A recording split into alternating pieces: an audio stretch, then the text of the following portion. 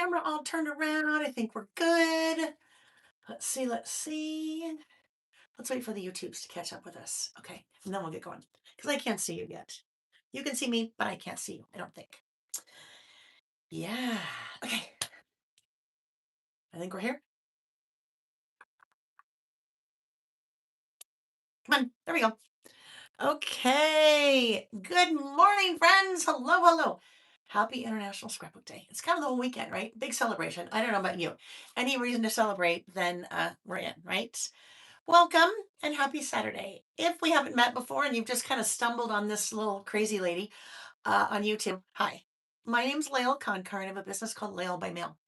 I manufacture all kinds of products, traveler's notebooks, traveler's notebook inserts, covers, tools, stamps, paper, washi tape, die cuts. I mean, all the things.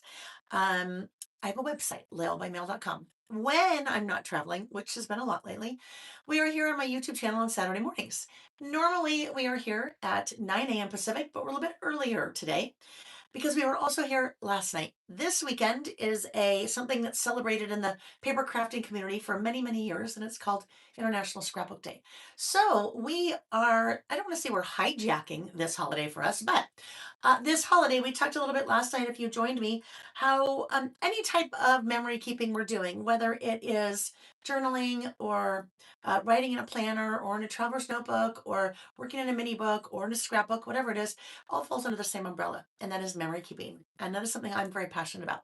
I've been memory keeping in one way or another for about 29 years. But it is really within probably the last 10 years that I've really kind of narrowed down into what kind of my preferred um, format of choices, and that is a traveler's notebook. So that's what I talk lots about. We have a lot of fun in store for us today. So let's kind of talk what you can expect. If you're watching live, first of all, welcome to you. So happy to have you here with us live. There's a live chat that takes place as we're playing today. That live chat's a fun place to be. I should just tell you, I went to bed last night about 12:30. My concealer's working overtime this morning, if you know what I mean with the bags. We had a lot of fun, a lot of fun. Um, mm. Oh yes, there's a live chat. There's a live chat. So if you're watching live, I would love it if you'd pop in the chat and say hello. If you're a first time caller, long-time listener, back in the talk radio days, whatever it is. If you've been here forever and you've never missed one, say hi. If you are brand new, hop in and say hi. Introduce yourself. It is a wonderful community. Everyone here is so nice and friendly. And if you just popped in and out over the years, still pop in and say hi. I'd love to know that you're here. The chat is a really good place to be when we do these because I do live giveaways. And that all takes place in the chat. So if you are watching live, I will kick one off here in just a minute. So start chatting away. Now, usually what happens is you have to remind me because I say that and then I totally forget because there's just a lot going on up here. So remind me about the giveaway, but chat away. Let me know who's here. Oh, wait, don't do that yet. Don't do that. Don't do that yet. Stop, stop, stop, stop, stop, stop, stop. I want to know who's here first. And then I never get to see who's here if we do the giveaway. So stop the giveaway. Stop, stop, stop. I'm going to divert my attention. I want to see who's here and then we'll talk about all the things. Okay. We've got lots of fun in store. We're probably going to be together about 5 hours. I'm going to say, last night I way overshot. We did 6.5 hours. So, but I couldn't stop. We were having so much fun. So stop the giveaway. Nobody start chatting yet, unless you want to, pop in and say hello. So let me look at the chat and I'm going to see who is here. You should also know about me. I talk with my hands. So you're seeing a lot of this because I'm a very expressive person. So let me scroll up in the chat. Pre-giveaway, right off the bat, we have Amy. Amy is my right hand. She makes all the wheels, all the things happen. She keeps the wheels on the bus.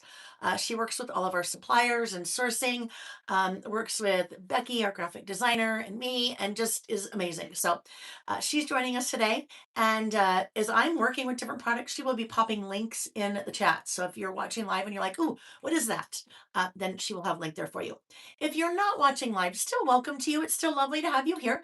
You just don't have access to the chat. Well, you can watch the chat as it takes place, but you can't like time travel back in so you can't really chat if you're watching the replay. But I don't want you to be sad if you're watching the replay because over the 2 days, so last night and today, when all is said and done, I have 40 giveaways. So we did 10 last night live. Actually, we did more than 10 last night live. Uh, there's also something called an after party giveaway. So that is for the people watching the replay. Now, if you're watching live, you can still participate in the after party giveaways. But the way those work is once the video is over, you jump on that video in the comments and leave a comment, and then I will draw random winners from those comments. There's a pretty good chance of winning there. So I will have another 10 prizes for last night's after party. That video is already there. You can go comment on that now. And then we'll have another Nick's working on something in the basement. There will be another 10 prizes for this video's after party once all is said and done. All right, so commenting and chatting is good for you. All right, so Amy will help us kind of with all those things. If you are watching the replay, there is a link in the description box of the video. Also, if you're watching live, but that will take you to a page on the website of what I am using today. And there's a lot. I totally forgot yesterday to add all the far and wide, so I did that last night at about 11:48. But we're good. So that will give you kind of a rough idea of what I'm using, and then also take you to the links on my website on where you can find those products. So hi, Amy. Thank you for joining us again tonight. Say hi to Heather too. And Pickles. Hello, Jolene. Nice to see you. Eva Walker, Paul and Shane. Marion by the Sea is with us again for part 2. She was with us last night. I know a number of you were with us last night. Thank you. We had loads of fun. If you missed, you can always go back and watch the replay. There are 6 years worth of these. 6 or 7 on my YouTube channel. 6, I think, anyhow. There's hundreds of them. Hundreds. So you can watch if you want. Janine, hello. Kelly Martin from Massachusetts. Wanda is here from Tennessee. Diane Reyes is in the panhandle of Florida. She says it's raining there today. I think it's supposed to be sunny here today. I think I can kind of see out a window. Maybe, hopefully sun, although it won't matter because I'm in a dark room in the basement. So,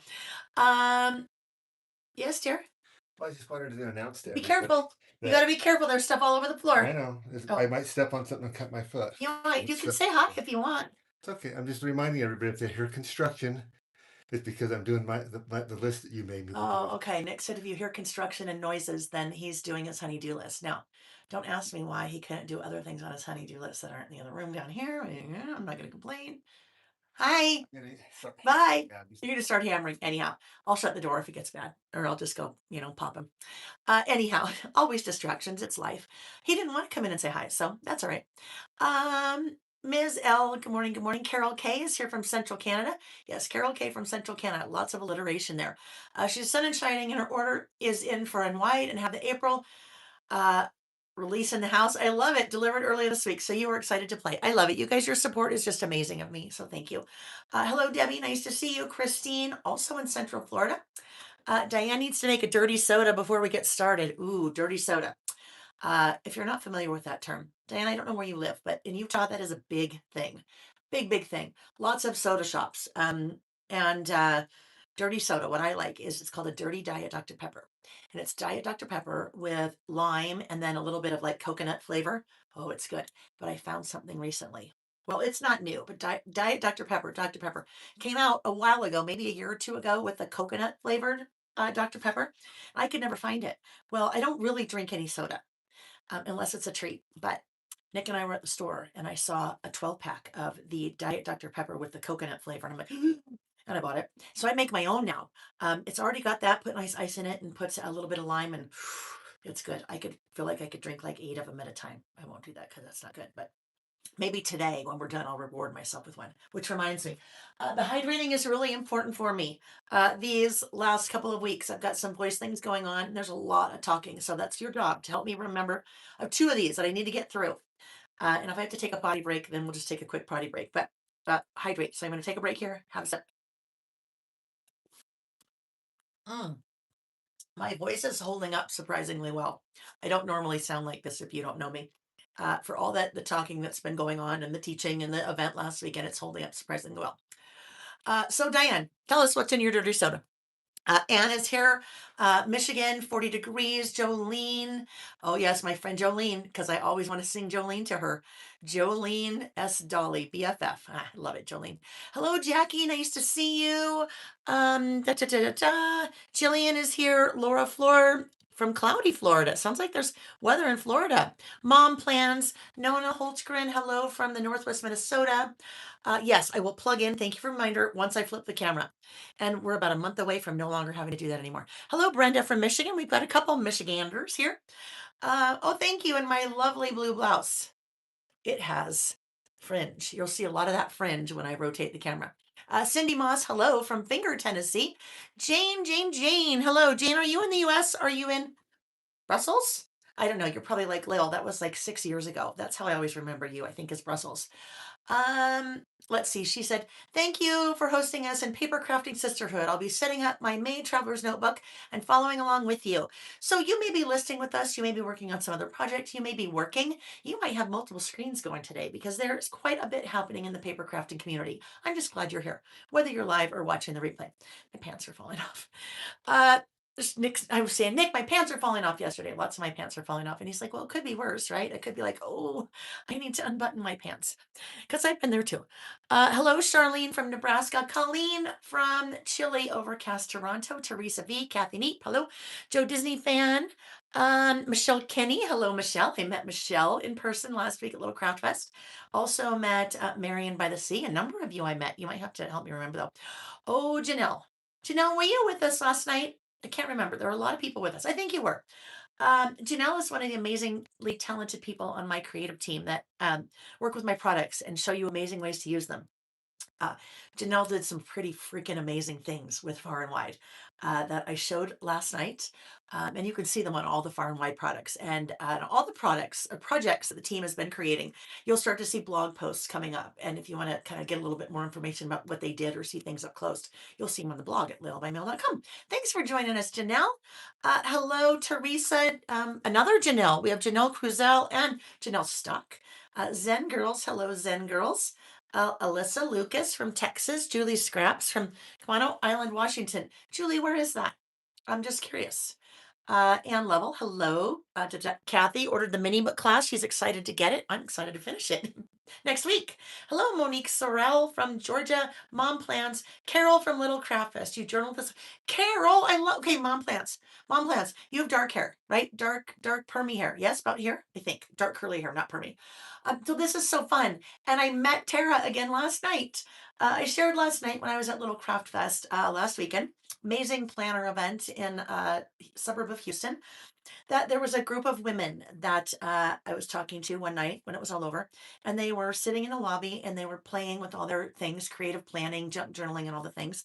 And I decided to invite myself to join them. Went up to my room, came back down, and it was late night. It was late. I don't know. We stayed up so late, but I met Tara there, who was with us last night, and also Mom Plans. So thank you for telling me, because Tara last night, Tara Vaughn won Robons last night, and I kept saying Tara Vaughn, Tara Vaughn, Tara Vaughn. I didn't know who Tara was. Last night she sent me a photo, and she's like, "Remember me? I'm in the green. This is us together in the photo." And I'm like, "Oh my gosh, Tara!" Anyhow, um, mm, more water. Let's get a little scratchy there. So, Mom Plans. Hello, Carol. Nice to see you. Thanks for joining. Hello, Ann Cirque. Carrie McPherson from Vancouver Island, Canada. Louisa, Elizabeth Stobbs from West Virginia. Good morning, Becky Moore. You guys need to know Becky Moore. Becky Moore is my incredibly talented graphic designer. Becky and I go way back to our Basic Gray days when we worked at Basic Gray, which was in 2008. You guys, if you have noticed a big change in my products over the last maybe 6-ish months, maybe with season pass, or maybe you've just gotten a little gander at Far and Wide, that's Becky. She's pretty freaking talented. So praise Becky.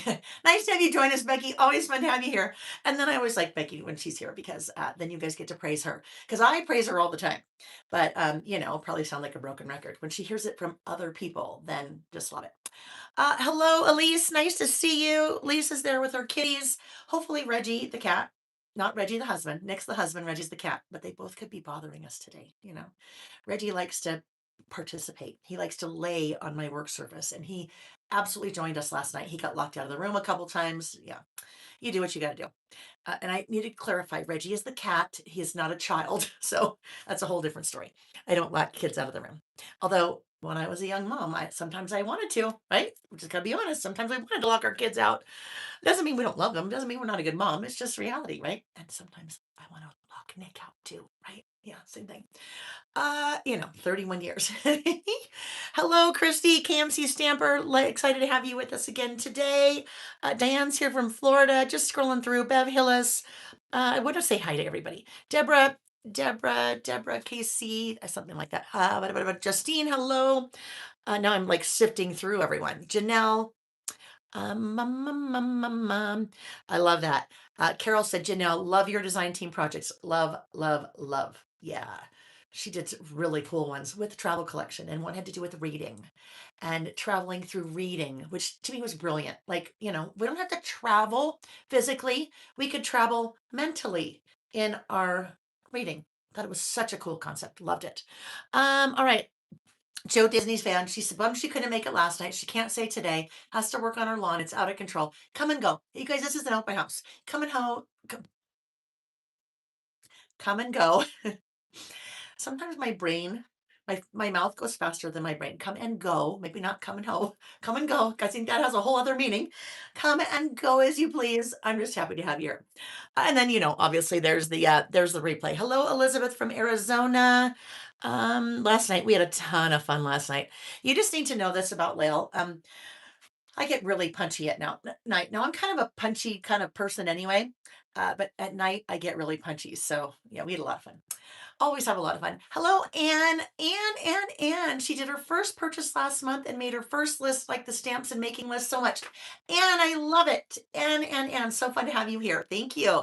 Anne, I think you sent me your copy of your list, right? That's the Anne with the postcards and passport list, right? And she said, I don't really know what I'm doing, but I'm just playing. And I said, bingo. None of us know what we're doing. None of it, we just all make stuff up, right? We make stuff up and we're like, that's fun.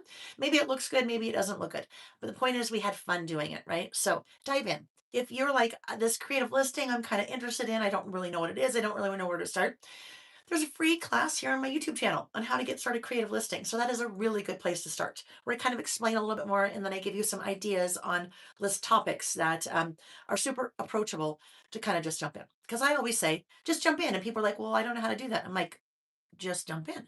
Well, where do I start? So I've got some sample list for you to do. And anyhow, let's keep going. Cinco de Mayo. Ooh, oh, isn't that funny? I said to Nick this morning, I'm like, Nick, when we're done tonight, and I'm done, not tonight, today, I think we should go to Mexican food tonight because I feel like I need a margarita or two, a few, right? I think I deserve it. I think we deserve it. And Cinco de Mayo is in a couple days, so we could call this Cinco de Second. That doesn't work because Cinco's five. Toast to Mayo. No toast. Yeah, toast to Mayo. Oh, guys, yeah, just in the head is kind of crazy. Anyhow, oh, we have fun. If nothing else here, we have fun together. And just this is who I am. There's when you meet me in person, I am just like this. There's really no filter, and I'm just kind of a dingbat. Sometimes I'm a blonde. Sometimes I'm a really smart blonde. Sometimes I'm a blonde. Uh, Voice sounds better. Yes, Kathleen, it got some rest. So we're really going to try to baby it with the water today. So it's good. Tracy said she just became an open nester. Finding you has brought back a hobby that I love. Lots of time to craft now. All right, let's just talk about that for a minute. And we've got lots of time today. Well, I do.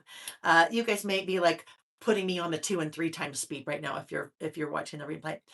Um, that is something that I hear often from people. And I'll just say that again. Tracy said, just become an empty nester, and finding you has brought back a hobby that I love. So I've been paper crafting for a long time. I started out scrapbooking when I was pregnant with our older son, Jack, who is now 28. So I've been doing this in one form or another for about 29 years. And it's evolved, like our hobbies evolve over the years. But when our kids got to high school, I was no longer like following them around with the camera anymore. I'm sure they missed me following around with the camera. They probably wished I was following around in high school with the camera, right? But I kind of had to reframe how I was going to do my memory keeping because they weren't my main subjects anymore. They both went to college. Various things went on through that, but I had to come up with a way that I could still enjoy this hobby when I didn't necessarily have all the photos to work with anymore. It doesn't mean I don't take a lot of photos, but and that's really where I started creative listing. And it's been about 10 years since I started. I started following someone named the Reset Girl. So some of you know Corey Speaker or know of her as the Reset Girl. And that is really where I started creative listing. But I've been listing all my life. I shared this last night. So I won't really go through it again. I'll just show you this. This is a book of lists. It is a book of lists that is a mini book I made in 2009. That's why we date some of our projects so we know. This is just random lists that I had and I had kept. I know, scary. I think probably the oldest list in here was 1995. I have a list here from 1995. Don't ask me why I kept it. Well, that one's actually a little bit more of a keeper. It was people that we were inviting to our rehearsal dinner when we got married. So I have always been done lists. It's always been a big part of who I am. There's always a lot rolling around in my head, and I get kind of stressed or anxious about that. And it sometimes consumes me. So if I can take what's in my head and write it down on paper, I just feel a lot more free because I don't have to worry about forgetting something because if I write it down, then it's there. So about 10 years ago, I took that habit of listing and then kind of made it fun. Because if you're making a grocery list or a list of bills you have to pay or a to-do list, maybe it's not so fun. But if you take those lists and you decorate them, I know that sounds kind of odd, you decorate them, then it's fun. As you're decorating them, now you have a little time capsule. So you think maybe about a grocery list. A grocery list very much tells a story.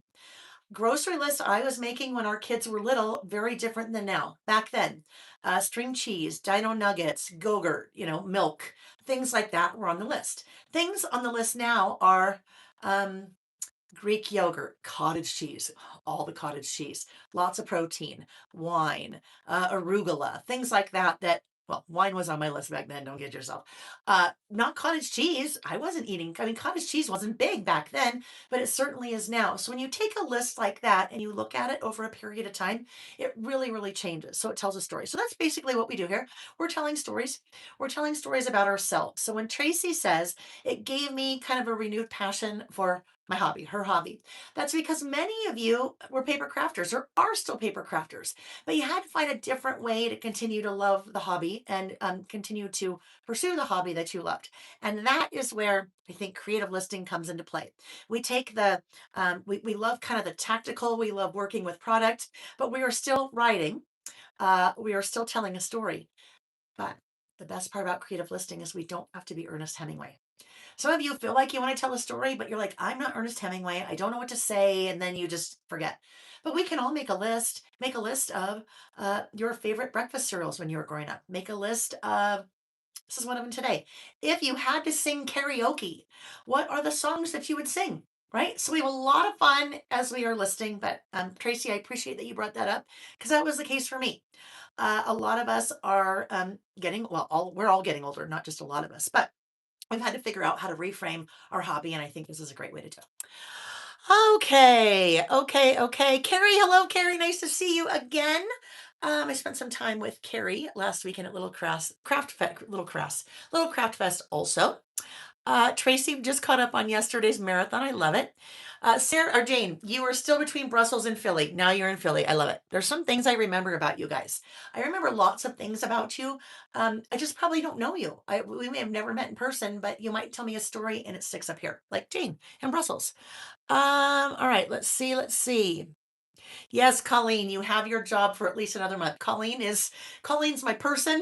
She's just always reminding me when I rotate the camera to make sure to plug in because when she's not here and I forget, then if we lose power, then it's all done. Can't get us going again. So yes, another month. And then we'll find another job for you to do. I know you also have the 1234 job, Colleen. That's another job that will never go away. All right. Let's see. Leah's plans was with us until 1:30 a.m. last night. Hello, Big Cheryl. Nice to see you, my friend. My friend Shirley's here. Deborah's picking up Joshua, so he will join you. Please let me know when he's here so I can say hello, Deborah, please. I love that. Emma's here. Hello, Emma Rosario. Gosh, you guys, I love it. So many fun friends. Yes, Carol Curly Hair. It was Tara and she won last night, and Taylor. Tara, Taylor, Carol, and Rachel. Yes. And I have a photo of those guys. I'll show you. I will show you. And Tara's here again too. Hi, Tara. Okay. All right. Samantha, you guys, so many friends. I'm going to do this. Robin Morgan's here again. Pam CHA. Diane, hello from Van Isle, Canada. Oh, you love Van Isle. You're not in Van Isle, but you love it. One of your favorite destinations. How are the newlyweds? Jack and Kat are great. Our older son, Jack, got married on March 1st in Seattle. We had an amazing time. It was just like fairy tale. But Nick and I are headed up there again on Wednesday. So we'll see now how the newlyweds are 2 months in. I know they're still good, but excited to see them. Thank you for asking. Hello from Alabama. All right, friends, I'm going to scroll to the end because, and I don't mean to scroll to the end. If I missed you, well, I do mean to scroll to the end. But if I missed you, just know I'm so happy that you're here. But in the not effort in the, anyway, we're going to keep going. If once I kind of rotate the camera, if you want to say hi again, then I will have a little bit easier chance to see it. Now that I've more or less got through most of the comments, now let's do our giveaway. Okay, now let's start our giveaway. This is going to be the first of, I think there's 11 giveaways because I added another one last night. So 11 giveaways, live giveaways. So you have to be present to win. You will be in the chat and you just start chatting. So you guys chat for a minute, I'll chat for a minute, and then I'll stop. And I just scroll my finger up in the chat, wherever it stops, that's the person that wins. All right, so today we have 3 lists in store, 3 creative lists. So once I flip the camera, we will get going. We will take a look at the lists that we did last night, and then we'll dive right in. Yesterday was a big day. Yesterday we launched our newest collection called Far and Wide. Oh my gosh, you guys, thank you. You guys bought, you bought, you bought, you bought. So thank you. I appreciate that. Um, it's just so fun to see what you guys are ordering. Although, well, that's probably why I didn't go to bed till really late last night because I'm like, oh, what'd she get? Oh, what'd she get? So I am going to be using Far and Wide again on our first list today because it's all still out from last night. Used it on our last list yesterday, first list today. Far and Wide's a travel collection. So our second travel collection. What else? What else? What else? I don't know. I'll come with whatever it is. Let's rotate the camera and let's get going. Okay. Let's rotate. I will rotate and then I will stop. I'll rotate, plug in, and then we'll do the first giveaway. Okay. So this is clunky a little bit here, friends. It's a little clunky, a little bit clunky, all manual. In the next month, I will learn how to use and set up the cameras and equipment that I have had since November. And then it will be all professional. Just hit a little button and then everything will move for us. And then we'll have split screen and you can see me and what I'm doing and all kinds of fun things. I just got to figure out how to use it first. Plugging in. Okay. Oh, did you see little, I don't know, whatever those things are called. I'm going to keep doing that so you can see those little things. All right. Okay. Yes, let's do our giveaway. Stop, stop, stop, scroll. First winner is Belinda Keller, 1401. Belinda Keller, 1401.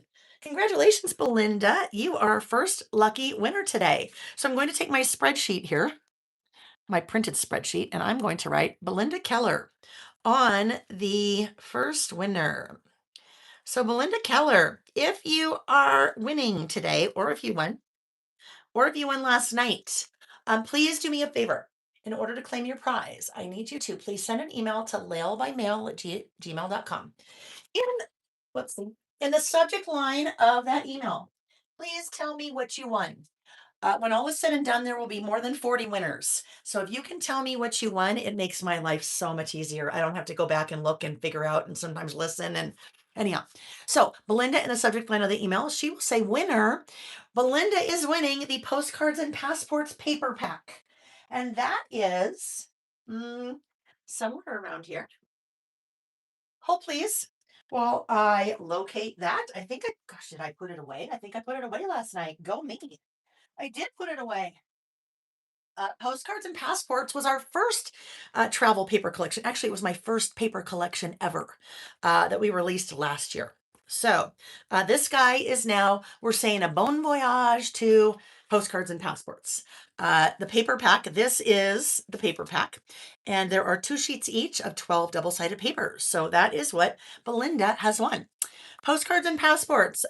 We have reordered many times over the last year. You guys showed up and loved it and bought it and used it and then bought it again. So we are no longer reprinting any of that, no longer ordering the stamps, no longer ordering the die cuts. A number of the products in the line are already sold out. But because we've introduced a brand new travel collection yesterday, Far and Wide, I have put Postcards and Passports on sale. So it is on sale for 25% off.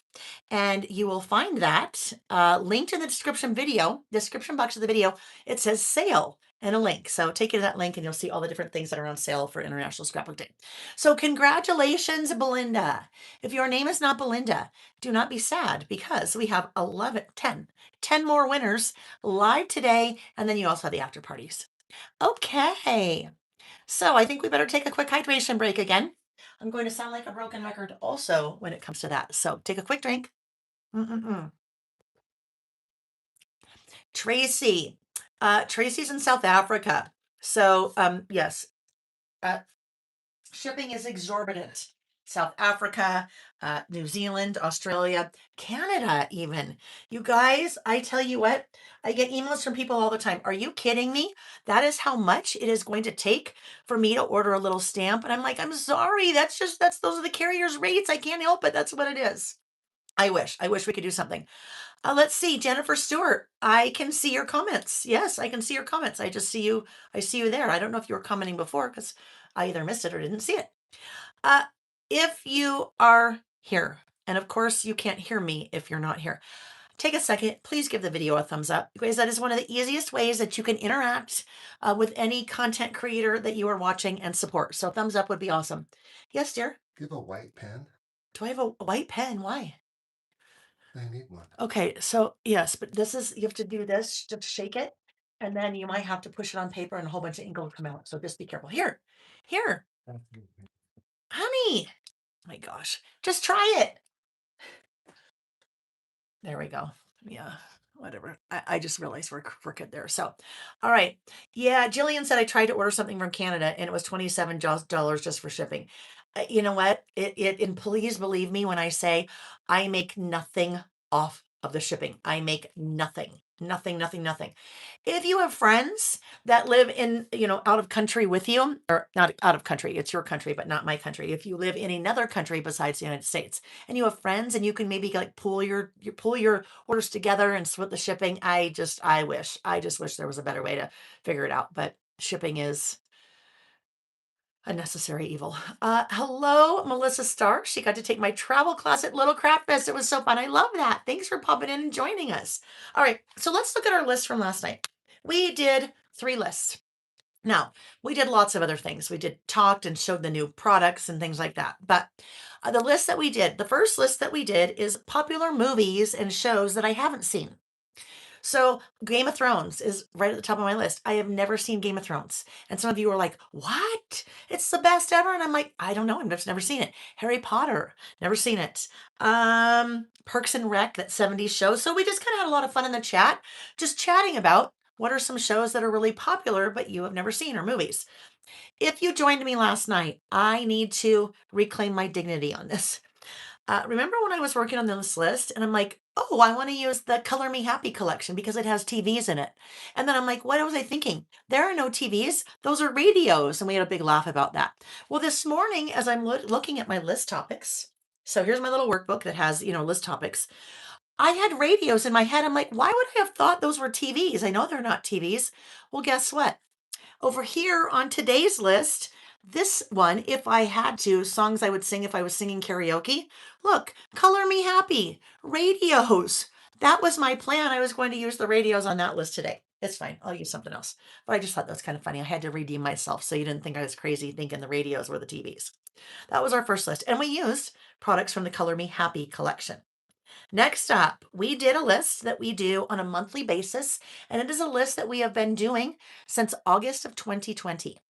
So almost 6 years.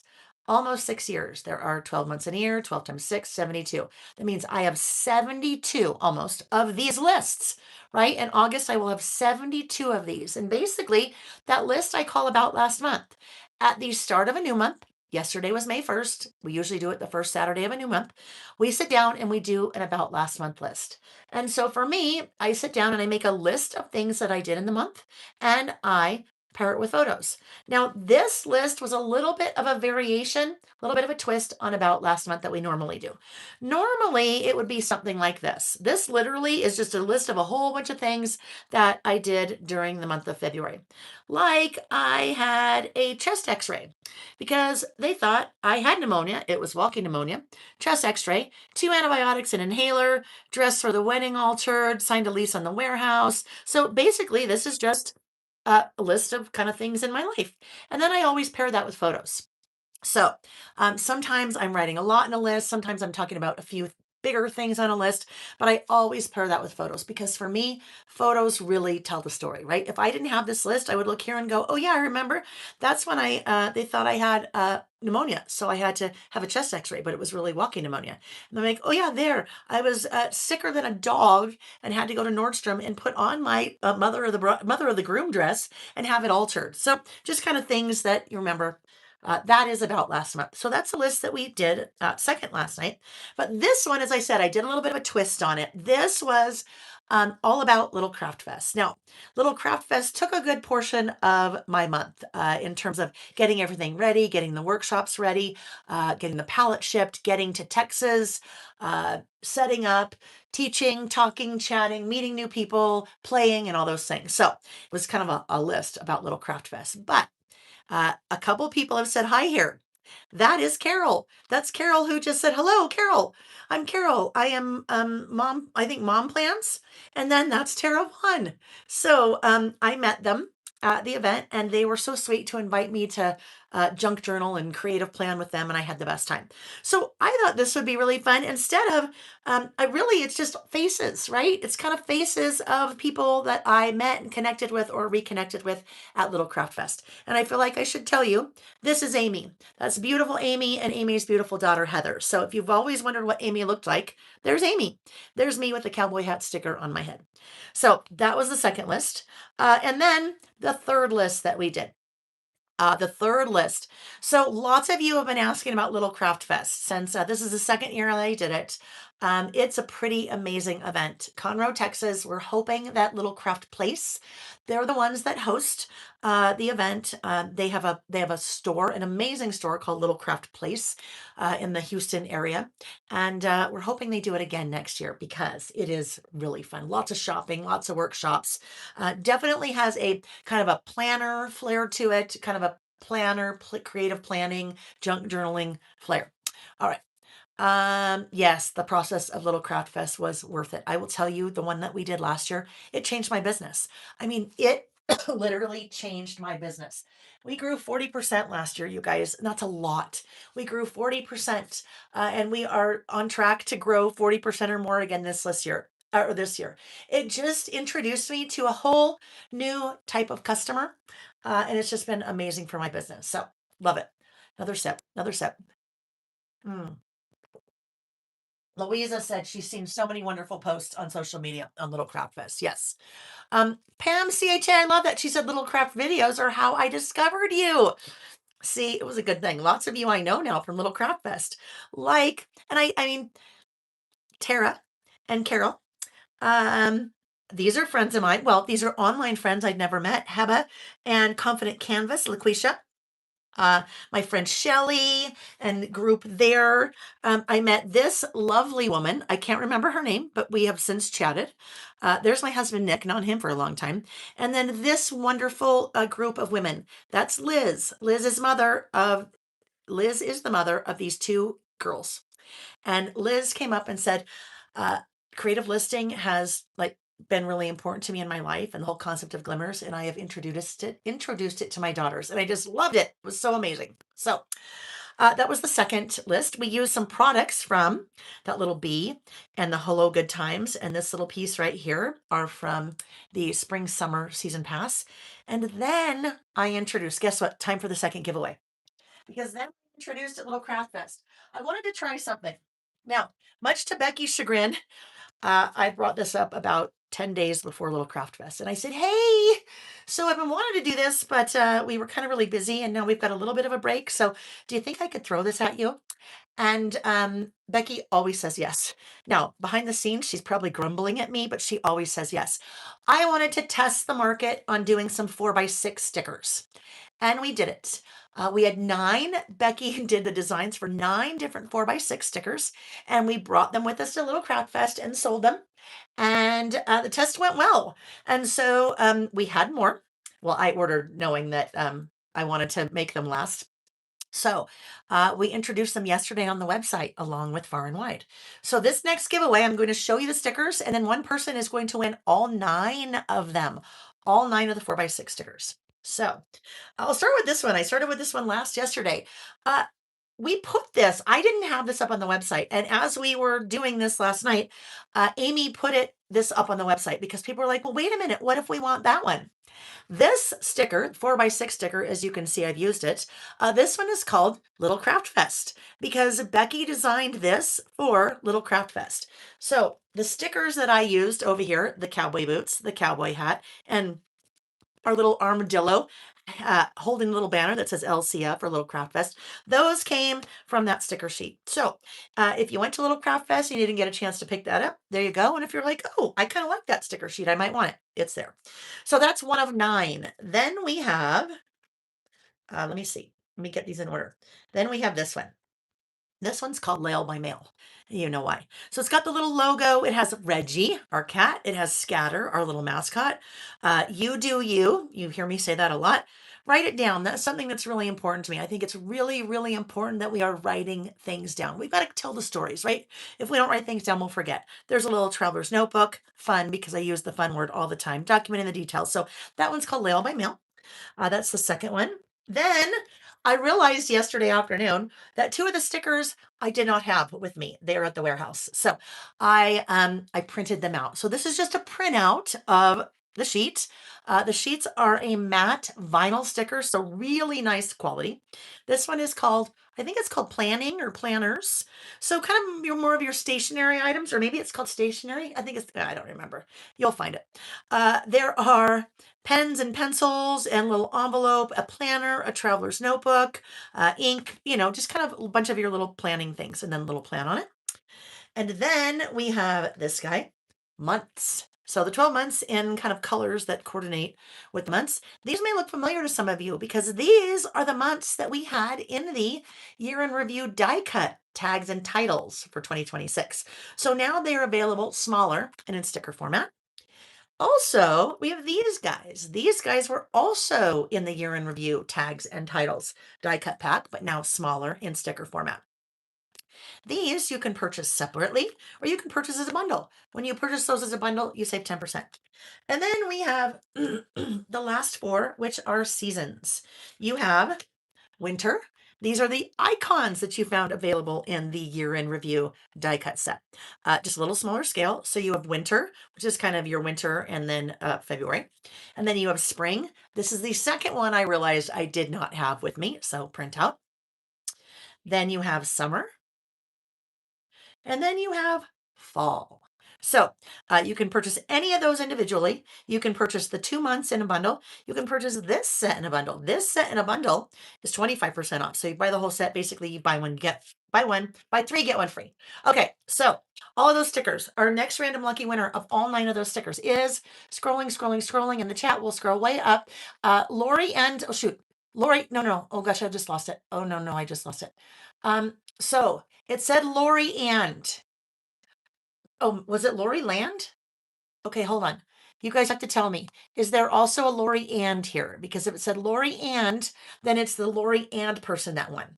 But if there wasn't a Lori and, then I misread it, and then it was Lori Land. So help me. I will get my little sheet out here, get ready to write the winner's name down. Lori and or Lori Land. Speak now or forever hold your peace. Lori Land. Lori Land? Okay, it must be Lori Land. Lori Land. Yes, Laurie. Lori Land. Lori Land. Lori Land. Okay. Congratulations, Miss Lori Land. Lori Land, you are the random lucky winner of those 9 shets. I didn't say the other word. I said shets. Sheets of shets. Sheets of shets. The 9 sheets of stickers, whatever.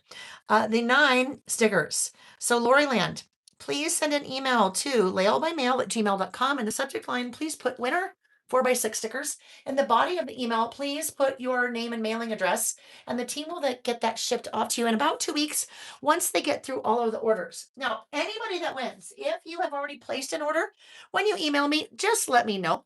Let me know, and we will add it to your box. Super easy. And then we'll add it to your box, and then you don't have to wait as long. All right. Yes, I just have to say, because Elise has brought this up. Last night, we're big hockey fans. The Utah Mammoth, we have had for the 2nd year. So we have an NHL hockey team. We're big hockey fans. We have season tickets that we split with 3 other couples, and we're in the playoffs. Well, we were in the playoffs, not anymore. Last night was game 6. And we were playing the Las Vegas Knights, and I wanted Nick to keep me. He was there. I wanted him to keep me apprised of what was going on, and so I hadn't seen anything. Oh my god! I said, "Oh my gosh, maybe they haven't. Maybe they haven't tipped off yet." And I'm like, "Tipped off? Wait a minute, that's not right. Tipped off is basketball." And then I'm like, "Well, maybe it's they haven't. They haven't they haven't pucked off yet. The puck off hasn't happened yet. And I went, oh my gosh, I did not say what you think I said. I did not say what you think I said. I said puck off. And then we just killed ourselves laughing like for the whole rest of the night. So, yes, I do know it's a puck drop. It's not a puck off, but I don't know. Maybe we should contact the NHL and say, hey, did you ever think about calling it a puck off instead of a puck drop? Yeah. So, yes, that was our second list. Our third list, it was punny. Yeah, it was pretty funny. So here's the deal. Our third list, you guys, this was so much fun. So much fun. We worked for the first time, well, kind of for this first time for me. The first time you guys really saw it in action working is my far and wide collection. So, uh, this list, my top 5 moments from my trip to Japan last month. I went to Japan. No, now it's 2 months. I went to Japan in March, end of March, last half of March. It was amazing. It was amazing. So we played with the far and wide collection. We played with some of the 6x8 papers. We played with, this is a large die cut. There is a pack of large die cuts. When I say large, I mean, look, that's Traveler's Notebook size. These guys are really large. And I had Becky design them this way for a couple of reasons. You'll notice there are no holes in them. And you might think, well, Layle, why would you have holes? Because if you work in a mini book, like this one, this new mini book project kit that I'm working with, if you work in a mini book, then you can do this. You can punch your holes and it can be a page in your mini book. But if you don't do a mini book and you have a product that has holes punched in the side, guess what? You're probably not going to buy it because you're like, why would I want that? It has holes punched in it. Because you might want to do something like this. That's a tip in. I use tip in tape to tip that in to the center of my spread. And that is one of those large die cuts. That's been a really popular one so far with the creative team. The team had their product about 5 weeks early to work with. So there's quite a few projects that you can see on the website right now associated with all of the far and wide pages. But did some stamping, used my Japan stamp, which that one just sold out again. I emailed Amy last night, probably at about 12:02, and said, Amy, we just sold out again, so we need to reorder them. So those will come back in stock. I had no idea that you guys would want these. I had Becky design these because I gave one of these to everyone that was on the trip with us. And I had a few extras. So when I came back, we put them on the website and they were gone within minutes. People, I didn't even announce it. They were just gone within minutes. So we ordered them and then they just sold out again last night and they will be ordered again. So they'll be back in again soon. And then on this page, we played with the, oh my gosh, you're not going to believe it. Cause guess what? I have another giveaway right now. We're like flushed with the giveaways early this morning, aren't we? I just need to find it. I had it out because I was going to show you for the giveaway. Where is it? Hang on. There's so much stuff. Oh, you know what? If you follow me on Instagram, you will see the desk shot. Every Saturday after we are listing, I post a desk shot of what things look like when we're done. So I will post the desk shot that I did this morning of last night. Oh, here. My gosh. It's right there. I said I had it. It's right there. This is the next giveaway. I used the camera stamp set with the camera pocket die to create this pocket. So we stamped our pocket first, and it's a pocket die. So you've got your little wings there that fold in and fold up to create your pocket. So our next giveaway is for a camera stamp set, that little stamp. But I did that. And then I had cut up some of my photos. These all started out as a 5x7 photo. So they started out like this. And then, well, they started out like this, right? There's your 5x7. And then I cut them to make photo strips. I don't know. We've been doing that for a couple of years. But it's just kind of a really fun way to get a different look in your photos. On this one page, this little 5x8 1/4 page, I have 24 little photos. So between a pocket and little photos like that, that is a great way to add a lot of photos to a relatively small space. Okay, so uh, I will do the giveaway in a minute, but our next list, we're going to start again with far and wide because I have everything out, but I did clean up this morning. So we're going to start again with far and wide. Last night's was my top 5 moments from Japan. And it was really hard to narrow them down. And I did admit I will probably have more than one of these because there were more than 5 top moments. My next list is going to be, where is it? It is my favorite things from Japan. My favorite things from Japan. Now, this list could take up a whole traveler's notebook insert in and of itself, but I'm just going to do it with one list. All right, so let's stop. Let me stop. Let me scroll up. We'll do the giveaway of the camera stamp, and then we will start our listing. That one is going to Elise Harker. Elise Harker. Elise, congratulations. Elise Harker, you are the random lucky winner of the camera stamp. Elise Harker. Please send an email, Elise, to laylebymail@gmail.com with camera stamp in the subject line. In the body of the email, please put your name and address, and the team will get it shipped to you in a couple weeks after they get through all the orders from the weekend. Now, if you've already placed an order, just let me know and they'll pop it into your order. So it's funny that I'm going to sound like a broken record because I'm going to repeat that as many giveaways as we have. I've done 3, we have 8 more. And I made a joke last night. I say, please send an email too. And it reminded me of when I was a kid and I watched a show on PBS, probably right after Electric Company, called Zoom. Remember that? Come on and Zoom, Zoom, Zoom, Zoom. And at the end, they said, send us a letter. Box 350, Boston, Mass. 02134. Send it to Zoom. And I joked that the fact that I can still remember that. I mean, I was a kid. I can still remember the mailing address of some TV show on PBS. And that is why I'm such a dingbat sometimes, because those kind of things are floating around in my head. And that's why sometimes I forget to give the giveaways, because the Zoom jingle is stuck in my head instead of remembering to give a giveaway. All right, so our first list. Favorite things from Japan. Favorite things about. It's going to be a random list. And here's the thing, you guys. This could be a really, really long list. And that also happened a month and a half ago. Trip started mid-May, or excuse me, mid-March and ended end of March. And you might think, Layle, how could you possibly remember all those things? And I'd say, friends, I never could if it wasn't for this. I'm going to tell you a little bit about what I do when I travel. This is a screenshot of a note on my phone. It is much longer than this. It is actually this long. This is a list of all the notes I took on my phone while I was in Japan. I have done this for probably the last 4 or 5 years. This is how I remember all the little details during the day. Okay, so during the day, you're going around most days, 20,000 steps in Japan. I would never remember all the little details. So I have two separate areas of my note. One area is the things I want to remember, just kind of those off little things like, like if you say sumimasen, that means excuse me in Japanese. I liked that. I remembered that. I said that a lot because I run into people, right? Sumimasen, sumimasen. And I wrote that on my list so I'd remember it. Arigato gozaimasu.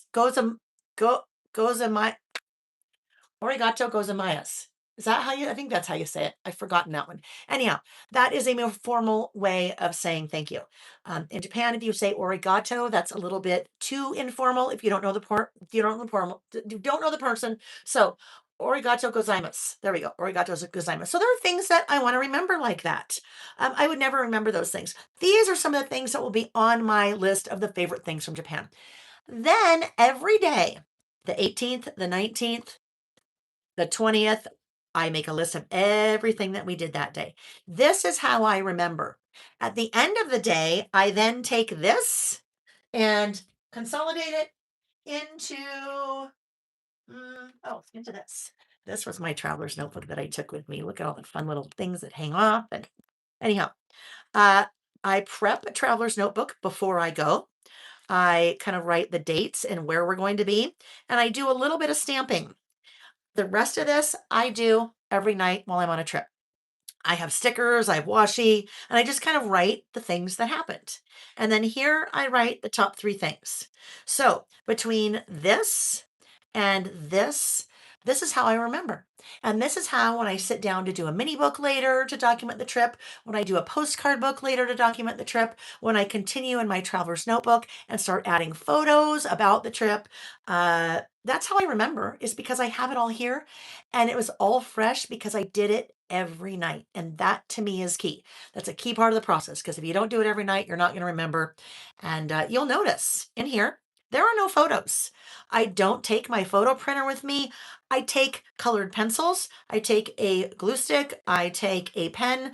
I take scissors, because I like to cut up all the little brochures, right? I cut up all the little brochures, and that's how I am decorating as I go, right? So That is how I'm going to remember between this and this, the things that I want for my list.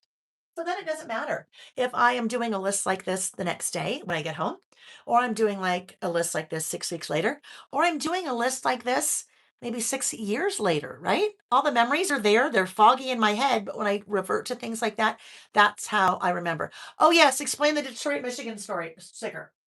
So, travel sometimes.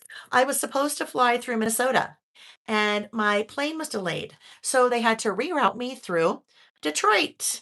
And so I'm like, that's part of the story I want to tell for that first flying day. So I went into a little, convenience store in the airport and I bought a Detroit sticker so I could add it to part of my documenting. And guess what? If you have a day that you don't have anything to document or you think you don't have anything to document, like you're in Japan and you get really sick and you spend the whole day in the hotel room and you're like, what could I possibly document? That's when the junk journaling really comes in. And when I say junk, that is the lid to a cup of noodle soup that Vicky brought me. That is cut from some kind of drug that the pharmacist gave me. Now, don't be scared because you can, they've got Google Translate. So I explain, what's going on, and she translate it, and then she tells me, "Here, have this." This was miracle drug. I don't know what was in it, but I was fine the next day. But I slept like 18 hours that day. Uh, Vicky brought me some fruit juice, peeled that label off. This is like a Gatorade, peeled that label off. So you can always find something to document. Sometimes, like a day like this, you might have to stretch a little if you're not doing anything. Okay. But anyhow, that's the Detroit sticker. That's the Detroit sticker. Amy has popped something in the description box of the video. I actually have a whole Document Your Travels e-course on my website. It is a 5-hour long e-course broken up into like 12 different segments where I really break that whole thing down. I teach workshops on this. I've taught a workshop on that twice at Little Craft Fest, but it's kind of my whole process. There is an intro video that is free that you can kind of just check out with and watch. And so Amy's included that in the description box, or excuse me, in the in the chat. So thanks, Amy. Thank you, thank you. Okay. Yeah, it was a bummer. It was sad to be sick, but you know what? I was happy because usually when I get sick, it's a week. And it was that kind of cold and fever and just feeling awful. And I spent all day in bed, 18 hours slept, and then I was fine. So it was a miracle. It was a miracle. Okay. So what I'm going to use, let's get going. I am going to do my list. I call it off the page. So I'm going to use pattern paper as a base. And because I'm using pattern paper as a base, I can work here. And then when I'm done, I can adhere it into my insert. All right, so we're going to do lots of different things. But let's figure out what pattern paper we want to use first. I won't do this giveaway yet because we've only been going an hour. But soon I will do a giveaway for this. So just kind of keep that in mind. Um, I the giveaway is for this, but again, don't start the giveaway yet. Giveaway is for this guy. Yes, Amy was with us in Japan. Her daughter Heather was with us in Japan. Carrie is here. She was also with us in Japan. The giveaway is going to be for this. It is the Far and Wide paper pack, the 12 by 12. So we looked at this last night. There is a video here on my YouTube channel yesterday where I did like a full unboxing and showed all of the product up close. This is a 12 by 12 paper pack. This is a new product for us. It is a 6 by 8 paper pad. And that is what I used yesterday. So 6 by 8 paper pad, same patterns with the exception of the cut apart cards. Same patterns, but let me just show you the difference. That is a 12 by 12 suitcase paper. This is the 6 by 8 suitcase paper. Notice the difference? It's the scale. So because we're working in a smaller size, we have scaled the pattern down so that you can see more of the pattern in the smaller size. You could, of course, cut up your big piece for your traveler's notebook or whatever you're using, but sometimes it's easier to work in smaller pattern is scaled. And then I kind of have less waste. So that is what I'm going to do. I'm going to use paper from the 6 by 8 paper pad. This probably needs to be a 2-page list, don't you think? I think it needs to be a 2-page list. Uh, excuse me, that sneeze. And that's going to remind me to have a quick drink. Laura, yes, you have a question? Mm-mm. Go ahead and ask. Mm. Jolene said, I love this paper pack. I've now placed 2 orders. Let me just answer a question that may be coming. You may have already placed an order yesterday, and you may see me work with something today and think, oh, I need that. I didn't get it. Or you may think, oh gosh, I only ordered 1 of those. Maybe I better have 2 of those. So if you've already placed an order, normally I say, email me and we'll add to your order. Too much going on this weekend. So if you want to place another order, place another order. You will get charged shipping again. However, when the team goes to place your order, and this isn't just this weekend, this is standard practice. They always check to see if you have more than 1 order. If you have more than 1 order, they pack it all together, weigh it, figure out the shipping, and then they refund the lowest of your shipping charges from all the orders. Okay, so kind of make it easy for you. What package of die cuts aren't in the class kit album for the far and away? Oh, good question, Laura. There are 3 packs of die cuts in this collection, plus the large die cuts. So there really are 4 packs of die cuts. There is 1 pack of die cuts that is not in the mini book project kit, and that is the words and phrases. The words and phrases are not in the mini book project kit. Everything is in the big bundle. So you can buy the big bundle, everything in the collection, the stamps and everything, are part of the big bundle. And when you buy the big bundle, that one is 15% off. So that is not part of that. So you want it all, either buy we'll talk about that later. Because I kind of explained, if you want to do the mini book project kit, but you want to buy the big bundle, kind of the answer for that, because there is an answer. All right. I will tell you the other thing. I have been in the industry for a really, really long time, 28 years. I've been design team, I've been crafter, I've worked for 3 different manufacturers over the years, and now started my own company 7 years ago.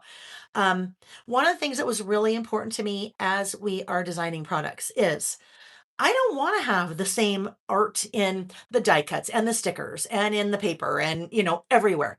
Why would I want to buy the stickers and the die cuts if it's the exact same artwork, right? That doesn't make any sense. Because as a consumer, I look at that and go, well, I don't need to buy both of those. It's the exact same thing. I'll just buy one.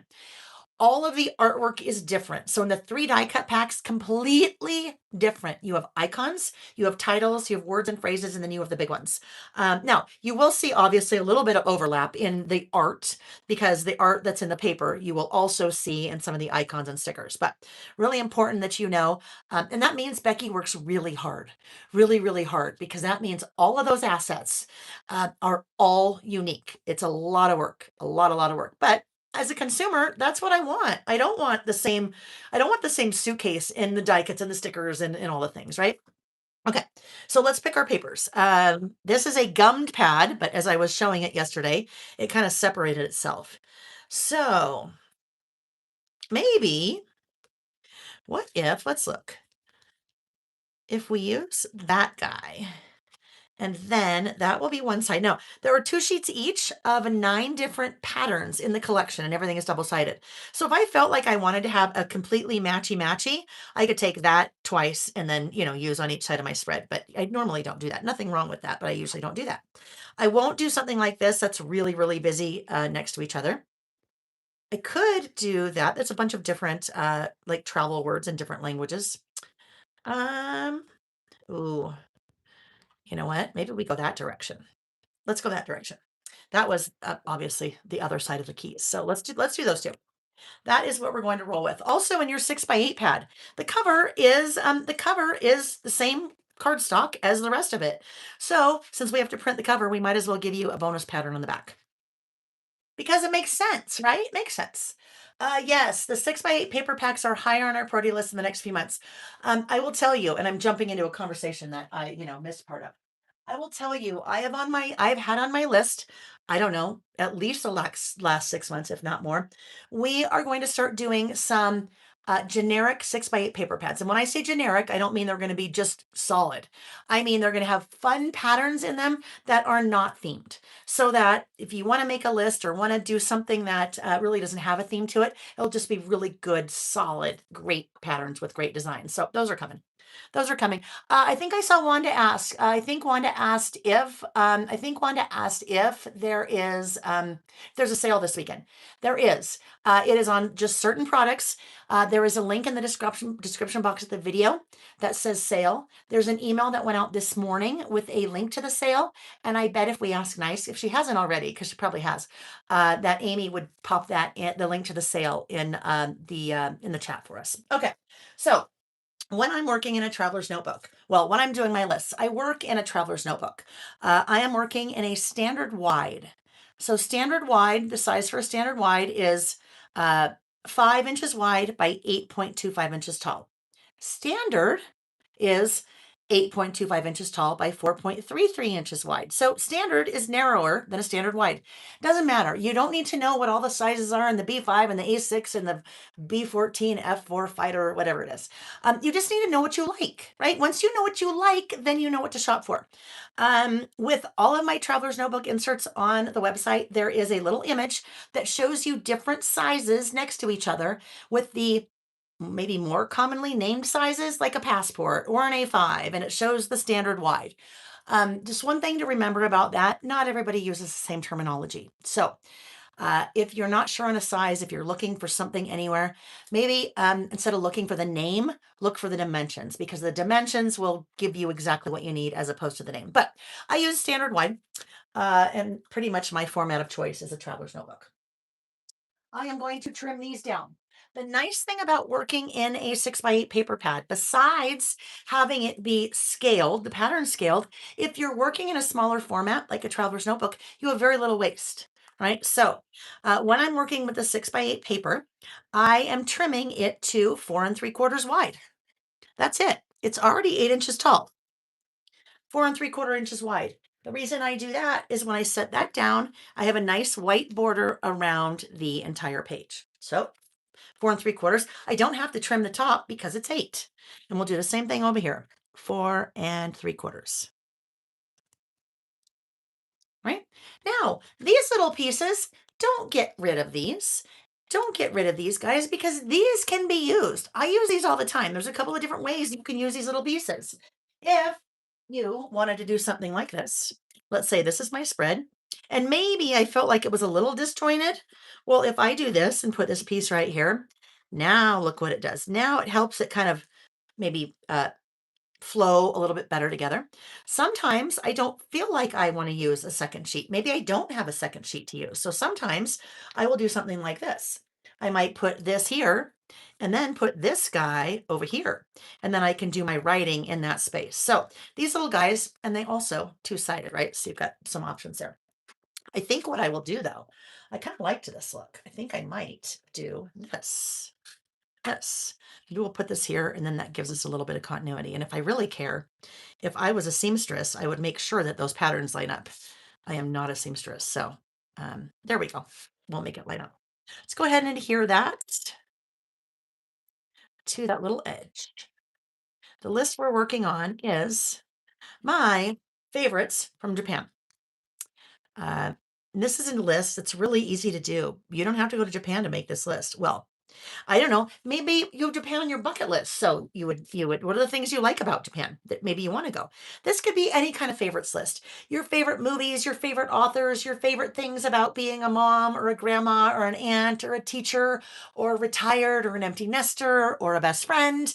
Your favorite things about dogs or cats or, whatever it is. So favorites is a really easy list to start with because you can always pull something, right?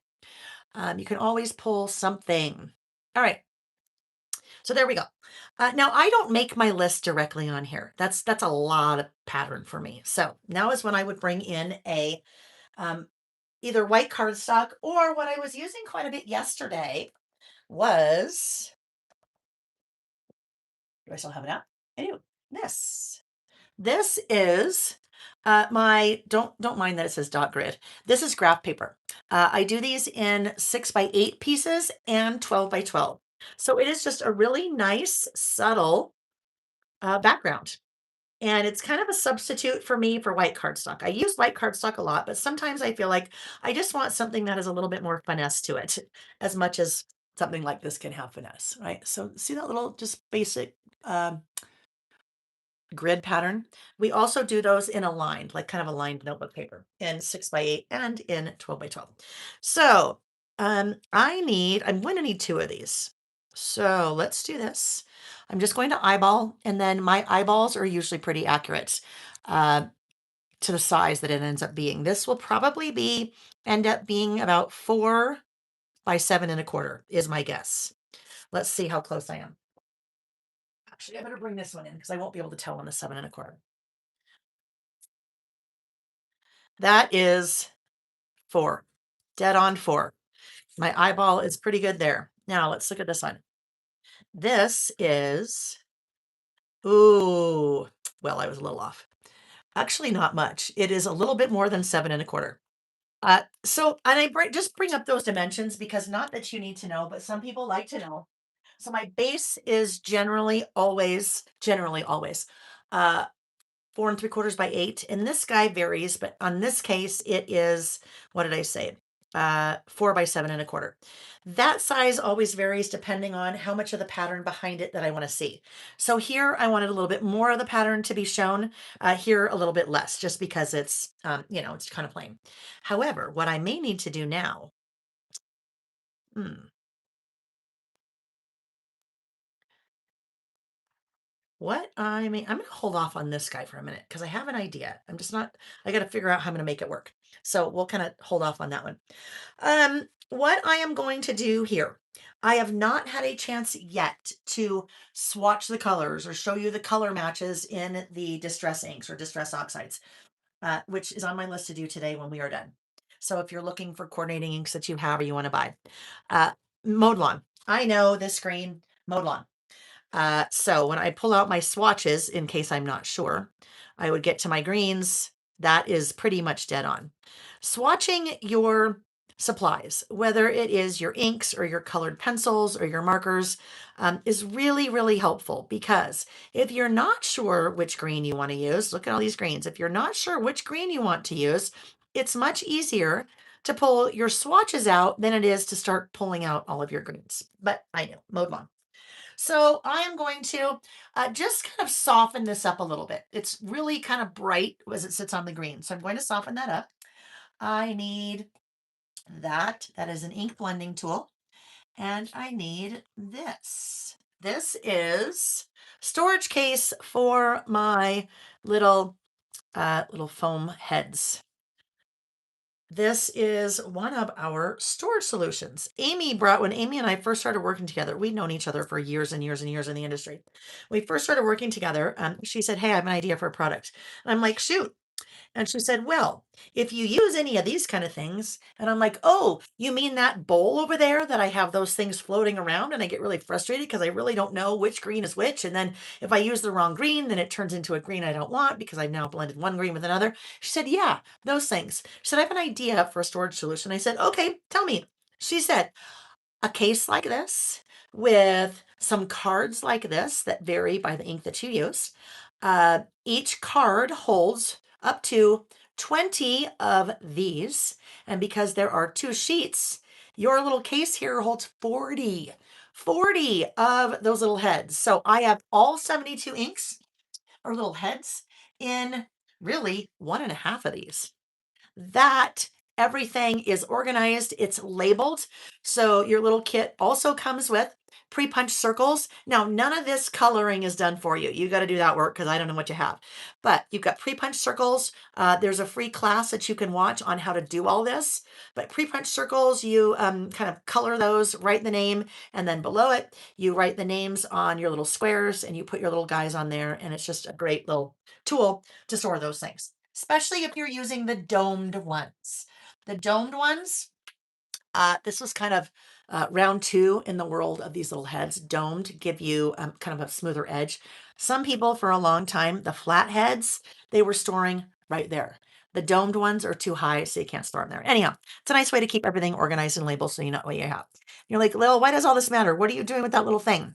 And I say, I am going to ink the edges of this white paper. So it will kind of blend in a little bit more. Right now it looks like it just sits on top. But when I do this, it will help it kind of just blend in. Those of you that are card makers or working with scrapbook pages or even mini books, basically what I'm doing here is I am matting. I am matting with a piece of colored cardstock, this piece of white grid paper, but I'm doing that without the bulk, right? If I add another layer under here, then I'm adding bulk, and I don't have a lot of room to add bulk in my Traveler's Notebook insert, right? So this is a way of getting that look without really the added extra cost because I already have my inks, right? And then also without having the bulk. So you can see I'm just basically brushing the edges. Now there are other things that you can do with inks in a tool like this. You're into mixed media and you want to do ink blending and some really cool ombre looking things, and people do amazing things, work with stencils with these guys. I don't do that. That's not me. I like to ink the edges with ink, and I like to stamp with ink. This little tool works really well for that. And you'll find all of that on the website. See, now look at it. Now it just kind of blends in a little bit more. It's not, now it's kind of part of it. It's not really, it doesn't seem like it's sitting on top like this, right? Here's the difference side by side. That guy just seems really like it's just sitting there. And then this just blends in a little bit more. See the difference? Yes, it is time for a hydration break. So hydrate with me. If you haven't been hydrating, hydrate. I know what, but here's the thing. Most of the products that we create, principle of necessity is the mother of invention, right? That's how I came up with this stamp set, the Swatch This Ink stamp set, because I'm like, I have all these inks. I keep buying all these inks and I don't know what colors I have. And how am I going to, when I'm looking for a green, how do I, I don't want to go grab all the greens. So lots of what we do is necessity, the mother of invention. Okay.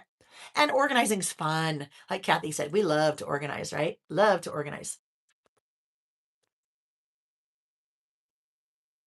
All right, I'm about halfway through that. My goal is to get through at least 2 of those today in our session. All right, so now we're ready. Oh, let's put this away. Why did I put that away without putting it away? Just got to talking, wasn't paying attention. Let's put that back away again. The other reason why you might do this, and we have, I think, maybe 10 or 12 different inks or sheets that you order when you're ordering the whole storage solution. Um, Even if you have, let's say you're really into distress. Hi, dear. Maybe you're really into distress and you have distress oxides and you have distress inks.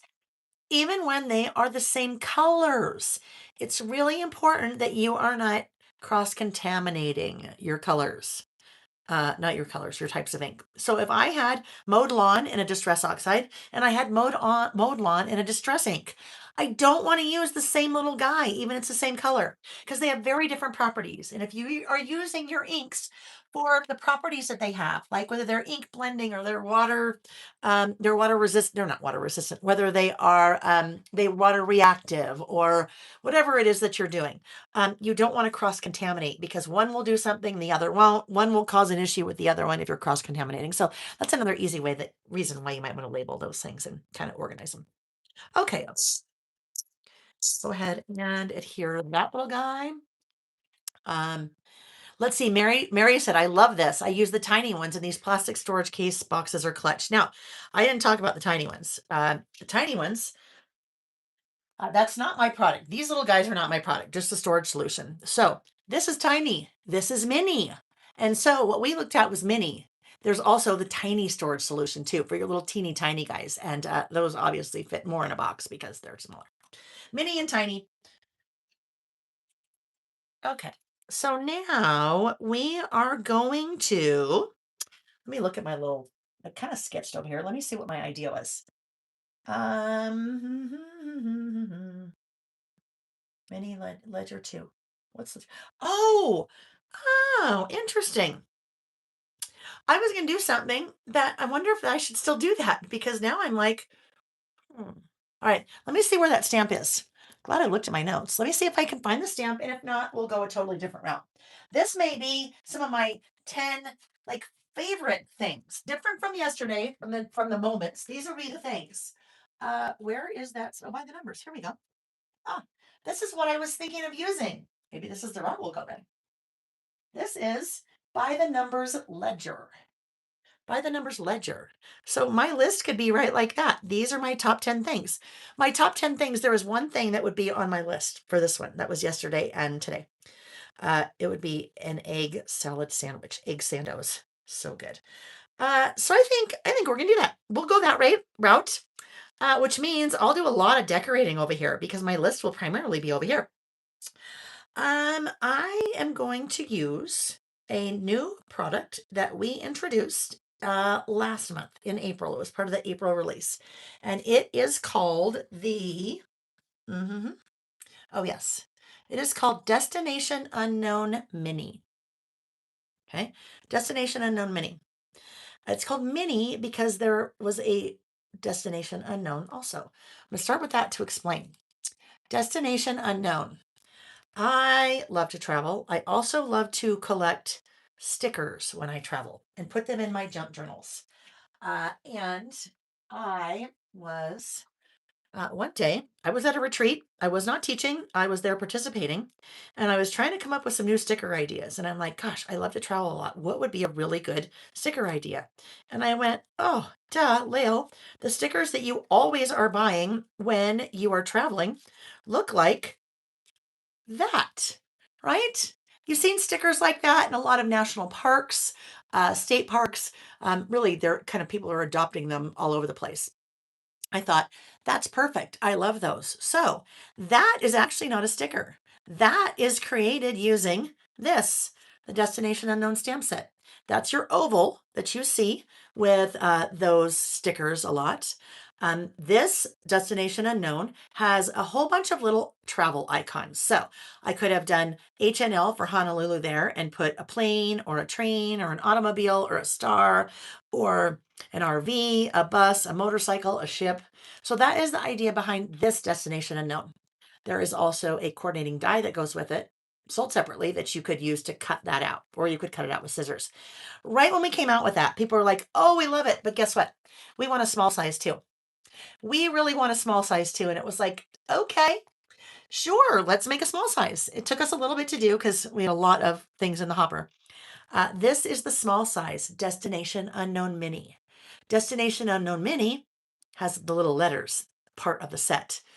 These guys, Timmy Alpha, designed to go with those, but sold separately, the bigger one. But because this is mini, you have the Alpha in the set. And by the way, it's the smaller version of that Alpha. So Destination Unknown Mini with your little oval also has a little uh, sold separately coordinating metal die. So what I thought I would do, I'm going to replicate something that I did in my Japan junk journal already. Is it this one? No, it is. See, when I say that I have a lot of traveler's notebooks going at any given time, many, it's in this one. So this is what I created. I created my own little mini kind of Destination Unknown circle, oval, sticker. And when I say sticker, that's actually a sticker. I made a sticker. If you looked closely, you might be able to see a little ghosting or shadowing under there. That's because when I stamped it directly on there, I made a boo-boo. And I'm like, oh, what am I going to do? I need to put something over it. And I'm like, oh, I can make a sticker. So I used sticker paper and did all that. But I'm going to do that. So I'm going to use my little Destination Unknown to make a little Japan sticker for myself, although it may or may not be a sticker. Yes. Some of you bought that stamp set at Little Craft Fest and said, hey, did you bring the die with you? We brought no dies with us to Little Craft Fest because we learned last year, different customer. Not many people that are in the planner, kind of creative planning, journaling world use metal dies like that. Okay, so where is, I just put that away. Don't want to put that away. Let's grab the stamp set. And we'll grab the die because I'm also going to die cut it. I think now I need to be thinking. What I will probably do is, oh, I don't know. Should I do it on? Do I do it on pattern paper? I think I'll just do it on this and then it will sit on top. Because if I want to die cut it out, I need to do it that way. But if I want to just stamp it out, I could do that. If you're someone, I could do it directly on there. If you're someone that's a little bit nervous, maybe about stamping on your project, this is a great way to maybe hedge your bet a little bit, because if I'm doing it here and I don't necessarily stamp it well, I can do it over and over and over if I need to. If you do it on sticker paper, like this is what I did when I did my little junk journal. If I'm getting all my things out, if I'm getting my stamps out, my inks out, my dyes, my die cutting machine, maybe I should just stamp a bunch of those. And then maybe while I'm stamping a bunch of those, maybe I should also die cut a bunch of those so that next time I want to make a little sticker or make a little destination unknown piece, I don't have to get all my stuff out, right? So when I did that before, that's what I did. I made another one. Now I'll still make one of these again today so you can kind of see how the whole thing works, but you might as well get your stuff out and do that. This is sticker paper. Look, that's sticker paper, 8.5 by 11 sticker paper. So you can make your own stickers with your stamps, especially if you have a die to cut it out. All right, so let's do this. Should we do it in black or should we do it in another color? I mean, I've got a lot of colors here. Maybe we should should we pull in kind of that fun blue? And then I'll have 2 inks swatched in our list of swatches that I need to figure out for far and wide. So mowed lawn, this one, that blue. Actually, well, I used kind of a blue yesterday, but let's look. There are a couple of different blues in there. Salvaged patina kind of goes with that. Tumbled glass kind of goes with that. Peacock feathers, not at all. Broken china, a little bit lighter, more of that. I would like that blue. I'm going to say maybe faded jeans. Blue print sketch is not right. Faded jeans, I think that's the color. Faded jeans, prize ribbon, we get a little bit darker, so if we wanted that contrasting blue. Chip sapphire, really dark. Prize ribbon, faded jeans. I think I'd like to go with faded jeans as I look at it like that. I mean, really, they both go well, but prize ribbon. We're going to do prize ribbon. So just make a little mental note here. I'll put it on the back of this. We know mowed lawn. We know prize ribbon. And we know faded jeans. And then I'll have to figure out the red because there's like 1,000 different shades of red. Okay, so now let's start with our stamp. I've already used the stamp set, so I have already conditioned it. If you're like, wait, whoa, wait, back up. Conditioned it? What do you mean by conditioned it? Your stamps aren't necessarily ready to be used when you take them out of the package. You hear me talk about this every time I stamp. I won't go into it now. I will just tell you, there is a free class here on my YouTube channel about how to prime or condition your stamps and why you need to do it. It's important. There also is, probably on our stamps that we've done over the last year, on the back of the packaging, there is a little QR code that takes you to that free class. Kind of walks you through that. All right, so we think we're going to use prize ribbon. Notice I just moved this off to the side. Even though I'm going to stamp on there, I moved it off the side because I would really like to test it first, right? It's a good idea to always, always, always test stamp before you do it on your project because you can learn a lot of things when you test stamp. I didn't get prize ribbon out yet. You can learn a lot when you test stamp. Do you like the color? Is your stamp dirty? If your stamp is dirty, you won't get a nice even impression. Is your stamp straight on the stamping block? If you're spelling a word, is it spelled right? Maybe you don't know how much pressure to apply when you're stamping with a particular stamp. That is probably the most common thing I see. When I see people stamp, that they apply way more pressure than they need to. Way more pressure, okay? So if you apply more pressure, what happens? Let me go to kind of a cleaner page so I can come back to this if I need. When you apply more pressure, it tends to blur the stamp, right? So if you are using maybe a really fine stamp that has a little small word on it and you press really hard, you are blurring, okay? So there we go. There is my little oval, and you can see there's a thick line and a thin line, and that looks good. I like that color. I may not be sure. I might be like, ooh, did I apply enough pressure? Did I apply too much pressure? Here's going to be an example when I apply too much pressure. We'll see if I can really make this happen. I'm really pressing hard. What I want this to do is really blur. All right, you see how it's kind of feathered a little bit on me up top? I mean, that's not too bad, but in some places it's a little bit harder to see the difference between the thick line and the thin line as opposed to there. That's one of the biggest things that you can learn when you test stamp is how much pressure do you need to apply? And there is a difference, right? There really is a difference between those two. There was one that I showed in my class. I taught a workshop about making the most out of your stamps at Little Craft Fest. And here's an example. Maybe it was this one. Look, this is a really good example of what happens when you apply too much pressure. Here's the story. That's how it's designed to look. Look at that. When you press down so hard, it blurs the heck out of it, right? You're just flattening the polymer, you're flattening the rubber. And so it just blurs the heck. So usually I don't want that to happen. But I can learn that while I'm testing. So I've got my little guy here. I need to re-ink it, right? You always need to re-ink in between or you're going to have a really, really, really faint stamp, which is probably not what you want. And let's do this. I need to have enough room for the die. So I just rotated that. If I had stamped that the other way, I would not have had enough room for my die.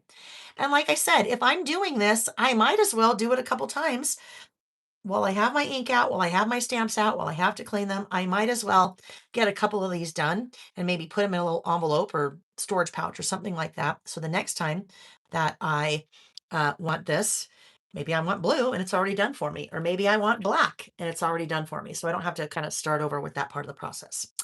Okay. Now let's clean this guy off. We're going to clean this off and put it away right away. Very good idea to get in the practice of cleaning off your stamps and putting them away right away. If you take care of your stamps, they will take care of you. They will last a really long time. Much easier to clean them off right away. The ink will come right off. If you kind of wait overnight or maybe wait a year until you're ready to use the stamp again, then maybe a little bit harder to get that ink off. All right, so now this is Japan. So I'm going to use the letters J, P, N. If you ever want to know, if you're ever curious about like airport codes, a lot of times I will use 3-digit airport codes if I'm flying in somewhere or leaving somewhere or something like that. If you don't know what the 3-digit airport code is, go to Google and search 3-digit airport code for Houston, and it will tell you what it is. You can find anything on the internet. But I know that is not an airport code for Japan because it's either, well, Tokyo, Narita, or Haneda. I think that's right. I think that's how you pronounce them. What am I doing? Oh, I know. Sorry.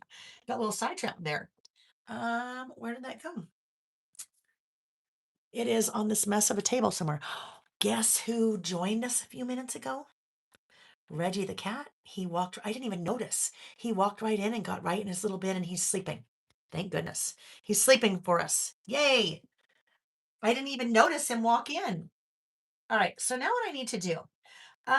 Usually when I am stamping, if I'm stamping a word, I will stamp my letters individually. I stamp each letter individually in the word because I like to control how close they are together. What I learned when I was playing with this stamp set is that I don't want to do that. What I want to do is I want to line them all up together on my stamping block. So I will put J there. And the reason is you actually want some space. I want space between the letters, right? Because that's usually what those kind of stickers look like. And it's much easier if I want this to be nice and even to do it here and try to stamp them individually. But really, it's because of the space. Uh, you don't have to even worry about the spacing. That spacing was completely natural because your stamps have a little bit of extra material around each letter. Wait, this goes over here, Layle. This goes over here. Your stamps have a little bit of extra material around each letter. And so when I put them right next to each other, it is going to give me that natural spacing in between each one. So sometimes you just got to play with them a little bit to get them, make sure they're even. Because when you put two together, you have space next to one and space next to each other. It gives you a bigger space in between. Normally, when I am spelling a word, I do not like that. That is, for me personally, there's too much space between the letters. Like this. Like if I was spelling Jane, Jane, too much space for me. But something like this, 3-digit code, I want some little bit of space. All right, so now I really, really, want to test this. And I did something on purpose. This is why you would want to test something like this before you go directly onto your project. Because these little letters sometimes, well, you usually want to make sure they're straight, right? So what I would do is find that page. I should have, here it is. I would try it here first. How does it look? Oops. Well, I didn't stamp very well there. So let's start over with that. And then let's do this. I don't have it inked up enough. I can even see there. Look at my N. Like that is totally crooked. I do not have those straight on the stamp set. So that's something I can learn right away while I'm testing. I'm also, for some reason, I am not picking up ink right there. I re-inked, I'm still not picking up. When I see that, this is what I mean by that. See right here, see how it's really faint? And I thought there, part of that was because I didn't have the page flat. But even here, it's still really faint. That tells me I need to clean that stamp. There's something on there that is preventing those letters. Guess what it probably is? I probably didn't clean it very well when I did the black. I was probably in too much of a hurry. So there's probably a little bit of residue, just dried ink on there that is preventing my blue ink from adhering. All right, so clean that off. We definitely want to dry. I'm going to re-ink that. Distress oxides or pigment-based inks are water reactive. So if I don't dry that and there's still moisture on the stamp and I ink it, I'm going to have something react and it may not look the way I want it to. So come back in and let's figure out what didn't look right here. My J and P were pretty good, but I purposely put the N on crooked so you could kind of see one of the reasons why we test. So maybe let's try this instead. Sometimes it's easier to place with a set of tweezers than it is your little fingers, because your little fingers sometimes don't get exactly where you would like them to go. I think that looks better. I can tell my J is still a little bit high. The stamping block I'm using here has a grid on it. That really makes it easier to try to make sure those little letters are lined up. Some of you are like, oh my gosh, Layle, this takes way too much time. And I say, you know what? We're crafting. We're having fun. You could do this with stickers, right? You just have to make sure you had the right color and had the right size. And all right, let's try that again. See how that looks. So I'm looking to see, is the ink now adhering where it wasn't before? And it is. So let's do this again. See how this looks. Pretty good. My P is now my P's low. Oh, that sounded funny, didn't it? Let's replace that. Pick it up and replace it. Let's get it down maybe right about there.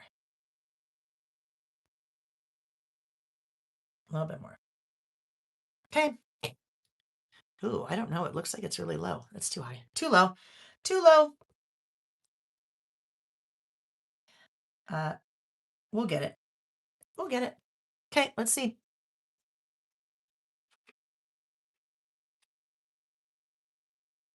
Is the third time a charm? It is. All right. Now I can take a look here.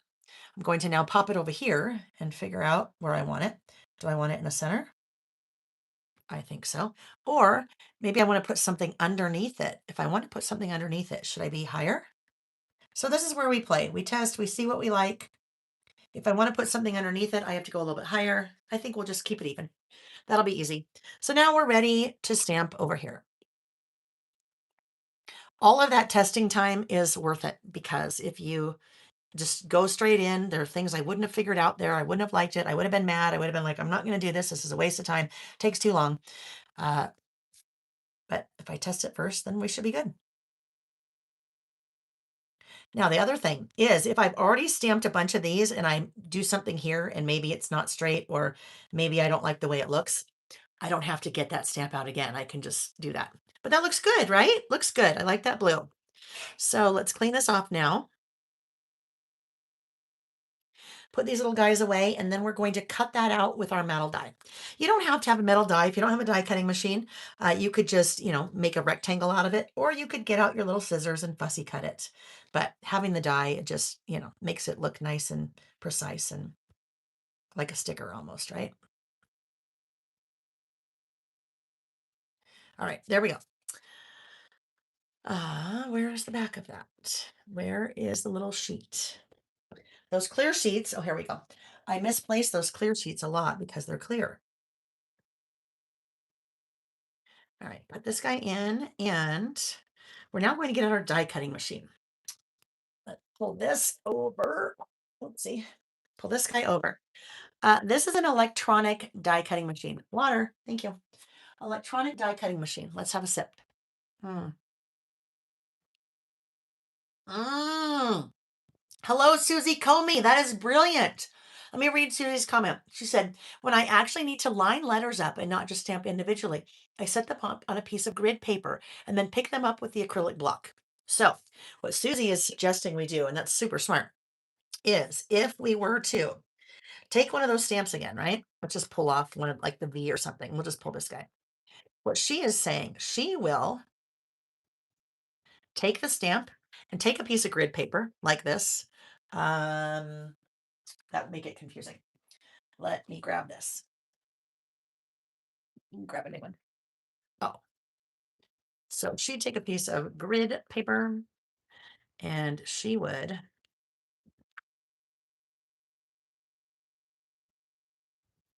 do this. She would set it face down, right? That's the stamp side. This is the flat side. And she'd set it right there. Okay.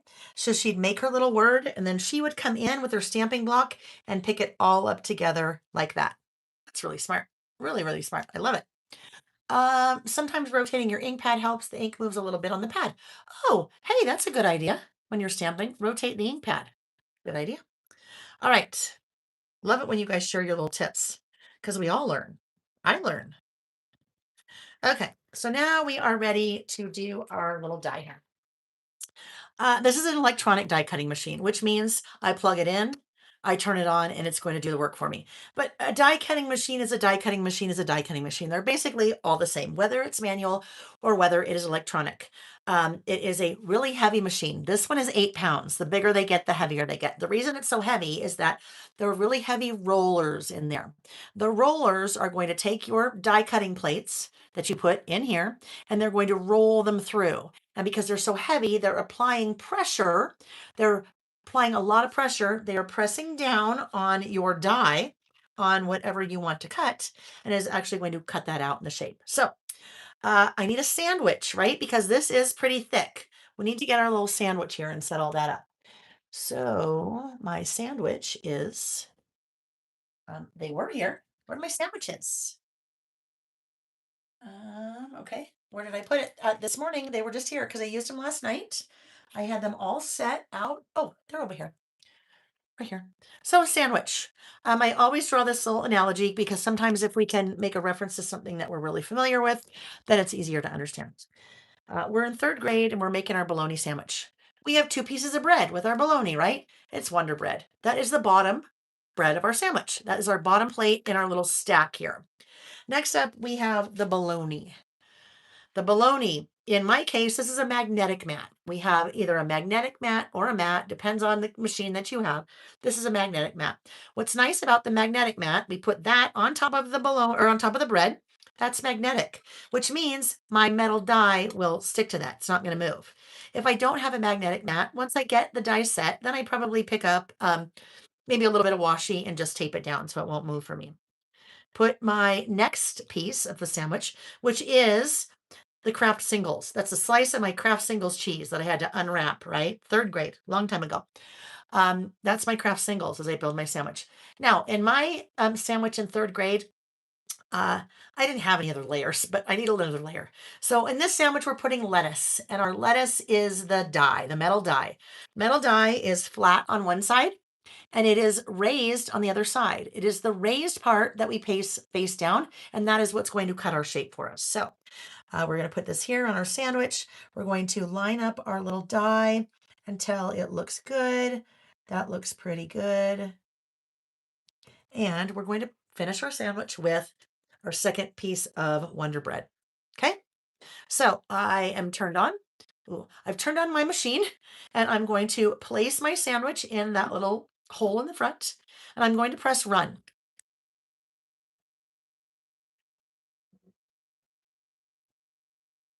Hello, Laura Lee. Nice to see you. Laura Lee is another talented individual on my creative team, and you see her in the chat as Rosie Posey Studio. Um, she did an amazing mini book project with Far and Wide. You will also see that on any of the Far and Wide products as an image, and watch for the blog post for that to come up in the next couple of weeks to really see up close what she did. But amazing, amazing, amazing, amazing. I always say they make our products look way better than I do. All right, so there we go. that is my little mini destination unknown Japan die cut or sticker.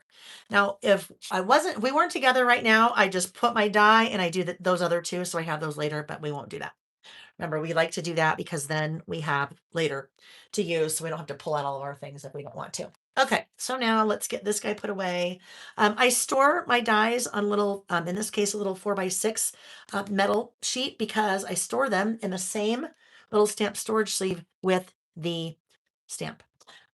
We have the stamp storage sleeves on the website. We even have the metal um, magnetic sheets. Hello, magnetic sheets that are part of a set that you can get with the stamp storage sleeves if you want to. A little nice way to store your stamps and your dies. Okay, so now we are back to here. And you might think, well, Layle, that's silly. I can find these stickers everywhere I go. Well, not really. When you go to Ireland and Scotland, you can't find any stickers anywhere. If you go to Disneyland, Disney World, any of the Disney parks, they do not have stickers at all anymore. So sometimes you can't find the sticker. I looked far and wide for that particular sticker, well, for Ireland and Scotland and Amsterdam, when we went on that trip a couple of years ago. And I couldn't find any. So I came back and I had to buy them off of Amazon. And I spent a lot, that's crazy amount of money for a sticker, like $9 for a bigger sticker than that. I'm like, that's silly. I can make my own. Now we make our own. Okay.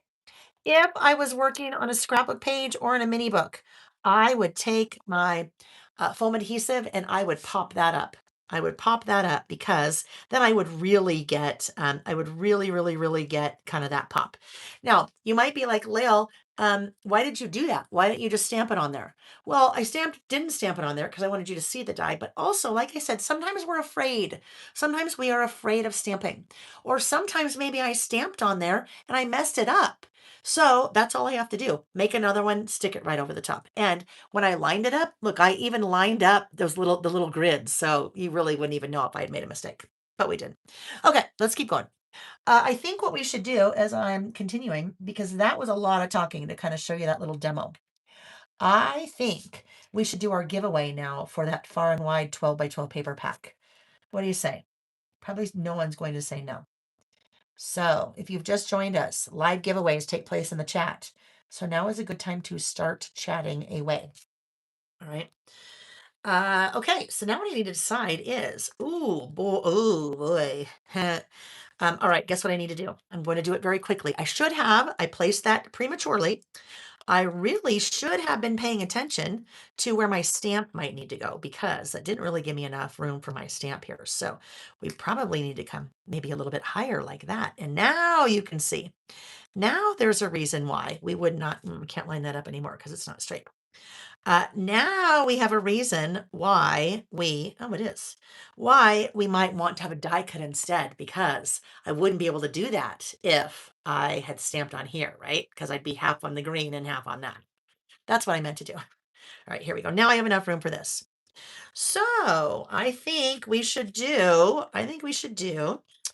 um, I don't know, should we do green or should we do blue again? Maybe we should do blue again. That's a lot of green if we do green. So that is one stamp, 1 through 10, that is by the numbers ledger. So I need a very different stamping block than I've been using, right? I need a really different stamping block. Does this one work? No. I know this one won't work. So I need to go with like Big Bertha here, right? Now, in a pinch, if I didn't have a big stamping block like that, if I had a pencil board, I could use a pencil board as my stamping block. If I had a acrylic ruler, let me grab this. I could use an acrylic ruler as my stamping block. But one of the things I say is always, if you can, right size your stamping block to your stamp. Now, in this case, this has to be the right size because I really don't have another stamping block that is long enough. I have one that's narrow enough, but not one that's long enough. I am going to turn that on its side and I'm going to pick it up. This is another thing I do. When I am working with a stamp, uh, Not if they're letters, generally. If I'm trying to spell a word, I don't do this. But any other stamp, I am putting it down on my work surface first and then picking it up with my stamping block, right? That's way easier, in my opinion, to get it on your stamping block instead of trying to take your fingers and get it set so it's not, not blurry on your stamping block. Here's the other thing. This to me is really uncomfortable. Like, how am I doing this? Like, how do I do this? Is this, do I do it like this? How do I do it like this? This is really uncomfortable. It's kind of clunky. You know what? It doesn't have to stay that way. If that's uncomfortable to me, but this is comfortable, then guess what? I rotate that. Now it's comfortable. A lot of things that you do with stamping, if they feel uncomfortable, figure out a way to make it so it feels more comfortable for you. You can always turn the page. Turn the page to your stamping block, makes it easier. So I will do that. I will stamp this and then we will do our giveaway. Then I'll pick in the chat, okay? So, oh, you know what? I don't believe, now that I see this, I don't think I've used this before, which means I haven't used it before. I have not primed it or conditioned it before. So we're going to do one of the methods, which is just stamp and then stamp and then stamp and stamp and stamp until it looks good. Try to find something here that, let's do what I said. Let's turn it. Way easier to turn it for me. Now, it's going to be a little blotchy, I can see, because I have not conditioned it yet. I haven't used it before. It's not bad, but do you see how kind of my 8 is a little blurry? My 9 is, I'm not blurry, it's just not quite solid. I like a really nice solid impression. That is why I use Distress Oxide ink, pigment-based ink. It gives me a nice solid stamped impression, and that's the look I'm going for. Because I did not primer condition this first, I have a little bit of little space on there where the ink wasn't adhering. And that is because there's residue on your stamp from the manufacturing process. The reason why we condition or prime our stamps is to get rid of that residue. And normally I do a different way, but didn't realize until I'd already started that we're just going to assume this is good. We're going. I'd already started inking it up, so I couldn't really do the method I like to do. Let's go, maybe we better go about right here. Okay, nice even pressure. When my stamping block is larger than my stamp, I really don't want to rock it. Inclination for me on something like this would be, oh, I should rock it back and forth. You don't really want to rock your stamp. If you rock your stamp, you are applying undue pressure on the edge, this edge and this edge, because you're like rocking it. So it's kind of flattening out there. So I don't want to do that. On this, I want to make sure, since it's really long, I want to make sure I get enough pressure in the center, because on a long stamp like this, if it's ever not going to stamp anywhere, it's going to kind of be in the center because you kind of have a little bit of a high point there. So and I am taking way longer to explain all this than I would ever take to stamp. Okay. So got a little bit of an issue there on my 4, but not bad enough to really do anything about it. Kind of in that center, didn't really press enough. Kind of had the same thing going on in the 9. When something like happens like that, you can just say, oh, well, and go with it, or you can try to fix it. So I do not recommend trying to fix it by trying to stamp again. Unless you're using a stamping platform like the Misty, good luck. That is, you're never going to get all that lined up just to fix your little 4 and maybe a little bit of the 9. And some of you are like, what are you even talking about? I think that looks fine. To me, I like it to be a little bit more complete. So we'll see what happens here. I'm going to put this away and then we'll do our giveaway. We'll do our little one. It is for the Far and Wide paper pack. Margie Tackett said, Layle, take all my money. Take it all. Take it all. All right. So let's put this here, put this back on here, and put it away in our little stamp storage sleeve so that everything is labeled and all the same size and fits all nicely together. Okay. Winner. Winner, chicken dinner. Let's scroll up, stopping right at Wanda Bradford. Wanda Bradford, 5100. Yay, Wanda. So Wanda is the random lucky winner of the Far and Wide 12 by 12 paper pack. Wanda, you know the drill. Please send an email to laylebymail@gmail.com. In the subject line, please put winner Far and Wide paper pack. In the body of the email, please put your name and address, and the team will get your prize shipped after they get all of the orders shipped out from the weekend. If you have placed an order, please let me know when you email me and we will just add it to your order. Congratulations, Wanda. Pam CHA, stamping. When I do lives like this, it's fun. We have fun. We joke. We play with product. But to me, it's really important that I share tips because that's not even how I learned. I didn't know any of these things when I first started stamping and I hated stamping. Nobody ever told me to right size your stamping block to your stamp. Nobody told me, hey, guess what? Stamping is all about leverage and range of motion. And when you're sitting down, these are your T Rex arms. You don't have very much range of motion or leverage when you're sitting. And if stamping is all about having range of motion and leverage, maybe you should try standing up when you stamp. Oh my gosh, that was like game changer for me. Now, I stamp when I do most of my crafting and when I teach. When we're doing this, I stand the entire time. That's just because what I do. When I'm teaching in person, I do that too. That's when I feel most comfortable is standing and walking around. That's what I do. But when it comes to stamping, if you stand, I don't know, it just something for me. We did stamping in all three of my workshops at Little Craft Fest, and I made people stand. I made people. I said, even if you don't want, well, I said, if you can stand, if you have the ability to stand, please stand. And most people did. And some people liked it and some people didn't. And one lady said that looked horrible when I did stood. And I said, how come? And she said, well, I'm a stamper and I normally sit while I'm stamping. And I said, well, yes, that makes sense. It looks horrible because it's totally different muscle memory than you're used to if you're standing and stamping. All right, prize ribbon. I am looking for, right here, a colored pencil. These are Distress watercolor pencils. I am not a mixed media artist. I do not do watercoloring. I like a colored pencil that, hey, maybe matches that because maybe I can color a little bit of that in, right? So I'm going to try. On my little 9, it's just a little faint. So if I get that colored pencil and I just color it in a little bit,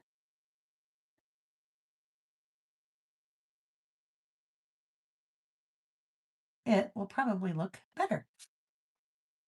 Okay, looks better. Some of you are like, I don't know what was wrong with it before, and that's fine. But for me, I just felt like I wanted it a little bit more solid.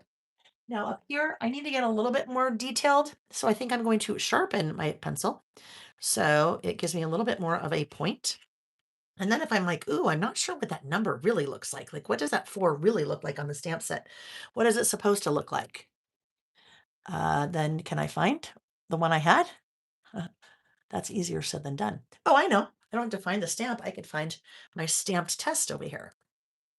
Just so I kind of know what I'm filling in because I'm not quite sure what's happening up there at the top. Upside down. Okay, so it's a little bit of a slant, maybe. So we'll just fill in like this, just a tad. And again, if that's not something that bothers you, then don't mess with it, right? There we go. So you would never know that I did that. And if my little 5's got a little thing right there, if you don't have the same color of colored pencil, but you have another colored pencil, play with it. Another thing that you can do is get like a really fine paintbrush, a little bit harder here because it's pretty fine to try to paint something in. Like if I had a big space in there, might be able to get a paintbrush. I don't want to use water. I would just kind of get ink paint on my paintbrush and then try to paint it in.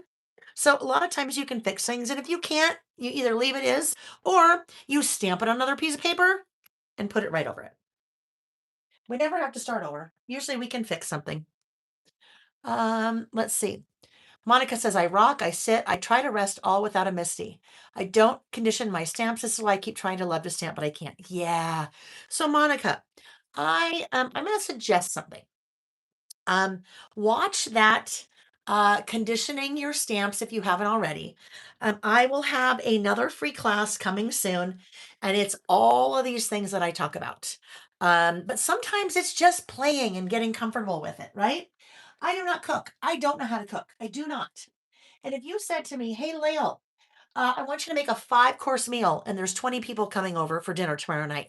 I would panic. If I don't cook, how could I ever expect to make an incredible meal? I have no clue what I'm doing.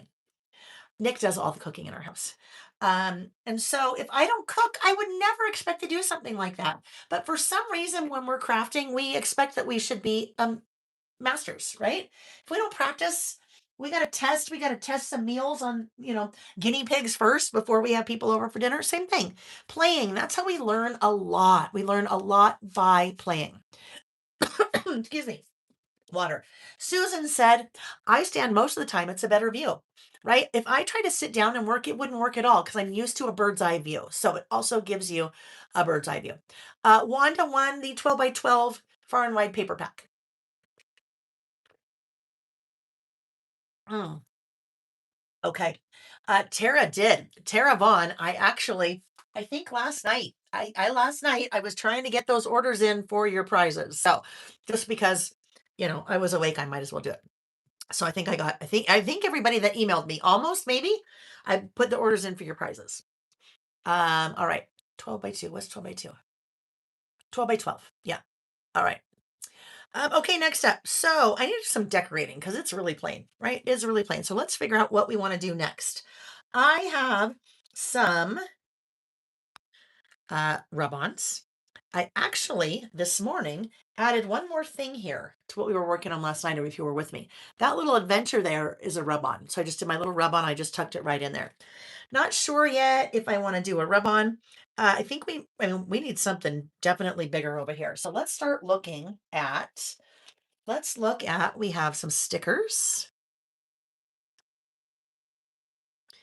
We have, okay, stickers. There are 4 packs of die cuts, 4 packs of die cuts. So what if now I have a little bit of an issue here, right? Because I've got a lot going on. So it's going to be a little bit hard maybe for me to layer anything on there because we might not really see it. So that might not really work. We might have to, I don't know, stick down here a little bit, something like that might be okay. But see what I mean? See how this is really busy over here. So, I just need to decide if I want to leave it, if I want to add something to it, because the adding is going to be difficult unless I find exactly the right thing. Even if I am trying to maybe do a little bit of a cluster here, cluster is going to be a little bit difficult because there's so much going on over here.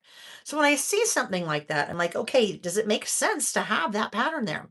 Or do I just end up leaving that there plain? Or do I come in with maybe something like this?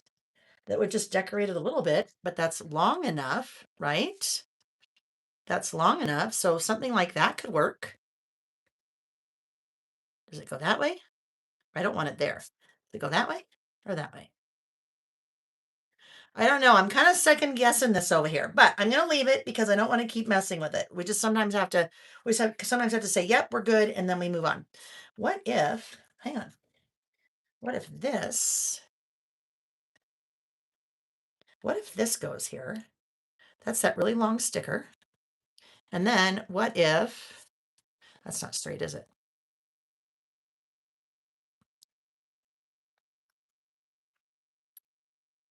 Sometimes we just have to play and move things around, which is what I'm going to do right here. Maybe this needs to be over here. Oh no, I don't like that at all. Okay, back here. If ever you are working on something and it seems like it's not, where you just kind of keep going back and forth and working, it happens to everybody, right? Sometimes it just takes us a while to figure out what it is we want to do. And sometimes I have to walk away. Sometimes I come back later because if it's just not working in my head, I'm like, okay, I'm done with that. I can't keep messing with it. And I come back. And then 9 times out of 10, when I do that, 9 times out of 10, when I do that, okay, let's go this route, I think. But now we're going to move it over here. I'd like a little bit more of that green. We're going to take this guy and just butt it right up against the edge of that. Okay. And then we do this. I mean, I don't know. There's a lot going on here. Now I look at this. I wish I would have had that in black. I mean, in black, but it's fine. I'm going to go. We're going to finish. We're going to finish and move on to our next project. Cut that little guy off. What would have really been better? Probably would have been better if I had something a little bit more neutral on the other side. Now the red wouldn't work because now that just screams Christmas. So don't want to do that. We'll do that. We'll put this little guy here. We are going to do this. It's not really a travel log, but that's okay. And then maybe we could have, a little suitcase. And then maybe another little, oh, there's a ton of different die cuts. These are the icons that I'm kind of playing with right now. We have words and phrases. We have titles. Let's see. These, oh, okay, hang on. Hang on now. What if we do, those are the big ones. What if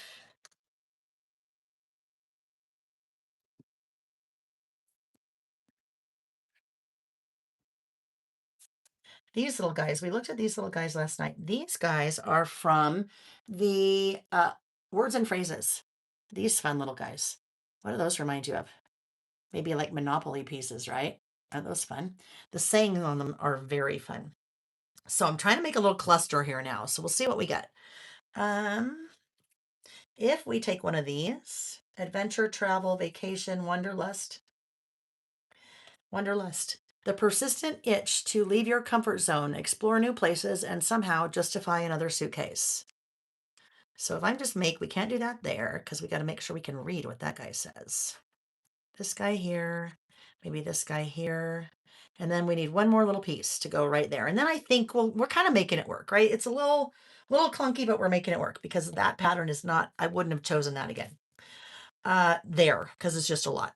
So what if we look for, as we're making a cluster, we have different colors, obviously. We have different sizes and shapes. So this is a rectangle. This is a square. So I want something that will kind of bring it all together. I could be that guy. Looking for a circle. Maybe this guy might be too big. Too big. What else do I want here? What if we did this little guy? Well, if we did something like that, that's really not going to work. Okay, I'd really like a circle. Let me go back here and let's see if we have a circle in here.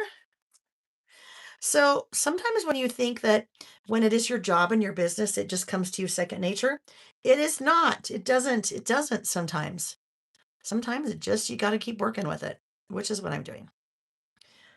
Circle, circle. Don't want a red because that won't work there because I already have a red. You guys probably in the chat are saying, pick it up, pick that up, pick that up, and I'm not paying attention. What if we do something like that? Okay, I'm going to do something I normally don't do. Because normally I say, get over it. I say, get over it, just make it work. And I also know that at some point, it gets to the point where I'm like, you know what? It's really, I don't think it's going to work. I don't think if I come back tomorrow, it's going to work. So I am going to pull this off. I love this suitcase paper, but I was originally thinking this was going to be a 2-page list. So that I'd be covering some of that up with the second page of my list, but I'm not. I don't want to use the back side of that because now that turns into a Christmas list. So let's go back to our paper pad and we are going to find another pattern that will be easier for Layle to work with all of this together. Now I just need to find the paper pad. We know it's here because we know I had it. Oh, here it is. All right, let's look now. Let's see what would be. We just need something that's a little bit more subtle.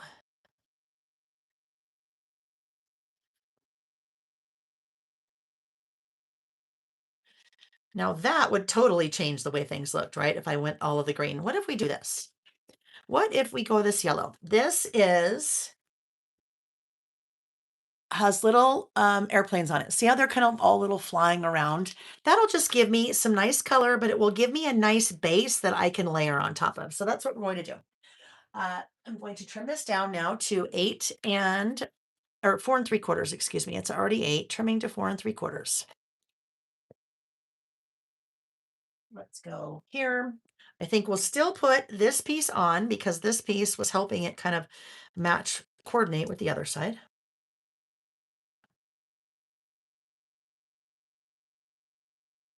And now if we still like the idea of where we were headed with this, right? This is going to go here. Now, if I want to go with the travel log, I can, but I also don't have to because I was trying to just figure out how to add. I mean, that could go there. That could be a great just piece in and of itself, right? That could be my little list of things I have to do or itinerary or something like that if I decided I didn't want that to go there. Because now I've got all this to work with. So let's see. Let's just see. Let's see where we are. Let's see the pieces I had before that I was really liking. Oh yeah, these guys. So are we just making a little cluster here now? That's a little bit easier to work with, right? See how that's coming together way better. There's just too much going on. And sometimes, and I've had to learn this, sometimes we just have to learn to let go and be like, you know what? I'm going to stop trying to make this happen because it's not working. It's not going to work. So that now I've got a little bit of blue here, a little bit of blue here. It kind of goes together a little bit more. I feel better about not using this because this was bugging me, blue, black. Now I pulled some things in over here. So I'm good. Now I think one other thing I might want to do is I'm going to swap that one out for one that is not red. So let's bring this back up again. You could tell I was struggling, right? I was on the struggle bus there. We don't want green. Maybe we should do, we probably don't want yellow because if we do yellow, that's a lot of yellow right there. We could do this little guy. Tourist, a curious human armed with a camera, curiosity and just confidence to mispronounce anything. I like that one. I'm going with yellow. If you don't know me, I love yellow. All right, so now I have 3 pieces. 1, 2, 3. When it comes to building clusters, when it comes to building clusters, we want to make sure that we can kind of see that a little bit. When you're building a cluster, you want to do a couple of things. You want to have, they say, right? They say you should have odd numbers. If you're building a cluster, you want odd numbers, just because that's just what they say. So odd numbers, we have different sizes, different shapes, different colors, and so it kind of tends to all work together. So I feel like I might end up with actually maybe more than 3 pieces because I feel like those are kind of a big chunk and I might need some smaller things. So let's get these guys adhered. I just used something called highlighter tape. That highlighter tape, you notice I had 3 separate icons. I taped them all together with that little piece of tape, and now they are acting as one. When they act as one, much easier for me to pick up as one and adhere as one, and then lay it back down and just pull out that highlighter tape. Your highlighter tape is repositional tape. It is meant for working with highlighting like textbooks or magazines or something. So when you think if you put tape on a textbooks or magazine and then eventually wanted to get it back up again, it wouldn't work. It would not work well at all because what would happen? It would peel up the things. So when I use highlighter tape, it is removable, repositionable. So it works. So there's another little guy, right? So I have 4. I am probably going to do something down here that will make it look like I have 5, but it's not really going to be 5. Let's grab our pen, glue pen. So you see, as I kind of pulled out the different trays of die cuts, they are all different. They do not, oh no, not there, Layle. I think I had it here. I'm putting something else down there. They're different. So it's important. It was important to me that as we were designing this collection, that everything was different.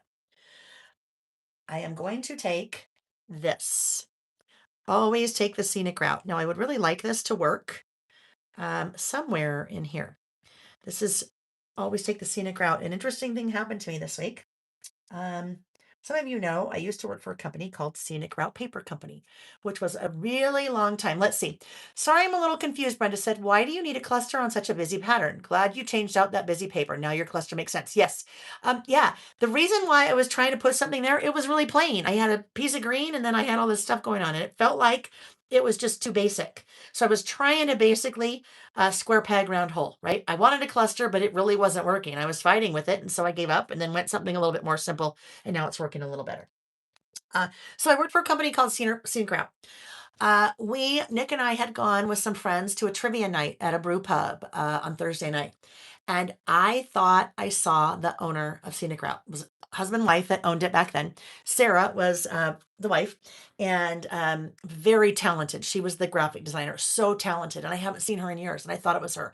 Enough so that I almost stood up and ran after her. But I didn't. And I texted her. I said, Sarah, it's Layle. Hey, by any chance were you there?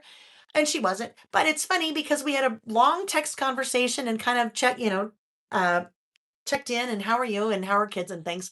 I worked for them 2005 to 2008. So it was a really long time ago. So always take the scenic route. That made me think of that because that was the name of the company. So I think what I might do, we haven't talked about rub-ons today yet. Rub-ons. Some people have a love-hate relationship with rub-ons, right? Love-hate relationship with rub-ons. If you were around and scrapbooking or crafting back in the day, rub-ons were not good. They were not good quality. So we got really frustrated with them. Rub-ons today are so different. My rub-ons are really, really, really nice, really good quality, really easy to work with. But there are a couple of things I do right off the bat to make it easy. I'd already taken these out of the package. I have used one of the rub-ons so far. You'll notice my rub-ons are stapled. I stapled the rub-on sheet to its backer sheet. The backer sheet is slick. It is to help prevent the rub-on from sticking where you don't want it to. So it's a really good idea to keep those two together, right? So in each pack, you end up with two rub-on sheet designs and two of their little protective backers. So as soon as I take it out of the package, I staple at the top right away. That is going to keep them together. That's right off the bat. That will save you so much heartache. The next thing I do when I find a rub-on I'm ready to work with, I cut it out. I cut it away from the sheet. So that's what I'm going to do here. I'm going to cut it away from the sheet because I find it's way easier just to work with this little sheet and get it where I want than to try to be doing this sheet and to try to peel and only get part and not other part on my project. I think I want to use that. So if we use this, do we put this right here in the center? Is it going to work? Do we use it here? Maybe we don't use it. Maybe we need something. I think we need just maybe something little right here. So I'm not going to use it, but what I am going to do is I'm going to staple that. I want to staple that together. So now that is reusable later. If I don't staple that together, the chances of that becoming separated with that when I put it away are pretty high. And then that is going to rub off on something I don't want it to. So now what if I have these little things, these little star groupings? What if I come in and cut away these little star groupings? Because I could use them in two different pieces. They're meant to be used in two different pieces, but I could do one right here maybe, and then maybe another one right over here. I'm going to be very careful with this one. I'm going to set it on my work table, but I want to make sure it stays together with its little friend, because if not, it's going to go somewhere where I don't want it to go. So let's see, what if this guy just kind of goes right in there? Sure. Now I've set it down. Do not try to pick it up after you've set it down. Um, Rub-ons are sticky on the back. If you try to pick that up and move it, chances are part of it's going to stick, part of it's not going to stick, and then you've got stars that aren't really stars. Rule of thumb with rub-ons, yes, not good. Rule of thumb with rub-ons is take a drink of water and then take a drink of water and then hold on and don't let go. I don't want my rub-ons to move. If they move even a little bit, then I'm going to end up with a crack in my rub-on. We don't want cracks in our rub-on. We'd have a star that had a crack in it because if it moved just a little bit, it is now repositioned. And whatever I'd already rubbed on before is there. And because it moved, then the rub-on moved and I'll have a space or a crack in my rub-on. So we always want to hold on. This one looks like it's pretty good. I don't need to rotate. Sometimes if it's bigger, I might need to rotate and move my fingers. Next rule of thumb is don't assume it's good. Never assume. You know what they say when you assume. Don't assume.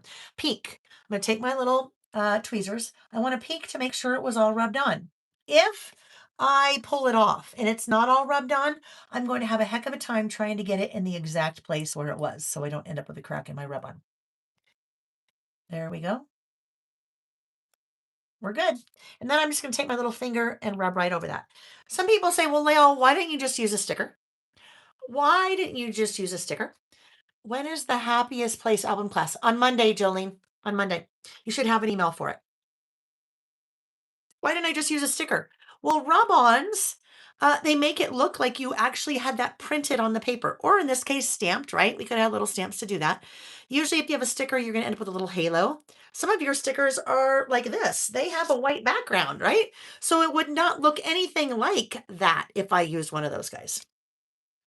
Even if it's clear, it's still going to have a little bit of a halo on it. All right, so then I think we'll just do this, maybe this little guy right here. And then we're going to call this side of this page almost good. This is a long one. This one's taken a long time, right? Sometimes things takes longer than others. Sometimes I head a direction that I'm just not feeling. Then I try to make it work. And then I say, you know what? Not working. And then we pivot. There we go. Okay, there's my little cluster. Now I need to do this because I do this. Ooh, wait. Before I do that, I need to round the corners, the outside corners. On this spread, I need to round the corners because the corners of my Traveler's Notebook inserts are rounded. So I like to have the corners rounded. So I'll round those two. If you had been waiting for the set of the corner rounders to come back in, they finally came back in. So those are now back in stock. This is the left page. And so we'll do the outside corner and the outside corner. All right, now I can do this. Now I can come in and do my outlining. Just take my Sharpie. I use a Sharpie on everything. Felt tip, fine point. I use it for all my writing. I use it for all my outlining. Now these pages are going to meet in the center, so I'm not going to do the center. But just to start over here, I'll turn this guy upside down just so I'm kind of starting in the same-ish area. Now I don't normally do upside down like that. That's kind of weird. We'll do this one. If you're outlining, I have found, I don't know, I've been doing outlining on all my projects for probably 20 years. The faster you go, the better it looks. It looks more smooth. I think it's easier.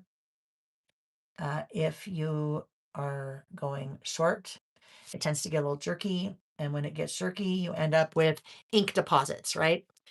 Because every time you stop, it's going to deposit a little bit of ink. So that's another practice one too.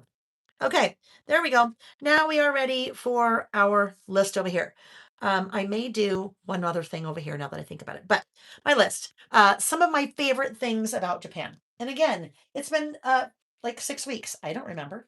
But if I come back to this, the screenshot of the note on my phone, which really then I could print out like this and I can look at it. One of the things, oh gosh, so many things. Golly. Uh now I've got to decide which one I want, right? Which one do I want? One thing that was really cool, all of the trains and the subways have their own little bell to them, their own little like jingle. There's no words, but they make a little sound. And it's a kind of a little bell noise, but they each have their own unique individual. Each train station has its own unique individual little sound. And that was just kind of cool. You start to learn the different sounds. Some places sell little keychains for the train station. And this one doesn't have that. Doesn't have what I'm about to talk about, but this is a keychain for one of the train station. Go to Kuji. This is where that cat temple is. But some of the key stations actually have a little chip in them that you can actually play the sound of the train station. So I just thought that was something that was really cool. So this is the unique, what did I call it? Bell? The unique chime? Maybe a chime? Maybe I'll call it a chime. The unique chime. The unique chime that each train station has. Another thing, everywhere. There are vending machines everywhere for drinks. Everywhere you go. Drinks, drinks, drinks, drinks, all kinds of drinks. Interestingly enough, they have vending machines that serve hot drinks.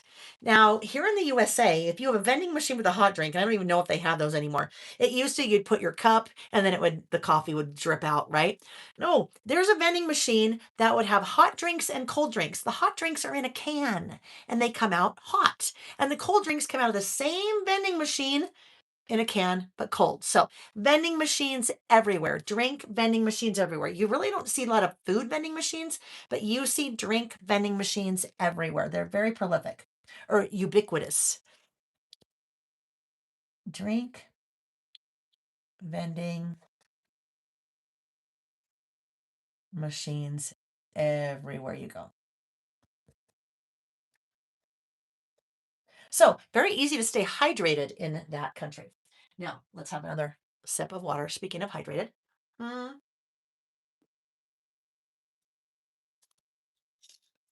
Um, this is kind of these are kind of just memories, right?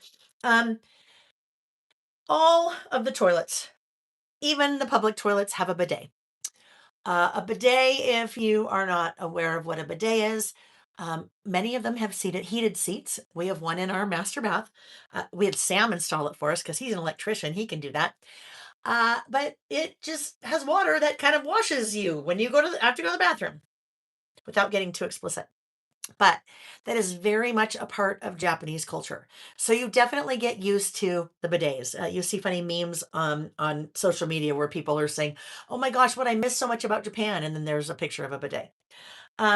What I particularly liked about the bidets there is that the bidets had a little button that you could push. You might be in a public restroom, there's a little button you could push on the bidet that would play a little sound like a babbling brook, or they would just make noise, maybe a little bit of white noise that might cover up any noises you might be making when you're going to the bathroom. So I thought that was really cool. So the I'll say the babbling brook noises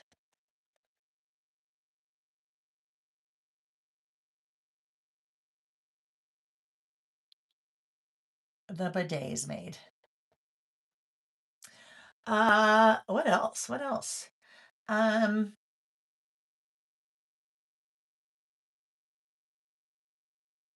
I'm just looking. The Eki stamps. Collecting the Eki stamps and seeking them out. So, Eki stamps. Very interesting thing in Japan. And I think I'm going to do something really quick. I'm going to run upstairs and I'm going to grab this book just to show you. So, if you're like Eki stamp, Layle, I don't know what that is. And this is much easier for me to show you visually than for me to explain. So, I'm going to go grab it really quick and I will be right back. Take this as an opportunity to hydrate. And I'll be right back.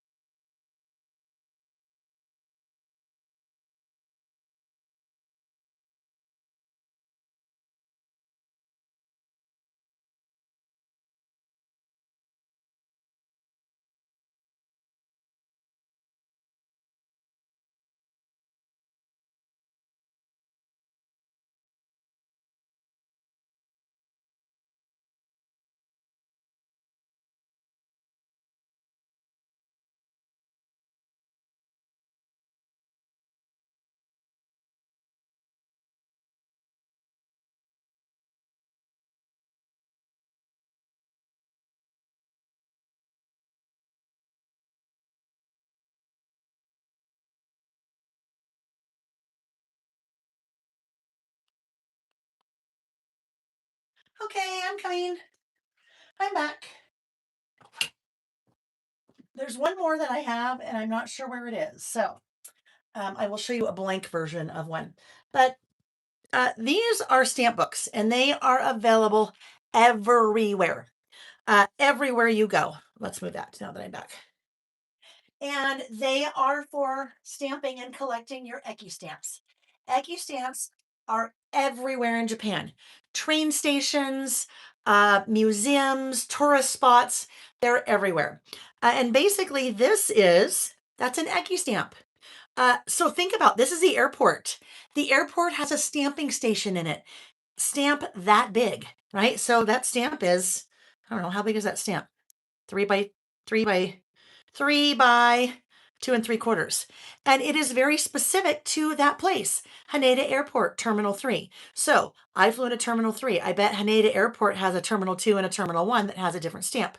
But these are everywhere. This is from the Koji Cat, the Go-To Koji Cat Temple. Two different stamps. I don't know where that one was from. I started getting in the habit of trying to write the date and where we were. This one, we did a little bit, well, I won't talk about that. Takes a little bit to explain. Different stamp, different, that was maybe, some of the stamps have 4 parts to them. So you go to different places. So that would have been the first layer. And then you're layering each stamp each time. It's just really, really fun. It's a really fun thing. Oh, Mount Fuji. Yes, stamp at Mount Fuji. That was a gondola that we took, but they're everywhere. And when I say they are everywhere, train stations everywhere.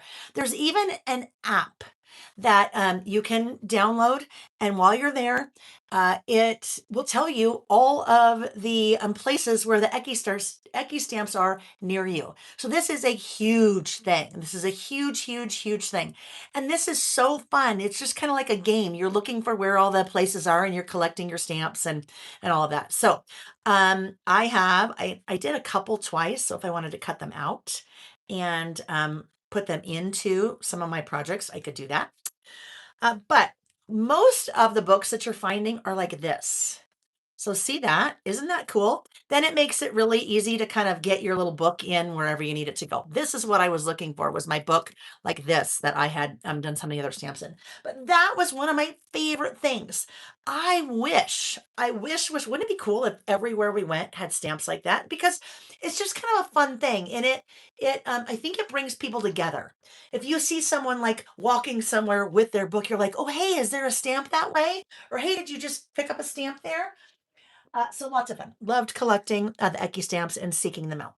So now you better understand that better than passport stamps. So actually, Monique, that is actually a very good, that's a very good kind of parallel.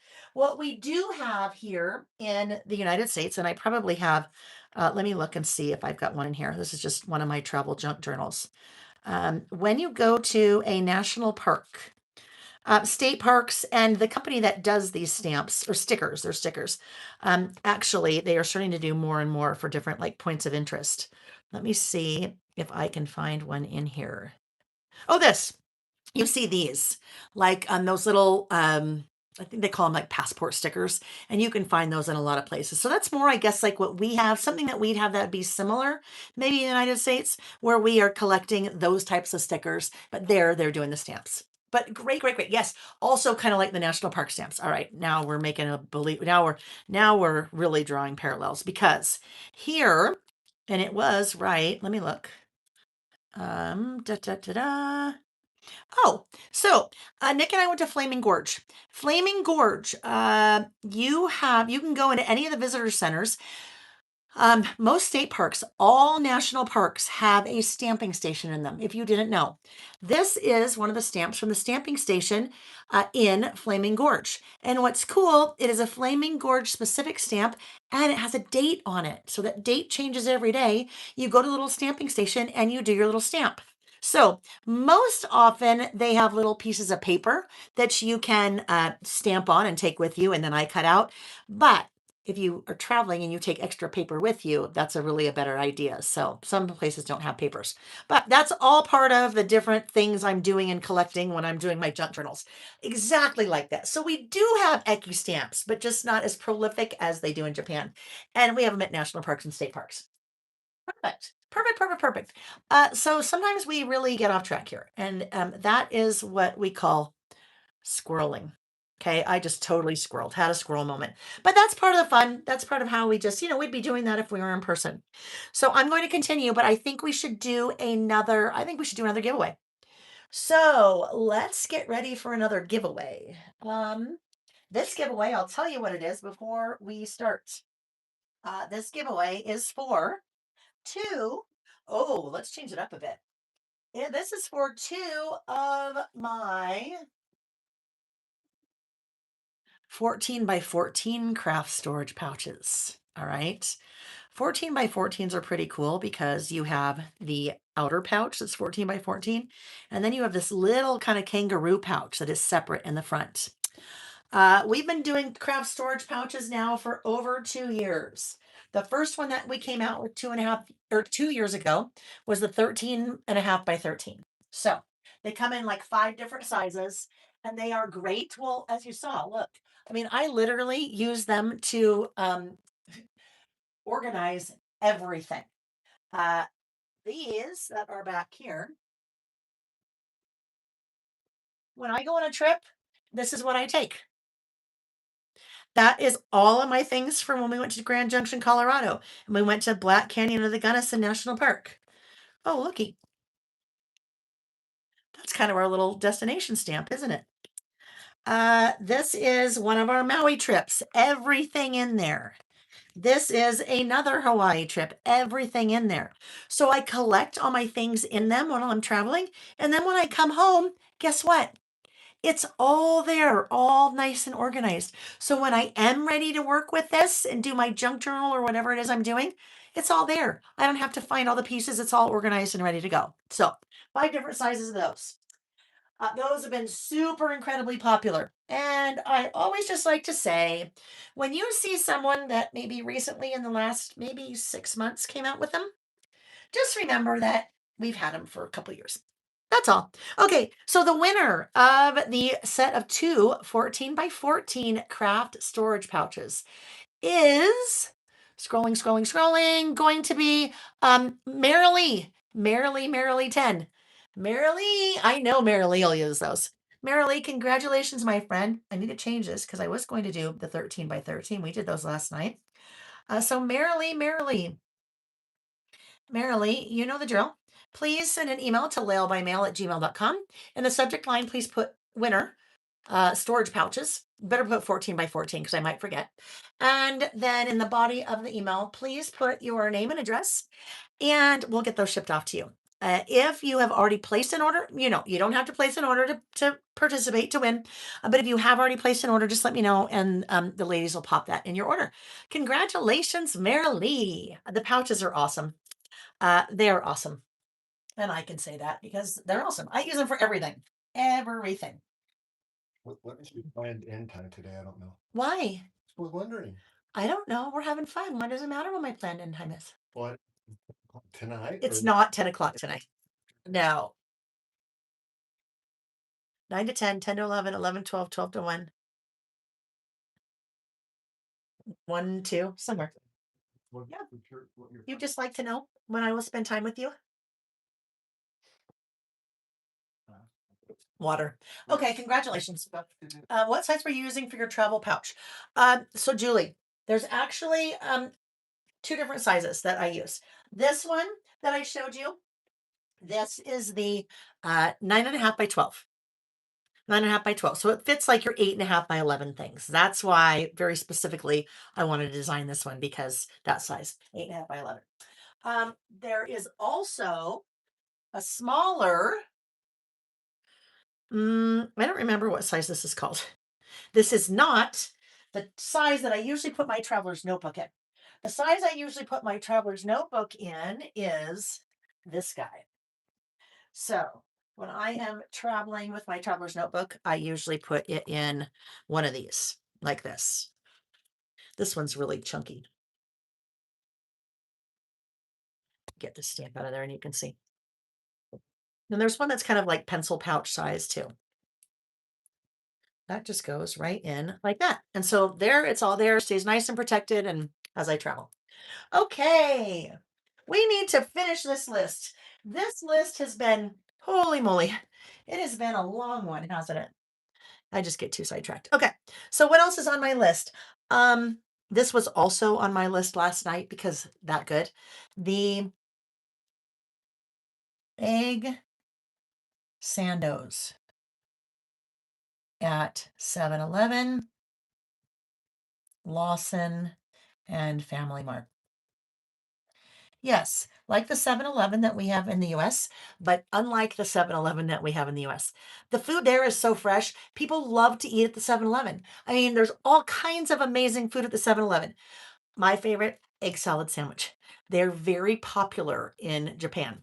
All three of those little convenience stores have egg salad sandwiches, and they are amazing. Amazing, amazing, amazing, amazing, amazing. Oh, Gigi. Hey, I like that idea. So what Gigi just said is when she is traveling, she takes one of the big ones like this. She puts her traveler's notebook down here in the little kangaroo part of the pouch, and then everything else, all the souvenirs, all the magazines, brochures, everything that she likes to cut up, maps, go in that. So that's a great idea. I've never done that. I should. That's an awesome idea. All right, what else do I have? The trains, the whole train system is spectacular. Um, the three largest train stations in the world are in Japan. And look, I made notes. Shinjuku Station is the largest train station in the world. It has over 200 exits, 200 platforms. It sees over 3 million people a day. 3 million people a day at that train station. 1.16 billion riders last year. They are so efficient. They're so efficient. They're so easy to navigate. And that's a, the majority of the Japanese population, especially if you're in the city or you live in the country and you're traveling into the city, they're traveling by train, subway or train, because they are so efficient and they are incredibly clean. The whole train system, the efficiency. So that was another favorite of mine. Their train system, the cleanliness and efficiency. Efficiency. Whoops, that's kind of a little messy there. Hello, Gerda Gray. Nice to see you. Carolyn said, I'm sure someone asked you or you said things about it, but how did you and Vicky pack for such an amazing trip? Well, that's a hard one. I think we were gone 13 days, maybe 13 days. I want to say 15 days. I can't remember now. Oh, actually, anyhow, it doesn't matter. So capsule wardrobe. Capsule wardrobe, very important. So making sure what you pack, you can wear a number of different ways. So if you have a pair of pants, you could wear it with 2 or 3 different outfits. If you have a jacket, you can match it with 2 or 3 other different outfits. You're basically layering, and it's called a capsule wardrobe. So that was super incredibly helpful. Lots of scarves, and not scarves for warmth, but scarves for more decoration as an accessory to help kind of change the look of your outfits as you're putting different things together. Packed a medium-sized suitcase in a large suitcase, thinking that you'd have plenty of room to bring things home then in the large suitcase, and then realizing after the first couple of days, oh no, even a large suitcase isn't large enough, and then buying another suitcase. So I'd say that the clothing part of it, just really being smart about what you took. And I am not that person. Usually I'm like, oh, I'm going to bring this pair of shoes. I'll wear it with one outfit. Can't do that there, right? 2 pair of shoes. That was it. No, I didn't. I bought some more shoes there, but it definitely, the capsule wardrobe takes some practice and time. And so started packing, getting things ready like a month ahead of time. And then is that going to work? Is that going to work? We're going to move that piece in, that piece out. Definitely not a master, but I'd never really done that before. So that really helped. All right, next up, I gotta finish this puppy. One of the things was they're very quiet there. Um, they are a very quiet and respectful society. On the trains, very quiet. People don't talk on their phones on the train. People really, it's kind of really don't talk to each other on the trains, even if you're with people. So trains are very peaceful. When you are a group of 17 women from the United States, you kind of disrupt things because you're not so quiet. But it's just, I don't know, it's hard to explain. Just really nice and peaceful, calm feeling. Really enjoyed that. Um, Here's another one. Wine in the convenience stores. Even a 7-Eleven brand wine, which is kind of interesting. Now, here in Utah, you can only buy alcohol. You can buy beer at the grocery store, but you can only buy alcohol at a state-run liquor store, and there are not very many of them. So you would never see wine or spirits at a convenience store here. Now, maybe in other parts of the country you can, but not here. So going to 7-Eleven and being able to get an egg salad sandwich as a late night snack and a little bottle of wine, that just made me so happy. I even took a picture. There is a 7-Eleven brand wine, and that kind of seemed like a little bit of an oxymoron. You wouldn't really think of 7-Eleven and wine. No, probably wasn't the best wine I've ever had, but in a pinch, end of the day, I wanted a glass of wine and just go right there. That was fun. What else did I have? Oh, here was another really cool thing. Um, Amenities in the hotel lobbies versus the rooms.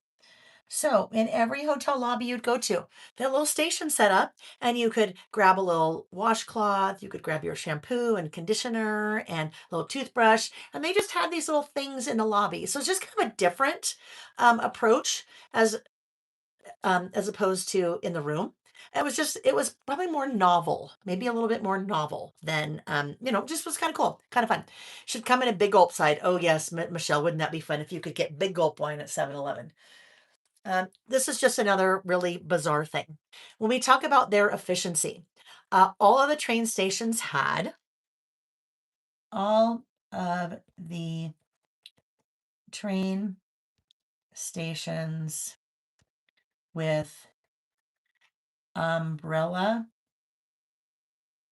dryers. So, uh, it rains a lot there, and a lot of people have umbrellas. They have clear umbrellas. You see a lot of clear umbrellas there, which is kind of cool. So you can see everything that's going on above you and around you. But a lot of people take the trains or the subways. So when you think of taking a wet umbrella into a train or subway station with slick floors, it can get really, really slick and really dangerous. So you walk into a train station out of the rain, and there are these little things that are, let's just pretend it was like this, uh, narrow, but probably, I don't know, maybe this wide. And it had those little, like, not felt, but like those little fabric finger things in it. And you'd take your umbrella and you would just slide it right through like this and slide it through. And it would dry your umbrella. And just so smart because then there's not puddles of water everywhere. Some of the stores you would go into had a little stand, and you'd put your umbrella in the stand and pull it back out, and it would put a plastic bag around your umbrella.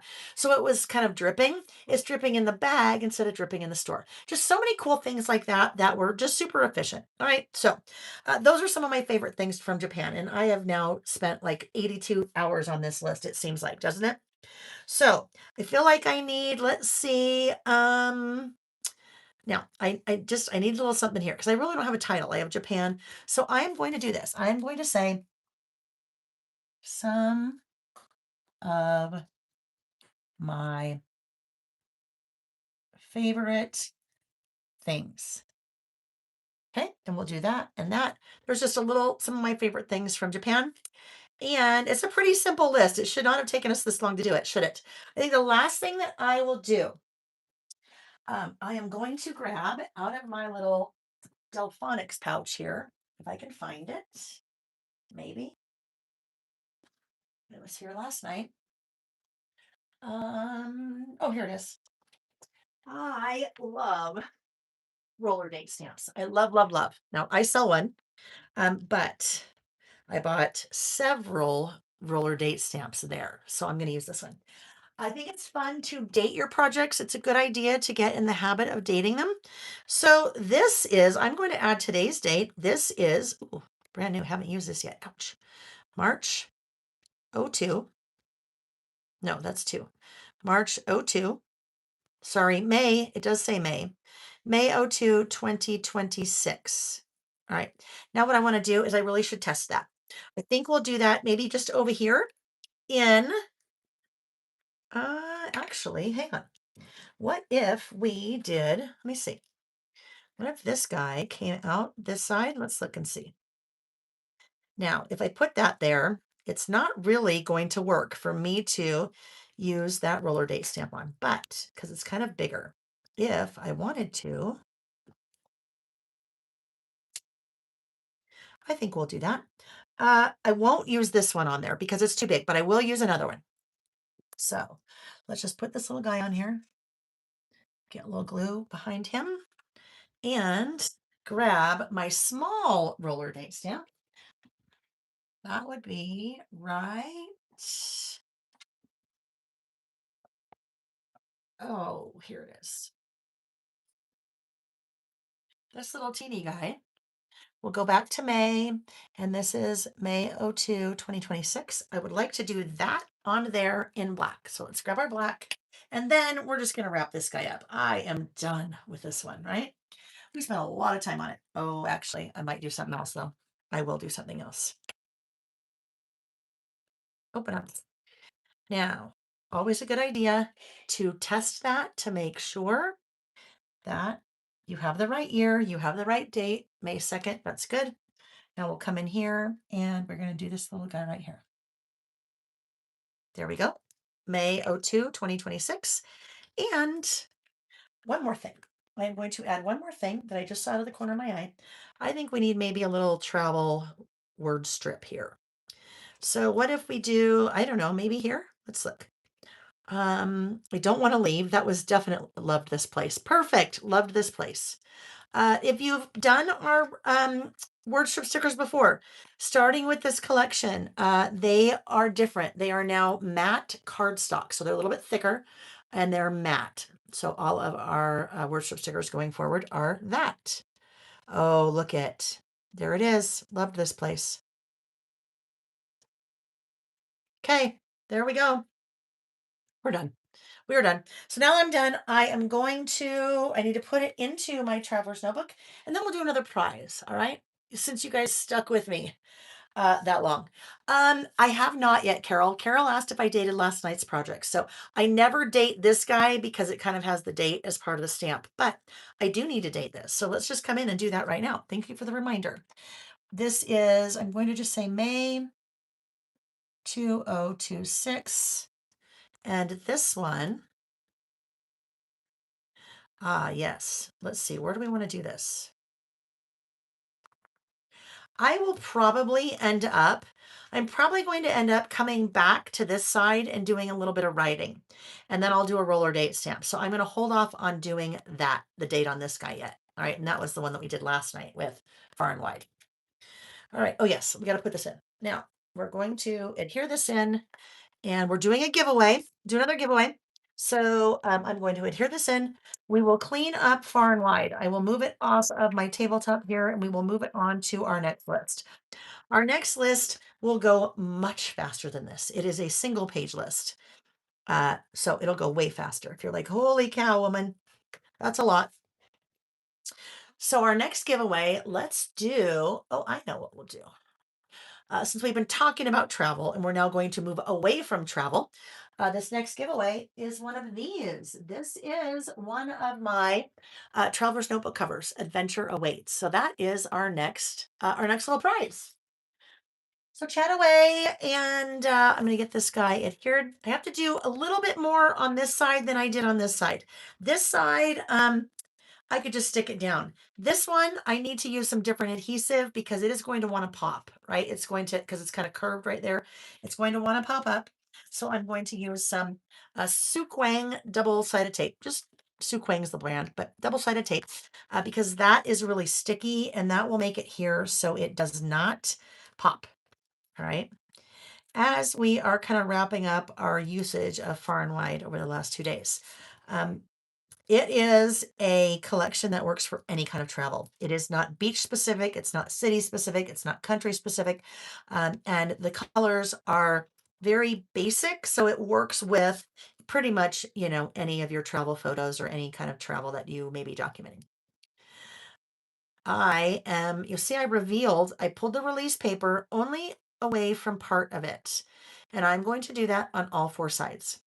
If you have worked with double-sided tape like this before, it is a double-edged sword. It's nice because it's really sticky, but it's also bad because it's really sticky. And what I mean by that is sometimes um, if you get it down crooked, oh well, just better leave it because you're going to have a heck of a time trying to get it back off again. It's that sticky. So when I do this little technique and just pull away a little bit of the release paper and I come here, because it's not all sticky, I'm touching that. I can work that around anywhere I need to. So it really gives me an opportunity to make sure that it is straight before I commit. Looks pretty good, looks pretty good. I pressed down on where I pulled off the release paper, and then you noticed all of those were facing outward. There are now little pull tabs for me to gently pull out, and that will be nice and secure. And it's not going to pop. It will stay in place. Okay. And there we go. That is favorites list about Japan. Now, what I could do if I wanted, and if I felt like this was still plain, I don't know, who knows? Maybe I'll do this down the road. I could take a small photo. Like, look at all of these small photos that I had from last night's list. So I could do something like this. I could maybe like three little, you know what? Guess what we're going to do? Because I can reprint these if I want. That's Mount Fuji. That was fantastic. Mount Fuji. This is the Statue of Liberty in Japan. You know what's very interesting? In a 1 year period of time, I was at three different Statue of Liberties. Paris last year, New York in December, and then the one in Japan in March. Isn't that kind of weird? I mean, I didn't set out to do that. It just kind of worked out that way. All right, so let's see. Let's do this. Let's do this guy. One of the temples. And now these are going to go right back in my pocket because they still fit. There's now some shorter ones, there's some taller ones. And put that little guy back there. And there's a really short one because I took two off of it. This little guy will go right in there. So now I can do this. Didn't intend to add photos, did I? I did not. Oh, this is now going to bring it all together. There we go. I feel like we should do this one because that's more blue, Mount Fuji. This guy, Statue of Liberty. So we'll kind of maybe separate these a little bit.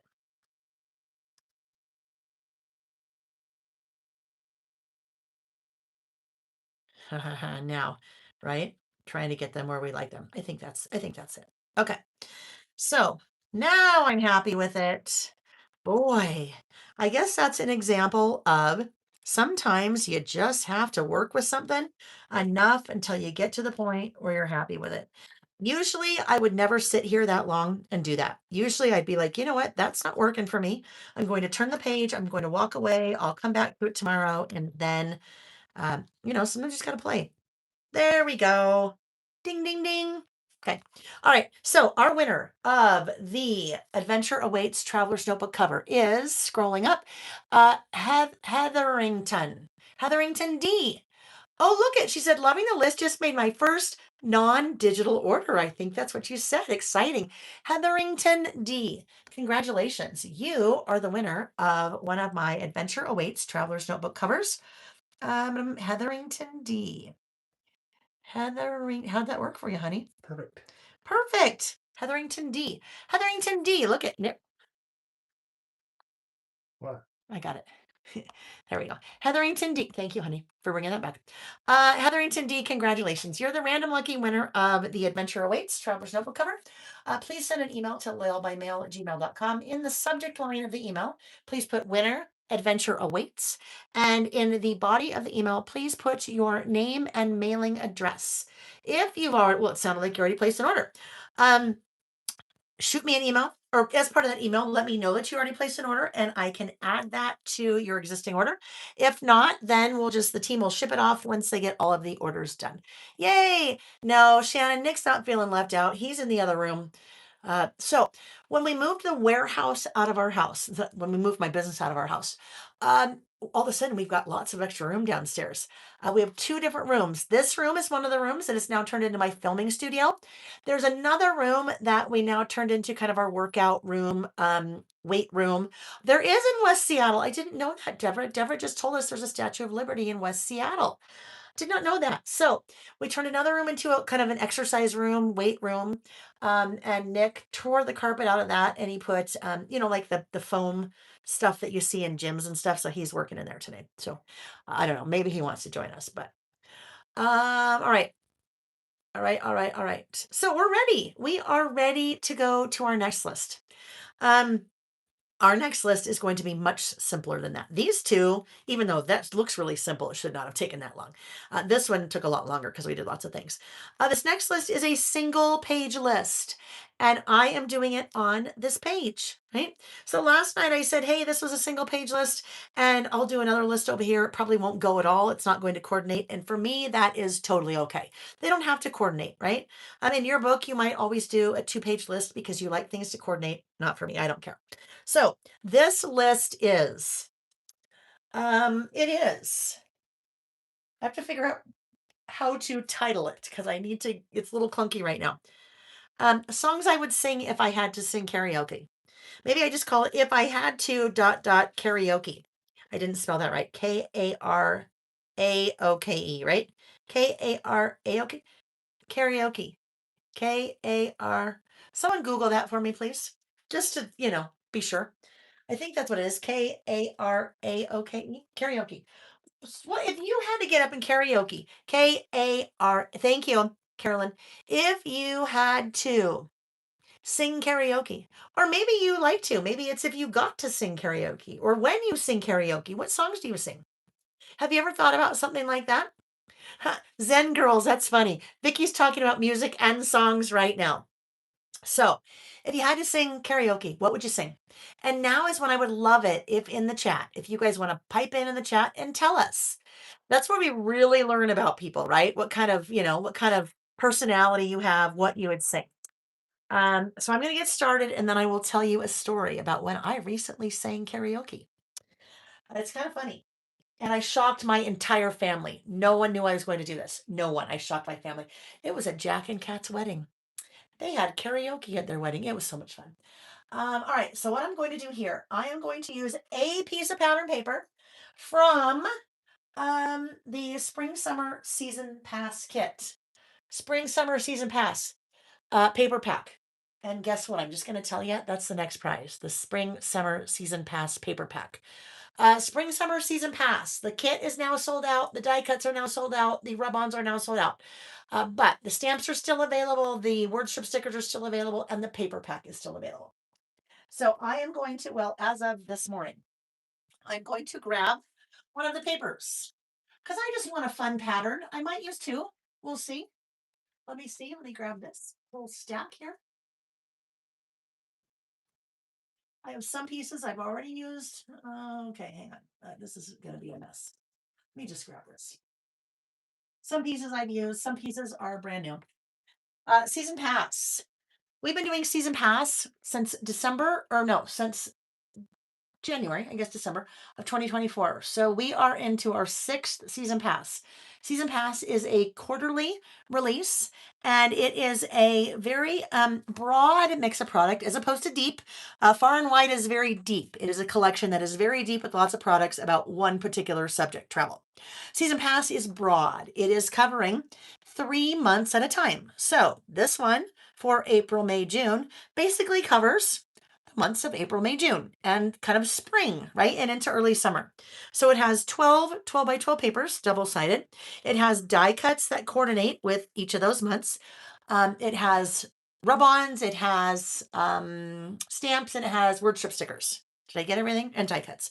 Anyhow, Becky has done an amazing job with Season Pass in making it all work really well together. So those are all the patterns for all of the 3 months. They work really well together. So as I look at everything here, I haven't touched yet the June. This is kind of, I mean, you could use for everything, but this is kind of the June summer color palette. This is May. I was thinking I wanted to do that for a very specific reason. That is also part of June. That is, I've got multiples here. I'm in the June. This was part of May. Love that. Fussy cutting galore with that. In fact, I might have to do something with that. That is the back side of the sun. So sometimes you need doubles. But I think I'm going to do this mixed with this. So I am actually going to create a couple layers here. Normally I don't, but I'm going to create a couple layers. So I'll use those two together. Those two together, I'm using these for songs I would sing if I had to sing karaoke, right? I don't always need records and radios and cassette tapes if I'm going to do a list about music, right? It can be generic, it can be anything I want. So that is what I'm going to use there. But funny, if I really liked yellow, I could use that as one of the 6x8 papers from Far and Wide. I could use that there too. I won't, but all right. So I'm just going to use these papers. I might need to keep that out because I might fussy cut something from there. We'll see. These are 12 by 12 papers. Season Pass is all 12 by 12. So in this case, I need to cut the papers down that I want to use. So I'm going to cut them down. I'm going to get these cut down, and then I will draw the price. I had already cut this for something else. So this is, I need to trim it a little bit. That will be one of my layers that I use. So instead of oh, well, I also already cut into this one too. So I guess it really doesn't matter. That will be one of my layers. So let's get out our trimmer. And I need this to be 8 inches tall by, let's start out with 4 3/4 because I'm not sure yet if I am going to use this as the base layer. Probably 4 3/4. 4 3/4 by 8. Nope, don't do that, Lil. 8. Was just a little taller. 4 3/4 by 8. That is going to be my base. Now, I would really also like to work this in, because I would like that to just kind of be right there. So we'll see our little flowers, and then I'll have that layer, and then I'll do my white cardstock on top of that for my list. So I would like this one to be, as we look, we'll get this one cut, we'll get our white cardstock cut, and then we will do that little giveaway.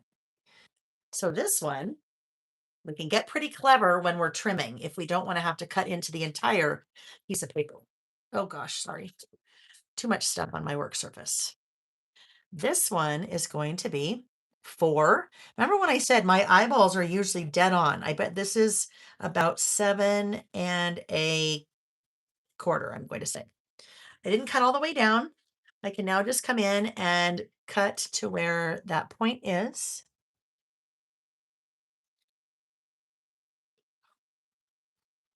Right there. And that piece ended up being 7 by 4. Okay. So this guy is going on top of there. So I have a nice, we can see the floral pattern, but we can also now see that beautiful yellow with the blue together.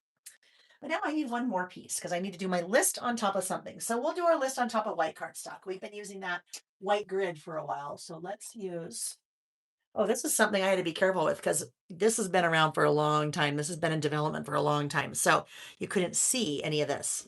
I'm using, when I print things out like that, it's on white cardstock. I didn't mean to. It's probably just in the printer. This is still totally good sight, so I can use it. So now I don't need to have as much showing as I did here because, we can see what the yellow and the blue is. So we just need a little bit like that. You're stamping. When you are stamping, the quality of the stamp is just as important as the quality of the paper. So you might have a really good stamp.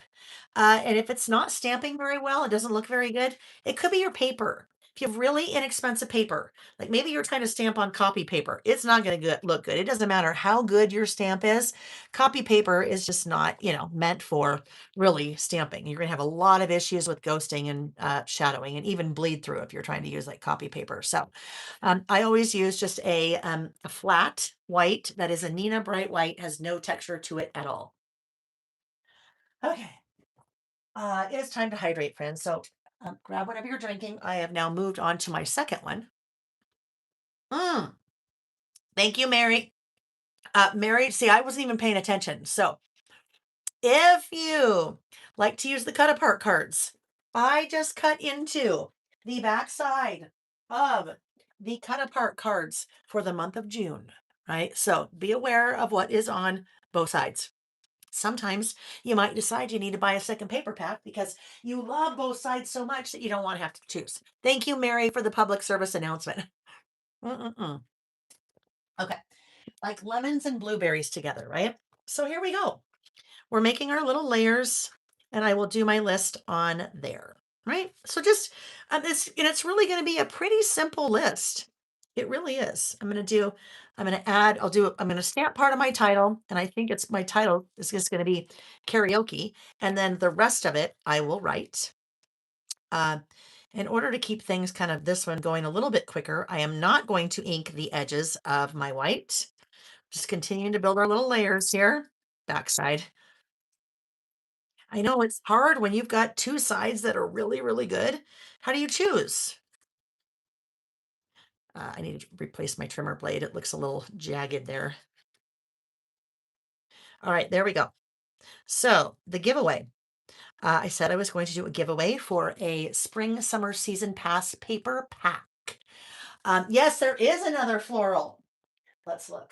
If you didn't want to have to use that one, there is another floral that is, let's see.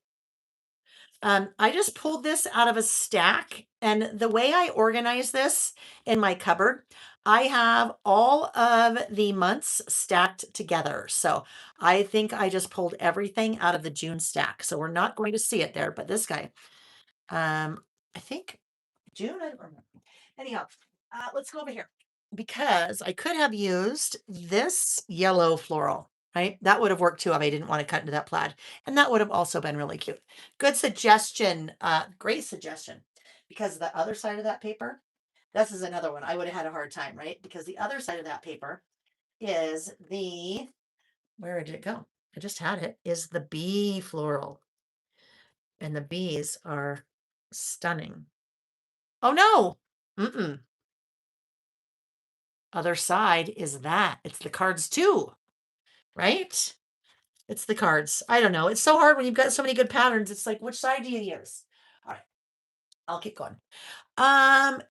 So that is going to go to, let's stop and let's scroll, scroll, scroll, scroll. It is going to, you're not going to believe it. Mary C. Plans, Georgia. Mary. So, Mary, let's talk. Let's talk what happens if you win a prize that you already own. Now, Mary, clearly she owns it because she's telling us about it as I'm cutting into it.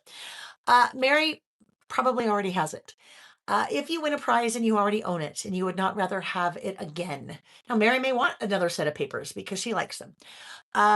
Just let me know and I can give you a store credit instead of what prize you win. So, Mary, shoot me an email, laylebymail@gmail.com. In the subject line, please put winner, season pass paper pack. The body of the email, please add your mailing address. We will get that sent out to you unless you already have it and would rather have a store credit. Then I'll give you a store credit and then it makes it easy. If you place an order and want the paper pack, they can add it to the paper pack. Mary C. Plans, Georgia. And I met Mary C. Plans, GA at Little Craft Fest. Little Craft Fest. All right. Congratulations, Mary C. Plans. And if you have not won a prize yet, do not be sad. Do not be sad because guess what? We still have 1, 2, 3, 4, 5 more prizes today for the live. And you have the after party prizes for both days. After party from last night's video, you go to the video now that it's done and you leave a comment. After party for today's video, once it's done, you go to the video when it's done and you leave a comment. So you've got prizes, chances to win again. And then if you're really sad and you don't win what you want, you know where to find it. You know where to find it. Okay, here we go. I brought something into the website. Sometimes I bring really weird things and you're like, why did she bring that? Like, that's kind of weird and random. I brought, where are they? I need to find them because I need to use them.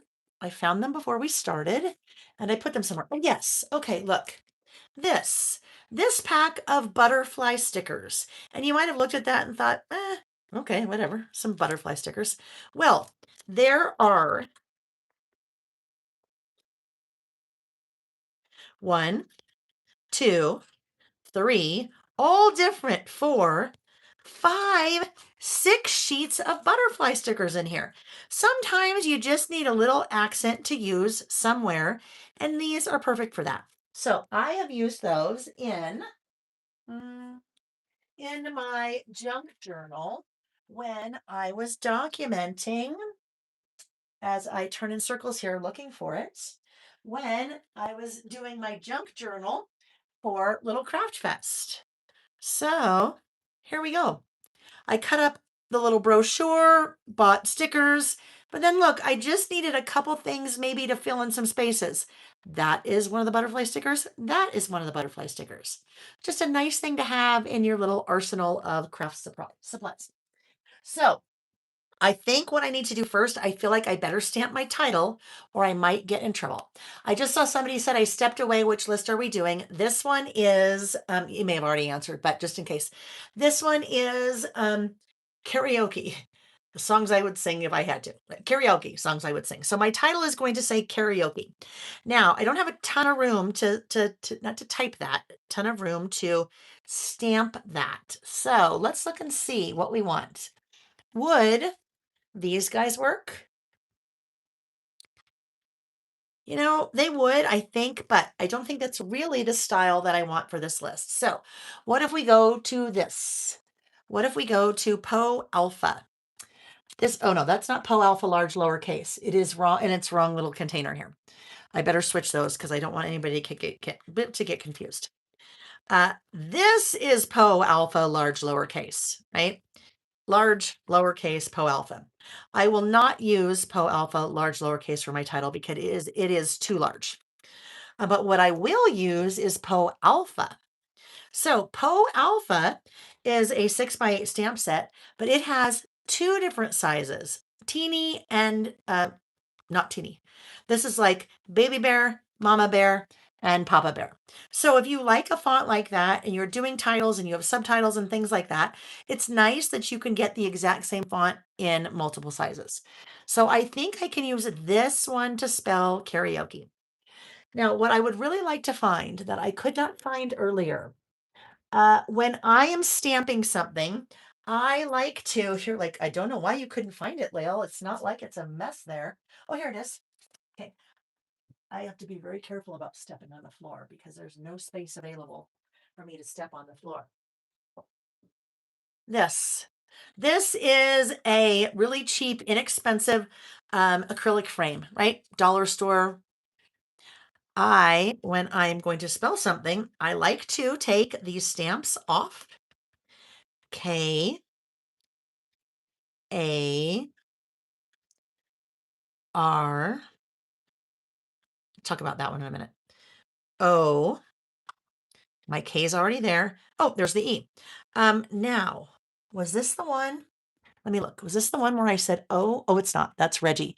I found a letter that fell off somehow. It wasn't from the stamp set. So I need those letters. Now, this guy, do you notice how it was just floating? It wasn't sitting on the sheet. That ever happened to your stamps where they won't stick on their little sheet? The reason for that is they can get dust on them or dirt on them very easily. And if there's dust or dirt on the back side of your stamps, we always talk about cleaning the front of your stamps.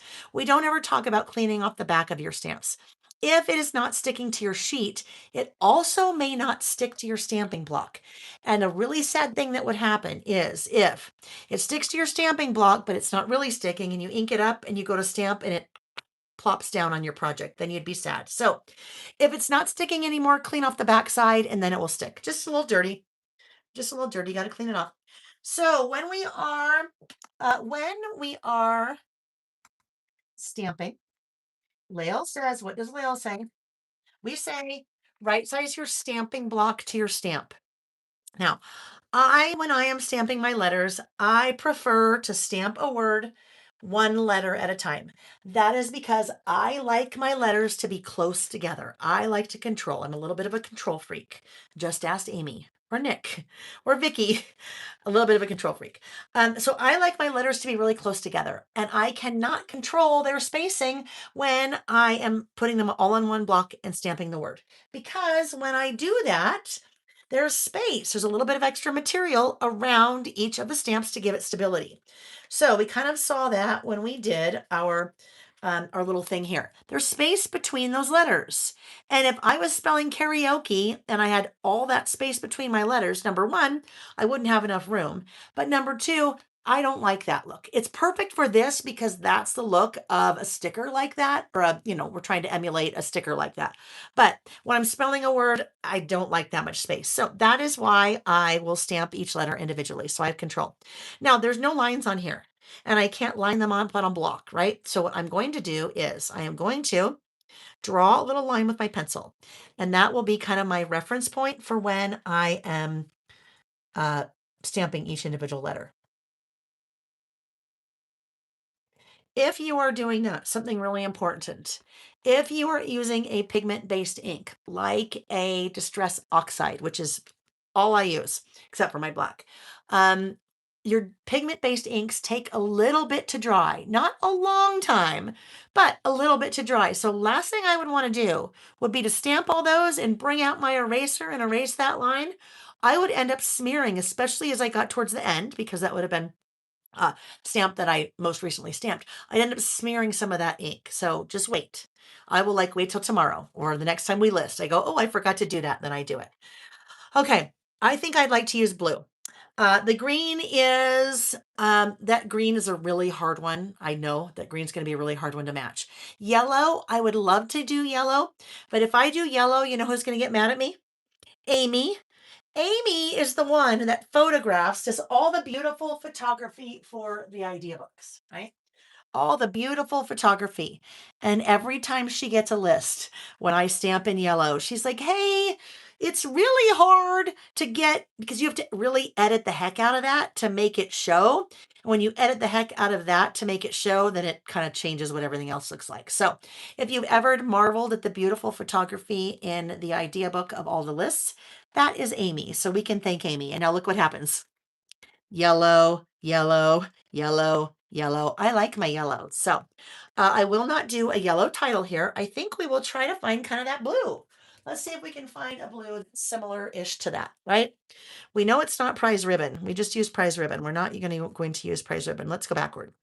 Faded jeans, no. Blueprint sketch, no. Stormy sky, no. Salty ocean, not really, but Mermaid Lagoon, for sure not. Broken China? I mean, Broken China, no, because it's, well, and then we get into the greens. So, yeesh, what are we going to do here? There's a light blue tumbled glass. Salvage patina, now we're getting too much into the green, right? Speckled egg, no. So maybe, let's keep going and see, maybe we have better luck with the green. And if you think, oh, I only need one blue, look at the variations in all those blues. Shabby shutters, no. We got to get in the way lighter greens. Same thing with the greens, right? I don't think we're going to have much luck with the green. Cracked pistachio. I mean, you know what? Maybe that's not bad. Maybe we go with cracked pistachio. Mowed lawn we used is too bright. Twisted citron. It's kind of a mix between the yellow and the green. I think we should do, what did we say? Cracked pistachio. What do you think? Cracked pistachio? I mean, it's not quite right, but I think it'll be okay. Let's do cracked pistachio. Do not make Amy mad. Oh, yeah, no. We don't want to make Amy. I always need to make sure Amy is on my good side. I need Amy. I need everybody that works with me. I do not want to make anyone angry with me. I mean, she wouldn't be angry. I just don't want to get on her bad side. I mean, I've never seen Amy mad. Well, actually, I've seen Amy mad, but not with me. When you get Mama Bear Amy in there and you've got things happening with a house that a daughter's trying to buy and it gets messy, Amy gets angry because it's the Mama Bear coming out, right? Because that's what we do. All right, so now I'm spelling the word karaoke. And so what I need to do is I need to write that down. All right, she doesn't get mad, she gets even. Karaoke. Karaoke. 1, 2, 3, 4, 5, 6, 7. So our A is kind of in the middle. right? One of the downsides of not doing them on a stamping block at the same time is that it's kind of hard to find where the center is. So we're just going to assume that everything is kind of the same width, although the K is wider, but we have a K in the first half of the word and a K in the second half of the word. So we're actually okay. So what I'm going to do is I'm going to find the center point of this piece of paper, and I'm going to put the A in the center point. But I might look at this and go, okay, let's look. How wide is this? This is, oh gosh, it's about 3.5, but not 3.5. So that'd be 1 3/4. If I go to 1 3/4, is that the center? Now, what if this was more like 3 3/8? And I have a hard time finding the center because I can't figure that out in there. That is where a zero centering ruler comes into play. That would be this. If you had been waiting for these to come back in, they just came back in. These come in a 6-inch size and a 12-inch size. Zero centering ruler, when you look at it, regular ruler at the top, that's what we're used to seeing. By the way, down to 1/16 of an inch, and they're marked so you can see your measurements. Down below, it looks really different. Let me put this on here so we can see it a little bit better. Down below, you have a 0 in the center. 0 to 3, because this is a 6-inch, and 0 to 3. Zero centering ruler. You take the bottom part of the ruler and you lay it down, and we're paying attention to the bottom part, and you mark the same measurement. You find out where the same measurement is on the same side. So if I go here, is it 1.5? Oh, it's not 1.5. We got to move way over here. Is it 1 3/4? So it's pretty close to 1 3/4. It's actually a little bit more than 1 3/4. What that tells me, I have 1 3/4 over here ish, 1 3/4 over here ish. That is my center point. So what that means is right there is where I want the A to straddle, right? I want to do my A half on either side of that. That is an incredibly useful tool if you are trying to find the center of something that is not easily findable. Those come in 6 and 12. They actually are not painted like that. They don't have blue on them. They are white. So we're just etching into acrylic. And so I just take acrylic paint when I get mine, take a little blob of acrylic paint and finger paint. And then take a dry paper towel and dry rub that. Your acrylic paint is going to settle into all those grooves and then will not settle on the flat surface of your ruler. So that just makes it a little bit easier to see. Okay, that is a zero centering ruler. And that is a pretty awesome little concept, little tool. Okay, so now we are KAR. Where's my little piece of paper that I wrote that down? KARAOKE. So, water. Let's do RA. Let's do RA. Okay. My A.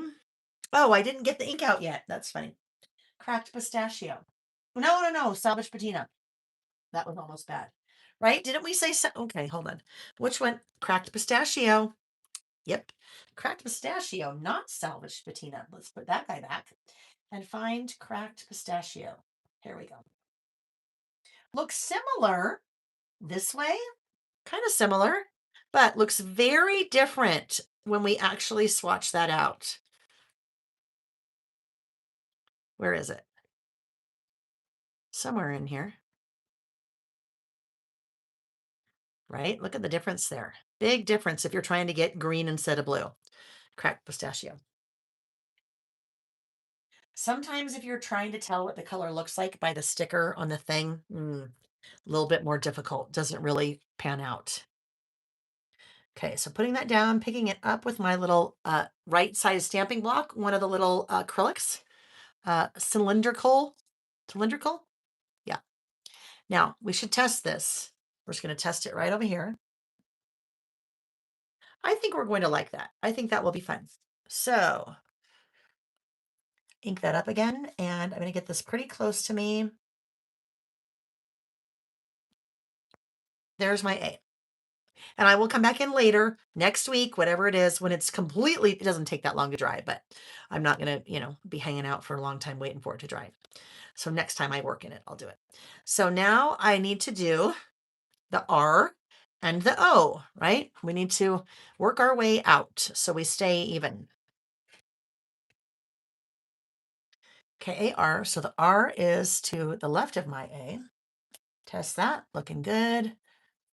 Bring this a little bit closer to me so I can be sure to see. Okay, there we go. Clean that guy off. And then, I mean, I can continue. I can keep going backwards if I want. I don't have to keep going on either side. But I needed to go with that one next. K-A-R-A-O-K-E. So did you guys tell me? I think you did, and I think I totally missed it. If you were singing karaoke, what would you sing? And now I will pay attention.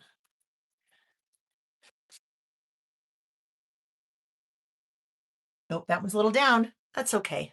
Just drop down a little bit. Not perfect. That's how we know it's not AI, right? So what I might end up doing is trying to embrace that unevenness a little bit. Maybe on the other side. Okay. What are we singing? There. We embraced it a little bit because we kind of went over it. Let's see. The Devil Went Down to Georgia. Yes. The Bar Song by Shabuzi. I know that song. Yes. Interestingly, little tidbit about that song and Shabuzi is Karaoke. Is that when Utah bought the hockey team, well, Ryan Smith, not Utah, bought the hockey team from Arizona. It was called the Utah Hockey Club. And the very first game we went to, there was a street party in front of the Delta Center, which is where they play. The stadium, not stadium, whatever it is where they play. And because it was a big deal and he wanted to make it well known that this is what was going on, Shabuzi played in the street, like stage, and Shabuzi played in the street, and anyone could go because it was just downtown. Natural Woman. Ah, Patricia. That's a good one. One Crafty Bee Creations. Any Journey song gets the crowd going, but after the pit, it may need to be You Oughta Know. Yeah, You Oughta Know, right? Yes. Karoke. I think I need to add Don't Stop Believin' to my list because definitely I would totally sing that. Love it. Is the travelogue embellishment at top right of the screen a chipboard piece or sticker? My fame's 001. That is a large die cut. It is a package of comes from a package of 7 large die cuts. So not a sticker or chipboard.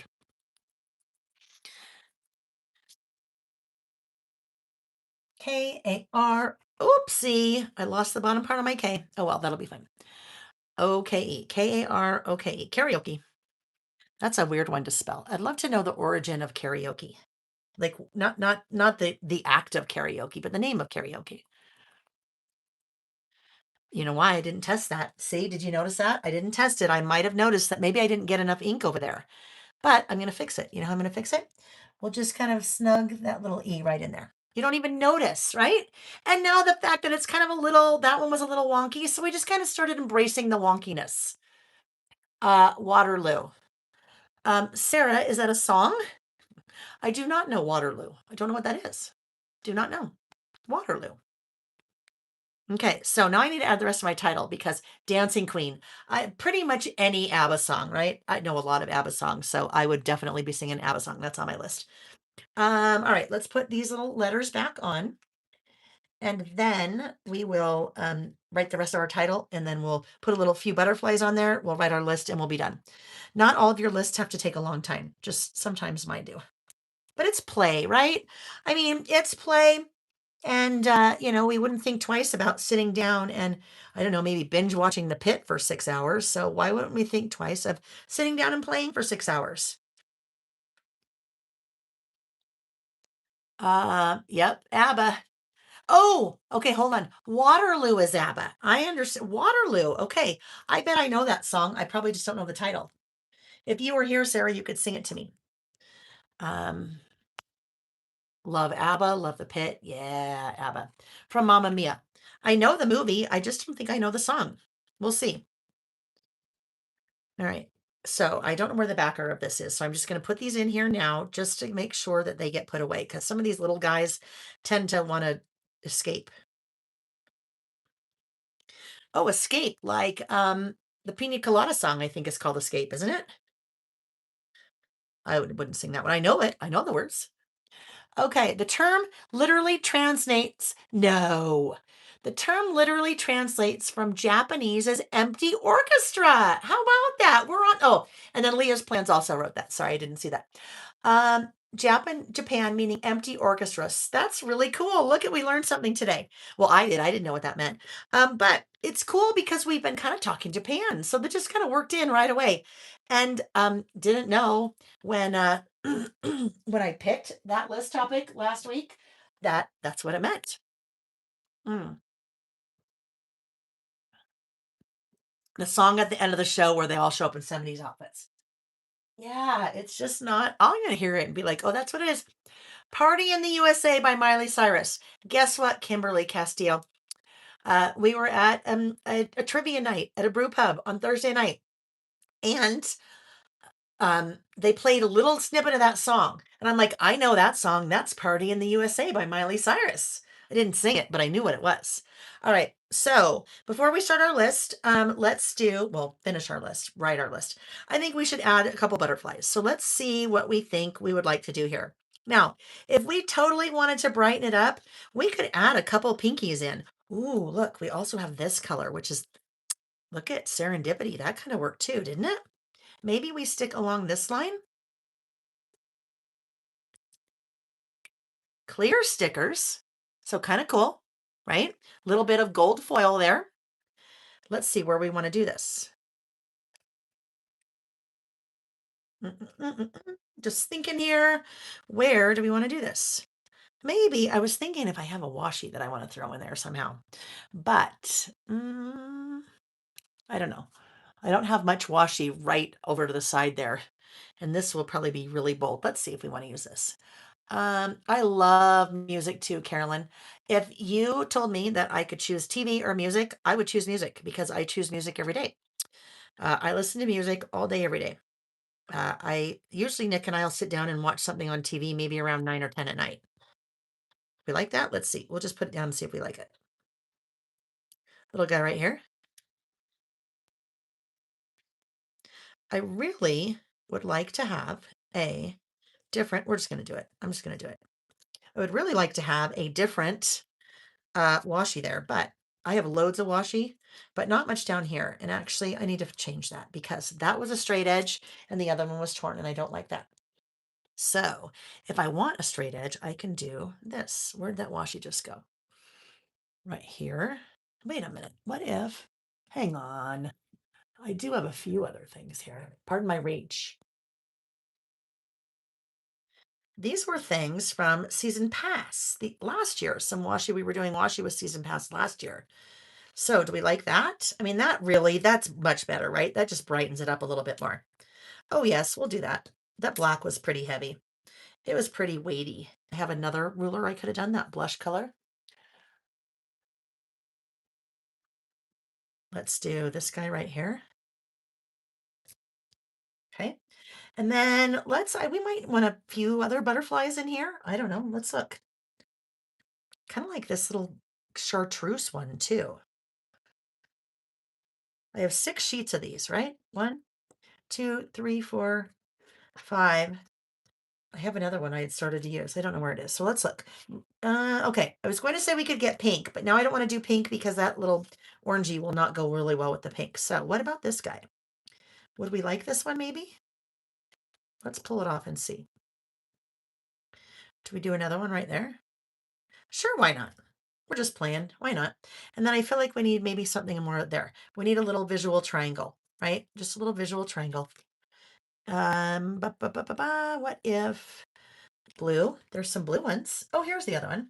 It's the whole cover sheet.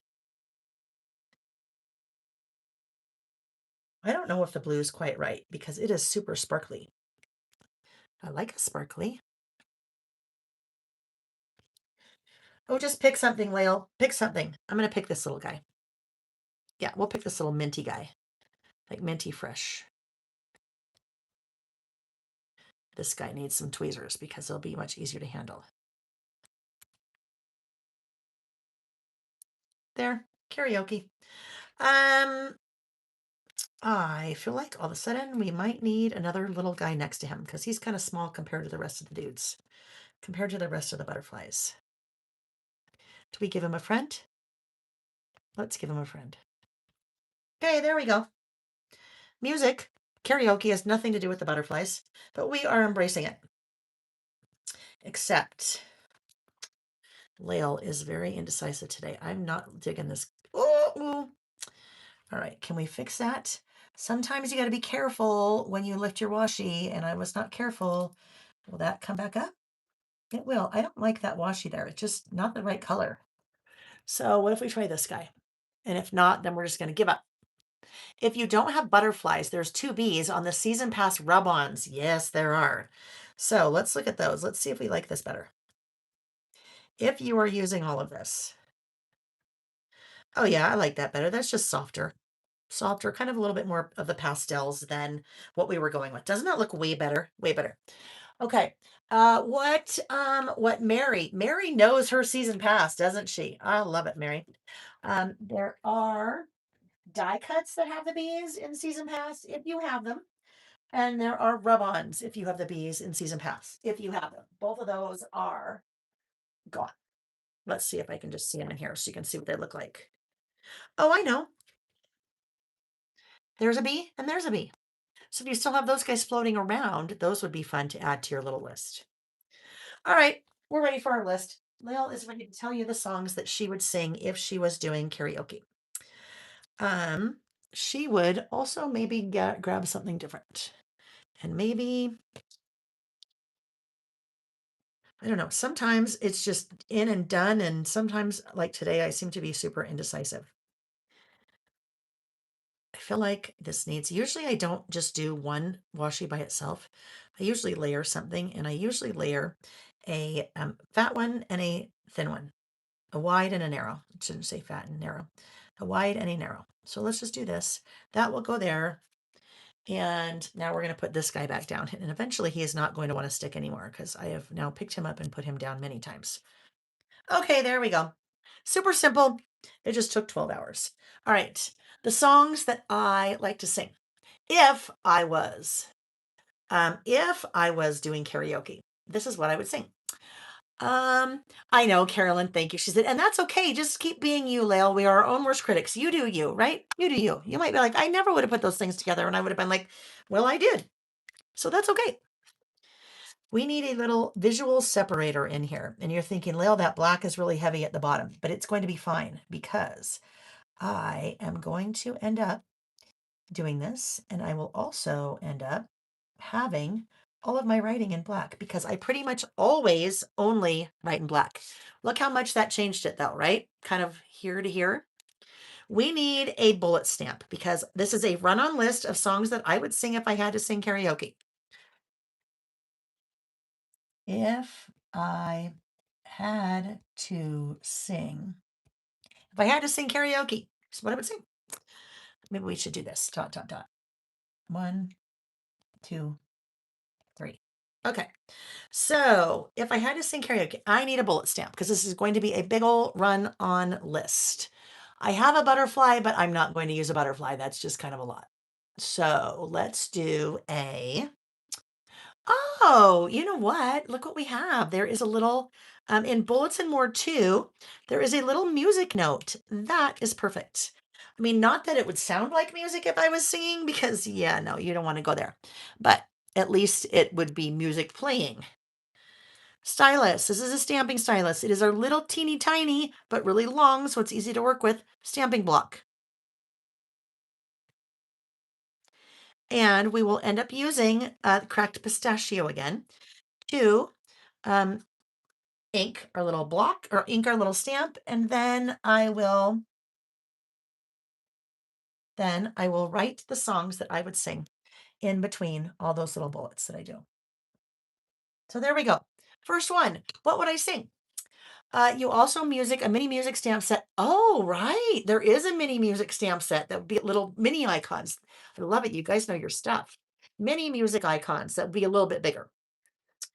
All right. So if I had to sing karaoke on my list, I think I'll end with the story. So if I had to sing karaoke, I would sing Saturday in the Park, right? Saturday. I'm not singing for you though. In the park. Guess it was the 4th of July. Chicago, Saturday in the Park.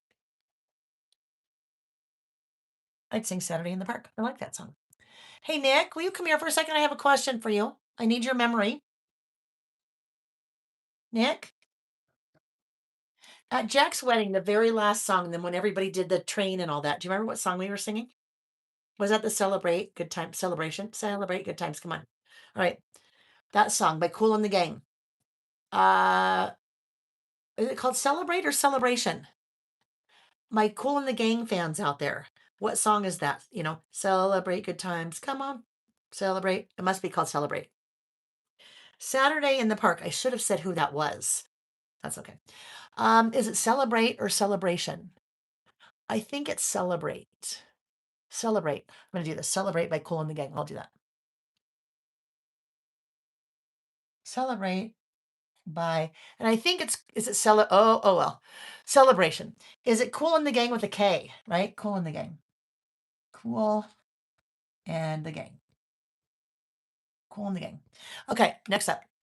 I remember what that is, whether it's Celebrate or Celebration. Michelle said she picked up far and wide mini icons at Little Craft Fest and can't wait to use them. We used those last night on one of our lists, the little geotag with the heart in it. It was cute. All right, another song I would sing if I had to sing. Oh, we got to get some Elton John in there, right? Journey. No, not Journey. Don't Stop Believing. Don't Stop Believing. Don't Stop Believing. And it's no G. Don't Stop Believing by Journey. That one. I have the best memories of that song. Sam was maybe 7 or 8. Celebration by Kool and the Gang. We were in the car and Sam's 7 or 8 years old and it comes on. He's like, Mom, turn it up, turn it up. And we screamed that song at the top of our lungs. Don't Stop Believing. It was a lot of fun. All right. Don't Stop Believing by Journey. That's another one I would sing. The Chain. The Chain by Fleetwood Mac. Oh, I love that song. The Chain. The Chain by Fleetwood Mac. Now, what's interesting, most of the songs on my list are of a much older era, not songs that are current. And it's probably because a lot of songs that are current I really like, but I really don't know the words to. And a lot of these songs I know the words to. Because just like the Zuma, Zuma, Zuma, Zoom and the P.O. Box 350 Boston, Mass. 02134, they stick in our heads. Like song lyrics stick in our heads, but not so much the current ones. It's more the older ones from when I was younger, I guess. Yeah, Fleetwood Mac. Love The Chain. What else do I have on my list? I Will Survive by Gloria Gaynor. Oh, and Landslide's another one, good one too. A. Wiles Design. I Will Survive by Gloria Gaynor. So Nick's like, what are you listening about today? And I'm telling him. And I'm like, karaoke. And I said, I will survive. And he's like, I will survive. Why? I'm like, oh, no. It's not doesn't mean anything to me. I will survive is about like a woman who's gone through a lot of things. And she's like, at first I was afraid, then I was petrified. I'd never, something about you in my life. And then I learned to be strong. Yeah. Anyhow, learned how to get along. See, I could sing that. Even if there were words on the screen, I could totally sing it. I'm like, no, I just like the song. I will survive. And guess what, Mom Plans? We didn't say anybody wants us to sing karaoke. That we're past that. It's like if we had to sing, if I had to sing karaoke, what would I sing? Not if I wanted to, not if people wanted me to do. It'd be like if I had to, what would I sing? Okay, here we go. Just lost my little stylus. All right, next up on the list is a quick sip of water. Desperado. I almost said El Dorado. Hotel California. Yeah, that's a good one, Don. Good one. Louisa the Go-Go's, like We Got the Beat, right? We Got the Beat. Oh, that reminds me of high school so much, right? I'm gonna have to add some more. I can tell need to add some more because I'm gonna have more room. Oh yeah, because guess what? Uh, I'm almost done with my list over here. So ABBA, Dancing Queen. That is an easy one. Really, any ABBA, except for apparently Waterloo, because that one's not ringing a bell. Dancing Queen by ABBA, for sure. We got the beat. Yes, we got the beat. Walk like an Egyptian. Oh, I know another one. Um, Private Idaho. That is kind of a maybe lesser known song of is it the B-52s, right? B-52s. I just totally lost them for a minute in my head. They are more well known for Rock Lobster. Remember Rock Lobster? But Private Idaho. We have our best friends have a cabin up in Idaho on a lake, and when we go up there and we're on the boat, we like to sing very loud Private Idaho. You're living in your own Private Idaho. Because it kind of feels like that. Private Idaho by B-52s. You don't want me to sing any of these. Yeah, Love Shack, right? Love Shack, baby. The lesser known, maybe Private Idaho is a little bit lesser known. Maybe the B side of one of their albums. All right, before I get to this last one, I need some more songs. So I gotta start looking at your list to see what else I might need. That I meet. Oh, Mickey, you're so fine. Oh, that's fun. James Taylor, Fire and Rain. I love James Taylor. You guys want to hear a really quick squirrel moment? A very funny story. So Vicky Booten and I have been very dear friends for probably about 20 years.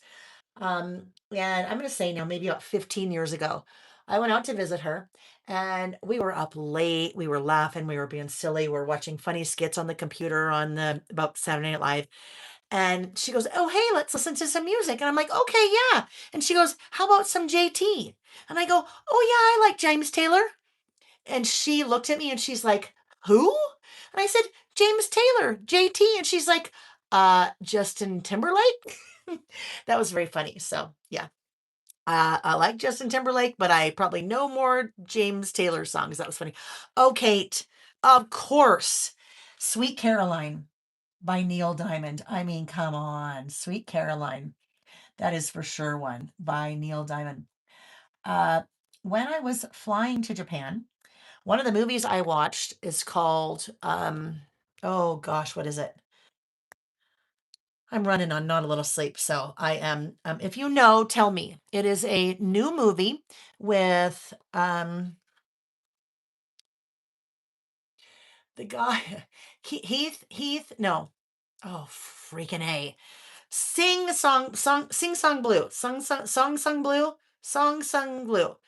That is the one I'm talking about, and it is with um Goldie Hawn's daughter. Totally drawing a blank.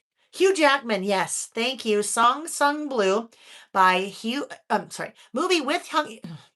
Let's try it again. Song Sung Blue is a movie. It is based on a true story about a couple in Wisconsin that were cover singers, and Hugh Jackman plays Neil Diamond as a cover band, and then the Kate Hudson is playing. She kind of started out as a kind of Patty. Hmm, these boots are made for walking. Her name, you know. Anyhow, it's a good movie. I loved it. It made me cry. Made me cry. Horse with No Name. That's another good one. Fancy by Reba. I do not know that song. Um. Oh, Carolyn. Carolyn said, "I love the rest of his music, but I hate Sweet Caroline because everyone calls her Caroline or sings it instead of Carolyn." Nancy Sinatra. Patsy Cline. Patsy Cline. That's the one I was thinking of. Patsy Cline. Ain't no mountain high enough, but there was one that I just saw. Yes, Friends in Low Places. For sure. That's an easy one. I've got friends in low places. Friends in low places. I would totally sing that song too because I know it by Garth Brooks. All right, now I have one more, and this one will take a little bit more writing. So, this one Mom Plans said Carol, right? Carol said, I think Carol said, Layle, I think we have similar music taste. Now, I love all different kinds of music, but I just know these songs because, much when I was much younger. Oh, Jolene, Jolene. How did I miss Jolene? And Jolene didn't even say it. And Lovell did. Jolene by Dolly Parton. Jolene. Please don't take my man. Jolene by Dolly Parton. All right. So now the last song, and last but not least is the Rapper's Delight by, oh gosh, who sings The Rapper's Delight? Somebody help me. The Rapper's Delight. I said hip hop, hip hop, and don't stop in the ring ding boogies up to the boogie, the rhythm of the boogie beat. What you hear is not a test. Now, I could sing that whole entire song by heart. Sugar Hill Gang, thank you. By Sugar Hill Gang. Because that song from 8th grade, I know by heart. I know it by heart. And that's also why sometimes I can't remember who's in a movie that I just saw 2 months ago because the lyrics, Rapper's Delight, are stuck in my head. And it is a longer song. I have done two different things with that song. So as I clean up, I'm going to tell you what they are, and then we'll do another giveaway. We had talked about yellow at the start of this list, and I couldn't use yellow when I was stamping. I pulled out the Listing with Layle Volume 4 idea book. That is the next giveaway. So chat away. I'm going to put these things away. I will tell you my stories with Rapper's Delight, and then we will move on to our last list. All right, Rapper's Delight. If you don't know it, you could Google it. You might remember it from 8th grade if you were the same era that I am. So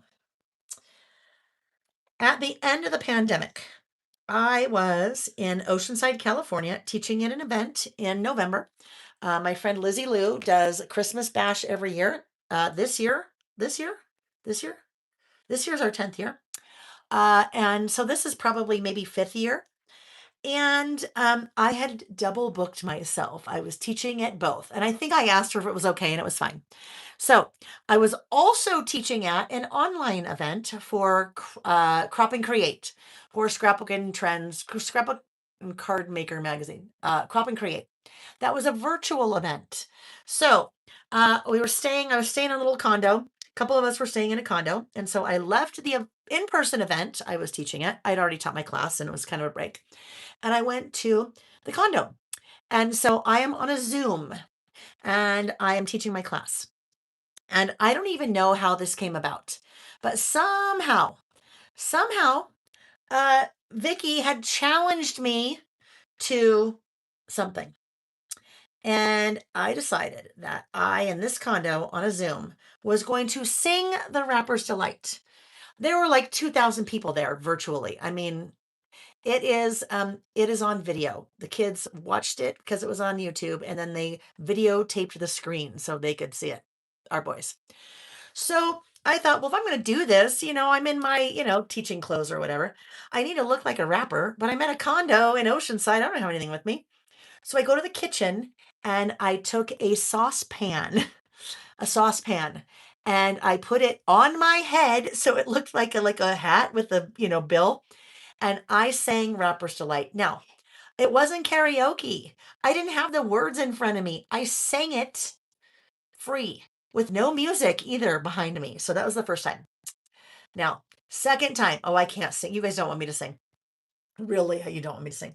The second time I sang it was actually on March 1st at Jack's wedding, our older son, Jack and Kat's wedding.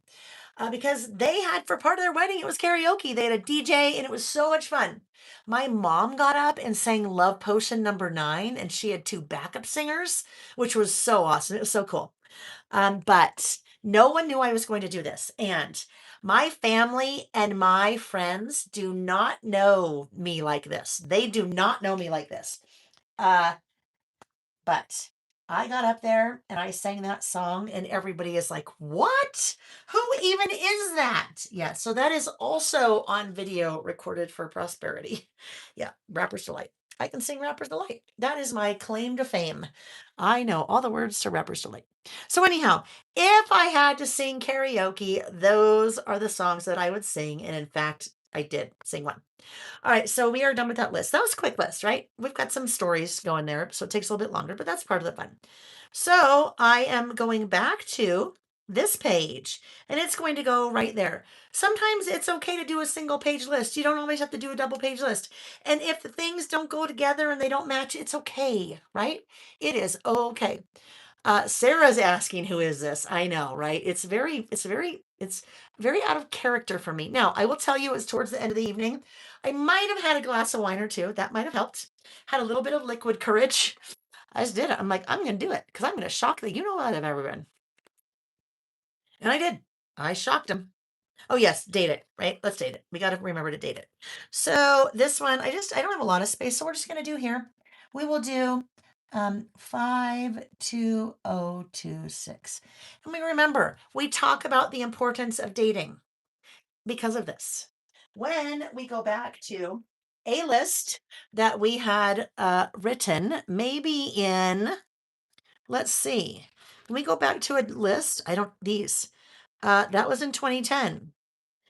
This was when I worked at Scenic Route Paper Company. That was a list from July 2020, excuse me, July 10th, 2006. This was a to-do list. To-do list, things I had to do, right? So that's why we date our lists, because they give it a point of reference. These are the songs in May of 2026 I might sing.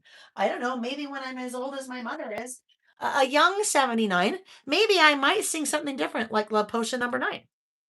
And then if I do, I should make a list about that. 2Ps. I know. Who just said that? Someone about 2Ps. Julie, Julie, I am so sorry. I was brain dead when we were conversing via email this morning. I didn't understand what you're saying. I did not realize you had placed an order and that's what you were asking to apply to. So apologies for that. I was a little dense. Oh no, I don't need that for this one. Yes. Date, date, date. Yep. Date, date, date. Always date. Always date. Because guess what? Maybe it's not you that wants to know when you wrote this list. Maybe it's someone down the line. Maybe this falls out of this book and somebody in my family finds it one day. I don't know, maybe grandkids. I don't know if we'll ever have grandkids. We'll see. And they're like, oh, what was this? Oh my gosh, look at these are the songs that grandma, me, I won't be called grandma though. I'm going to pick my name. And the boys say I don't get to pick my name, but I'm going to pick my name. So I'm still trying to figure out what that is. Maybe Gigi, because I think that's kind of fun. My mother is Grammy and her mother was Grammy. And I said, no. And nothing wrong with that. That is just not me. So one day the kids will be like, grandkids, if we have any, oh, what is this? Oh my gosh, look, those are songs Gigi would, if she had to sing, that she would like to sing. And they might go, hey, Gigi, sing the Rapper's Delight. And guess what? I could be 92 and a half and I probably remember the words to that song because that's how life works, right? Okay, that's our second list. We are now ready for our third list. Um, when I first started doing creative listing at the beginning of the pandemic, uh, and if you don't know that story, it's a good one. But I won't go into it now, so we can kind of keep going. And then I'll do the giveaway for Idea Book 4. I'm going to pull this one out really quickly. When I first started doing creative listing, most of my lists were single page lists. So let me, now I just got to find some. Let me go there. These aren't because these are different kinds of lists. Those are about last month, so they're not like that either. Let me go to the one, let me go to the chapter that's all about me. All about me, page 79. So many of the all about me lists were single page lists and they were really pretty simple. Like, look at that. That's a holiday shopping list. That's a fun kind of list to do because it's a time capsule. What are you shopping for the holidays? That super simple list to do. Projects around the house, a honeydew list, why I list. So a lot of my lists back in the day were single. And I don't know why I've kind of moved more towards double lists, but look, single, single, single, single, single, single, single, single. So when I look at this, it makes me go, oh my gosh, I really want to get back to doing some single page lists because they are a little bit more simplistic. I still have fun with them, but they're a little bit more simple. And then they can go page to page like that. They don't have to match. They don't have to coordinate. Not everything has to match and coordinate. Here we go. This is the prize we're doing right now. This is the fourth idea book. You guys are 4 idea books, and they all come out of these are creative listing sessions. So this is volume 4.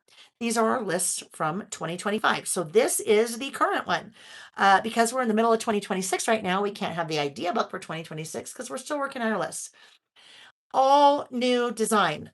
Becky last fall said, "Hey, what would you think if I redesigned the idea book?" And I'm like, "Absolutely." So I mean, they've always been good, but this design like took it up a whole other notch. It's just beautiful. So the winner of idea book number 4 is 1, 2, 3, Paula and Shane. Paula and Shane. Paula and Shane. Did we meet at Little Craft Fest? I want to say we did because there's something that just popped into my head there. So tell me, Paul and Shane, I am writing down your list, or excuse me, your name on my giveaways list. Paula and Shane, did we meet at Little Craft Fest? Yes, we did. You know how I remembered? Because Paula and Shane, no, Paula said, "Hey, you might know me on YouTube as Paula and Shane." And I'm like, "Oh, that's right." And then I remember Paula and Shane. Paula, you are the random lucky winner of our next giveaway. It is the idea book 4. Please send an email to laylebymail@gmail.com, box 350, Boston, Mass. No, that's just, I want to say that there. Please send an email to laylebymail@gmail.com. In the subject line of the email, please write winner idea book. In the body of the email, please give me your name and address, and the team will get your prize shipped off to you in a couple weeks, probably 2 weeks ish. I don't know. Depends on how many orders. There's lots of orders. Once they get through all the orders. Of course, if you have already placed an order or are planning on placing an order, just let me know and they can pop that in your order. You guys know you do not have to, you have to be present to win the live giveaways, but you do not have to purchase to participate in the giveaways. Okay, so do that and we'll get your prize shipped off. And congratulations, Paula of Paula and Shane. Um, Ink and Paper with Kelly said, "I get my ideas off of other ideas, or my blank page would forever be blank." Right. And you know what? In the scrapbooking world, we call it, or used to call it, probably still call it that, scrap lifting. Now, you could scrap lift, be inspired by someone else. So you guys might be inspired by something I did here. So back in the day, we'd call that scrap lifting. If you were doing the exact same thing, then scrap lifting. And if you did the exact same thing down to the exact same songs in my list, that might be a little weird, but whatever. Um, Sometimes you're inspired by other people, but guess what? Sometimes you can be inspired by yourself. So if you've done any kind of project before, pull it out and go through and look. Maybe you're a scrapbooker or you make cards or mini books or whatever. Go to some of those things and get inspired, even though it's not the exact same thing. Like maybe this is what I'm working on.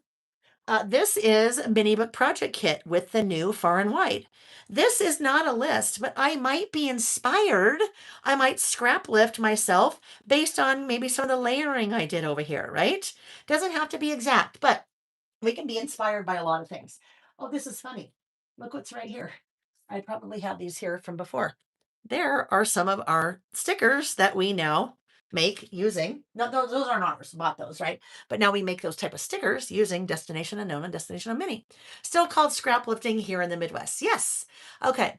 Question: where do you store your chamois? Do you have to take it out to dry or is that a permanent home? Ah, that's a really good question. Let's talk about that for a second. And then then I will need to take a potty break. So I'm going to put a little sign up. I'll say be right back because I've been drinking a lot of water. And then we'll keep going. So I store mine. Well, store is an interesting word.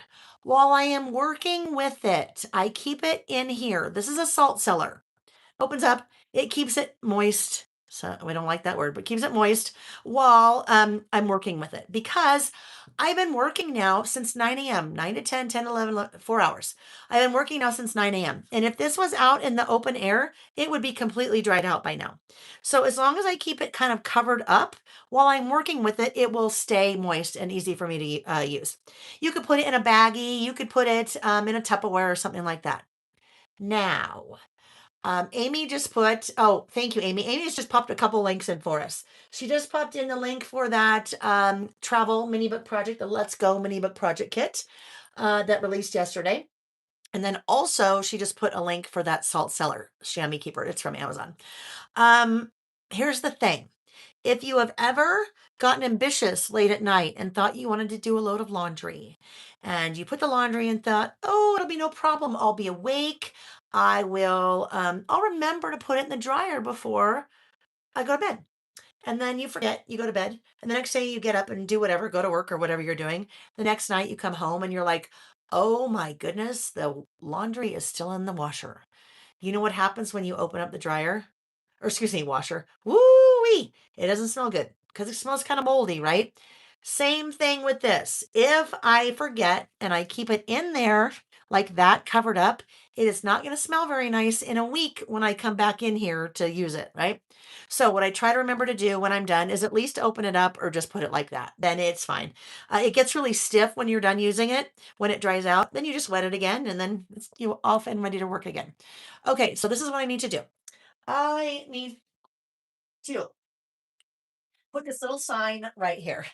I will be right back. You know I'm still here. I have to put up a sign or you don't hear me and you think I am gone. You lost me.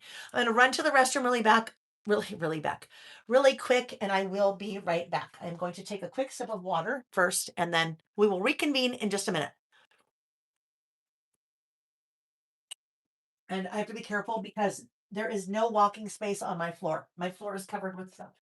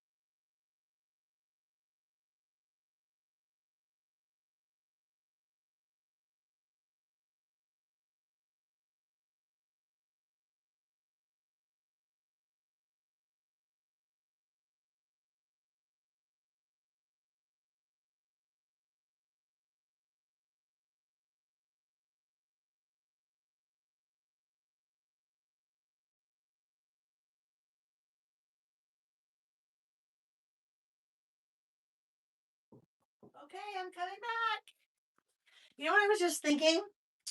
I think in the 6 years that we have been doing our creative listing, so hundreds of, Pam, I'll answer your question in one sec. Hundreds of these listing sessions that we've done, sometimes 3, 4, 5, 6 hours.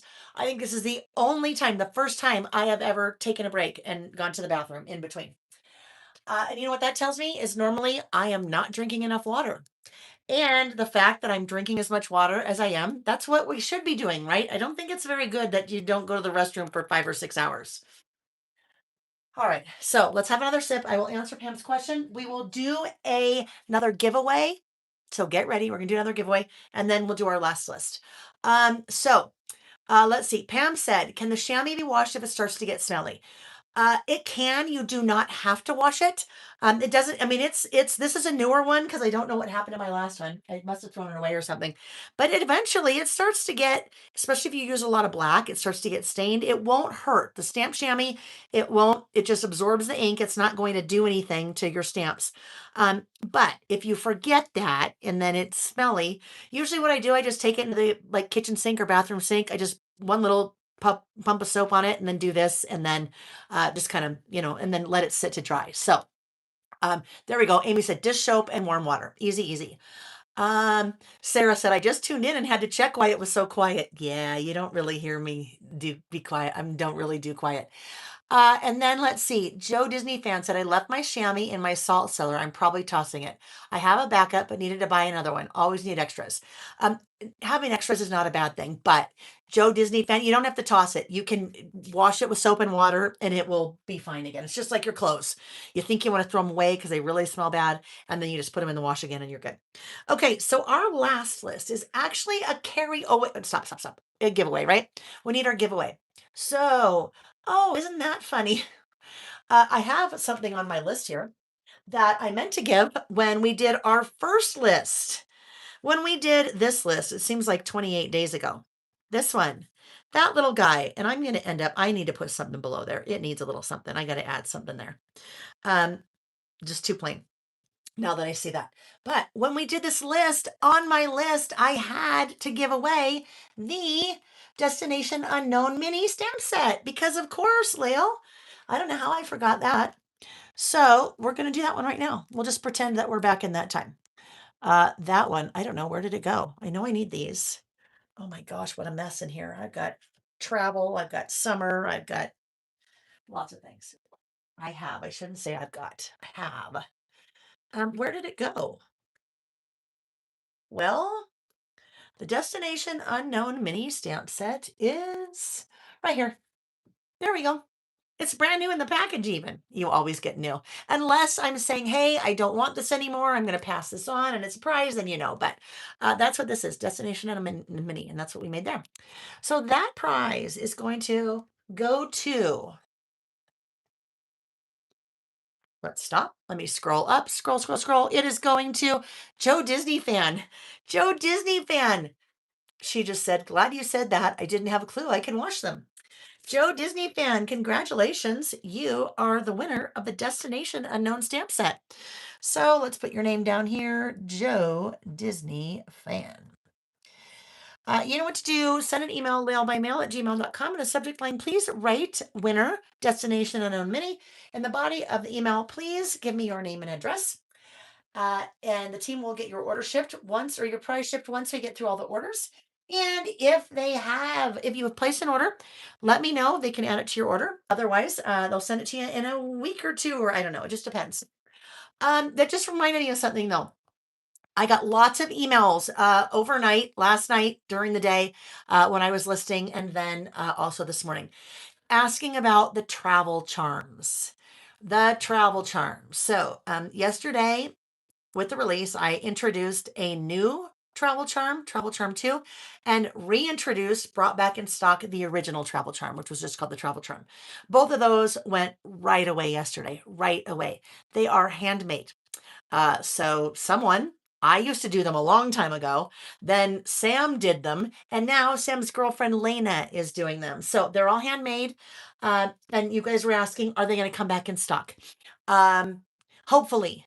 I need to find all the parts again and make sure that we can make some more. So I just told people when they asked. So if you were wondering, best thing when there is a product on my website that is sold out, the best thing is to click the little button that says email me when available. If we bring things back in, once they get added back into inventory, the notification process is automatic. So you automatically get an email saying, hey, it's back in. Okay. Good morning, Annie Brown from New Zealand. Nice to have you with us. All right. So I need another Leah's plans. You are on your 4th page today. I love it. I don't know if Mimi Rude is here. Mimi. Mimi was on last night and I knew the answer, but I asked her anyway because I wanted her to tell us in the chat. Mimi is the only person that I know of. Now, maybe there's more. I just don't know. Mimi has done every single list that I have ever done. She's done every list with us, every single one. You know what that means? Mimi and Layle have about 600 of these creative lists. 600. And here's the thing. I was going to say you can't go back, but actually you can go back. You can grab an idea book or just hop on YouTube, find a list and start doing it. But that's pretty awesome, right? You think about that. Look at all the stories that I have told in my list. If you were thinking, I'd really like to start doing this, but I don't know where to start, watch that free video that's here on my YouTube channel about how to get started creative listing. It's never too late to start. And it's fun, right? It's so fun. I was talking to somebody about Little Craft Fest about how interesting that it is. We may have a lot of product in our arsenal, in our stash. You've been crafting a long time maybe, but there's something about pulling some of the product that you may have had around a long time and working it in your lists that it feels so fresh and new again, right? Maybe you're a scrapbooker and you've got product that's 20 years old and it just feels weird to put it on a scrapbook page now, so you wouldn't do it. But in a list, absolutely, why not? So there's only 2 things you need to do what we do here. Something to write with and something to write on. That's it. Everybody has something to write with and something to write on. Everybody. So if that's how you get started, that's great. That's how you get started. You don't have to have all these things, right? I have all these things because I own a business that makes all these things. So it's really easy for me. Well, not all these. I sometimes use other people's products, but it's really easy for me to use a lot of product. And then I also get to show you what things look like, and you think, oh, maybe I want to buy that. But not everybody has all the things, and you don't have to have all the things to play, right? Something to write with, something to write on. That's it. Drink, Lil, drink. Mm. Christy Shockley. Hello, Christy Shockley. She said, I'm so excited to start listing. And you know what? I am excited for you, just as equally excited for you, almost more, because you have no idea what you're in for. Love it. Carolyn said, TNs are so fun. My 5 crafty friends and I go away with are more card makers, but one is new to TNs and it's fun to help her play in them too. And I love it when you guys introduce me to your friends. It's just, I love it because then we're just bringing more people in the fold, right? We want people to have fun and play like we are, especially younger people. To me, it's very important that younger people are writing. And this type of writing is maybe a little bit easier for them. We talked a little bit last night. Younger kids, what are your favorite superheroes? Who are your favorite superheroes? That would be a really easy list to write with younger kids. If you can get younger kids to write it down themselves, that's great. But if not, write it down for them. Because then you're teaching them a good habit that they can, kind of continue on in life. One Crafty Bee Creations. Kyla, I love that so much. She's got her 20-year-old listing now. So good. Melissa Livingston. Hello, my friend. I hope you're hanging in there. I'm so happy to see you today. You have no idea how happy it makes me to see you. She said, my son was a baby when I started listing in the pandemic. He just turned 7 yesterday. Happy birthday to your son, Melissa. As Susan said, thank you for a lovely afternoon. I think Susan's probably like, I'm out. Maybe, maybe not. Our last list is something that we had a little bit started a couple weeks ago and we ran out of time. So we are going to finish up with it today. Now, I need to make sure there is a giant mess over here. So bear with me. Oh, I just disturbed the, you know what? I just disturbed the CAT, the REGGIE CAT. I just disturbed the cat. He was sleeping for a really long time in his bucket. And as I reached over there, he woke up and did a big yawn, and now he's staring at me. So it's been very good so far today. We have not had a Reggie interruption, but we could be facing a Reggie interruption very quickly. I love it, Melissa. It says, it's so lovely to be here. It makes her heart happy. Will you just have fun with us and play? And we just sometimes play is what we need. Marion by the Sea, your superhero could be Lucille Ball. Oh, didn't you love her? She was so good. She was so dingy and funny. And some of those skits that they would do, oh, so good. Like the one with Lucy, and Ethel, and they're working in like a chocolate factory and they're trying to put the boxes of the little chocolates in the box and it's on the line. She starts getting behind and she starts panicking and she starts trying to shove them all in her mouth and just such good humor, right? Just such really good, clean, fun humor. Anne said, my children do lists 8 and 10 years. So cool. And now I have found this creative way they like it even more, especially if they can use nice paper and markers and stuff, and they can, right? Just this type of creative play, I think is really, really, really important for kids. And I also think it's really important for adults because there's a lot happening in our world right now, a lot of stuff. Doesn't matter where you live, there's a lot of stuff happening in the world. And sometimes we get really bogged down and really tied down by it. So if we can kind of put that aside, I'm not ignoring it, we're just putting it aside and do something like this, it just helps to take our mind off things, and sometimes we need to take our mind off of things. All right. So Arlen, now take our mind off of things, but now I'm going to bring our mind into some of those things. One of the lists that I try to do on a monthly basis is something called In the News. And here's the thing when we do an In the News list, and we've never had a problem with this, but I really appreciated the first time I brought this listing topic to the table, probably 4 years ago. Someone reached out and said, Layle, I'm nervous about you doing that.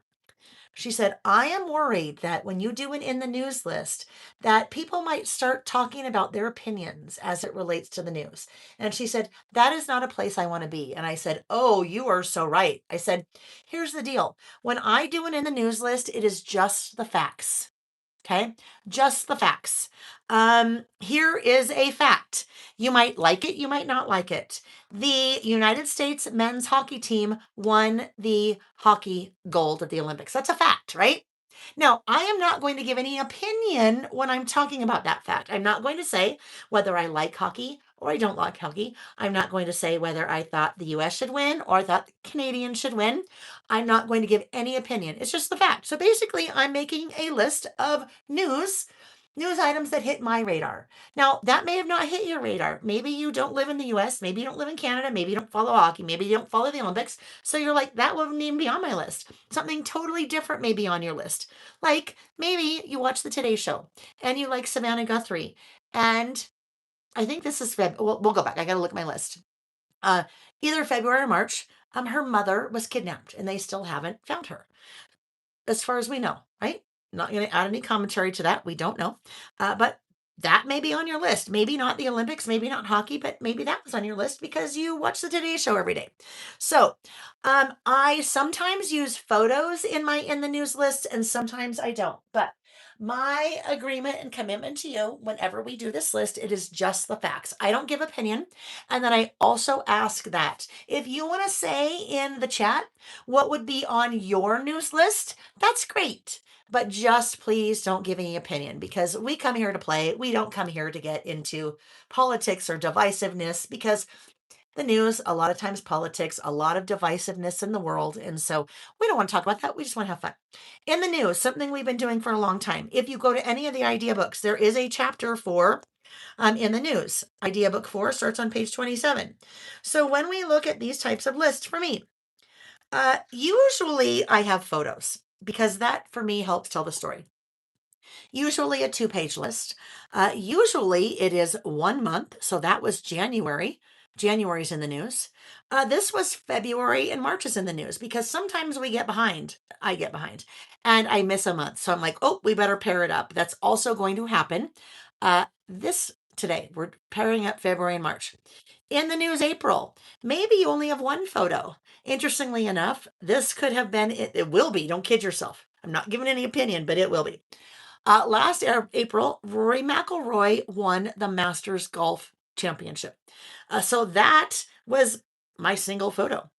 And then more things on my list, but single photo. This year, he also won the Masters Golf Championships, which there are only now 4 people in the history of that event that have actually won back to back. So it's kind of a big deal. But again, that's fact, right? Fact. Sometimes I do funny things like this, a little bit more junk journaling. That's something that I cut out, and the news was the head. Sometimes I am adding tip ins in the center. Here's another one that was kind of funny with a little junk journal, but they're all different. As I said, most of mine include photos. Um, there's a lot of things though that are, like I said, divisive, heavy. So we're not going to talk about those things. We're just going to say what's on my list. Now, I have to go back a couple pages in my listing with Layle workbook because we originally were going to do this back on April 18th. So I have a list of things for February and a list of things for March. And I need to figure out what this list is going to look like. Uh, Most often, I'm going to say I'm working directly on the page, which means I'm stamping on here, putting my photos on here, making my list directly on the page. I will not do that with today's list because when we start to get to the end of a traveler's notebook insert, this gets a little bit harder to work with if I'm working directly on the page. If I'm stamping, I will usually want to have some kind of, not squirrel, I'll usually want to have some kind of clip. And when it gets that big, it still gets a little bit difficult to work with. So I'm going to work off the page on this list, just as I did on this one and on this one. This one I worked on the page, but see what I mean? This was a little bit easier because there weren't all these extra pages. Once we get this point, it's easier to work on and then go on, off and then on. So what might I like to use? Now, I never did figure out when we did this, when we were going to do this list back on April 18th, what I was going to use. What that means is I don't know what I'm going to use today because I need to use pattern paper. I am turning around in my filming studio here and I am looking to see, Layle, what should we use? Um, what should we use? Let me pull these out. These are large books of pattern paper, large pads. So what about that? That could be kind of fun. Let's see where that is. Oh, there's a red version of that. Aha, we're going to have a couple different versions. So let's find the black version of that. That Kind of looks like a newspaper. Navy, that's what that is. Okay, this is going to be easy. At least easy to start because this is a two. Ooh, hold on, Layle. Hold on. Well, yes, I will use both. How about those two together, right? Because that looks like newspaper-ish. It doesn't have to be newspaper-ish, right? This one we talked, I think earlier this morning, that we've had 6x8 pads on our list.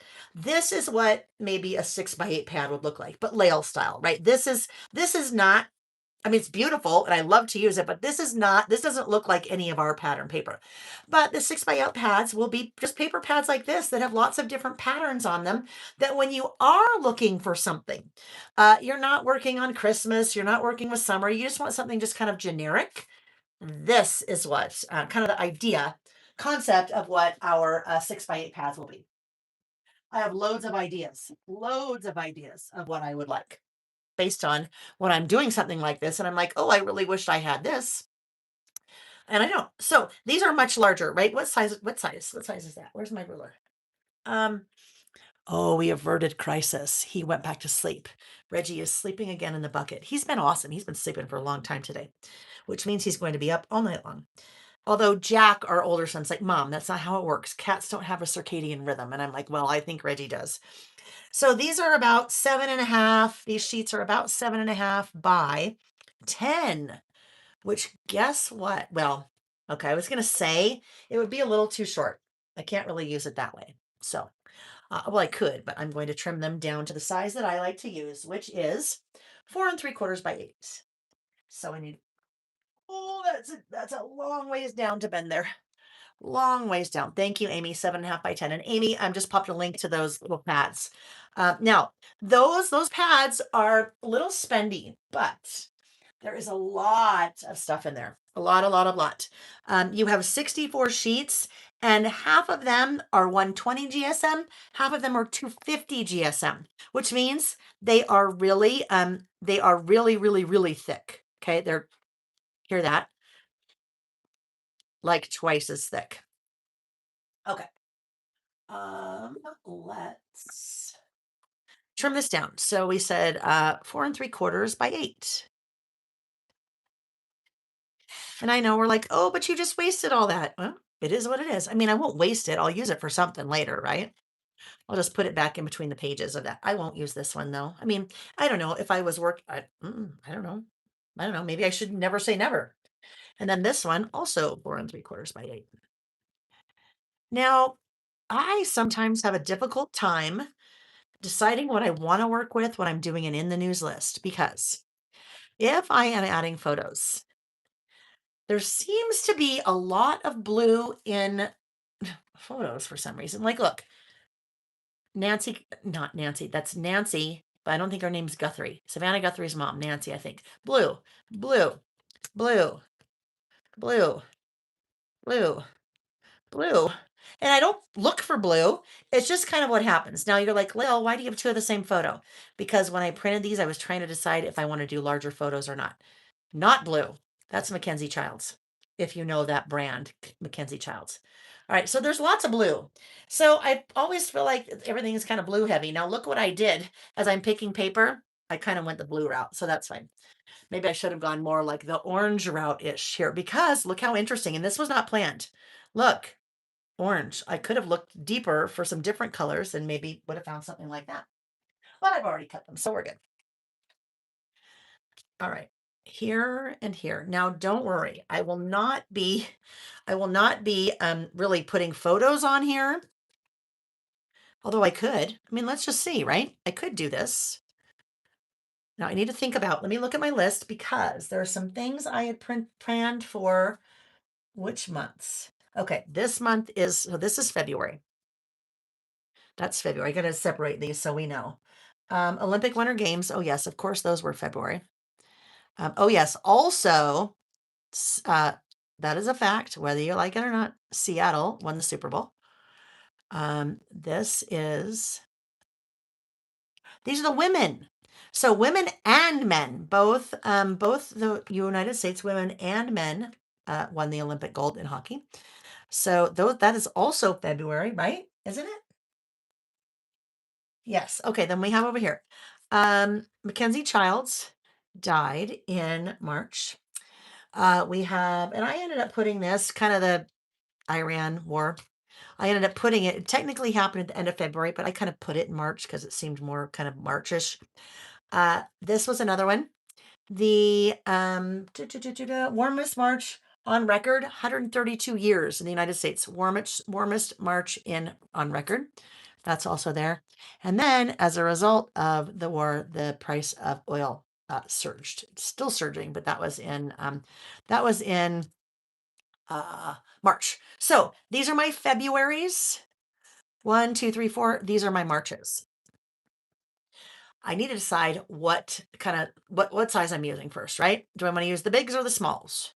And if I did this, 1, 2, now I can't fit 3. I mean, I can fit 3, but not 4, right? So here's the other thing. I don't have to have a photo for everything on my list.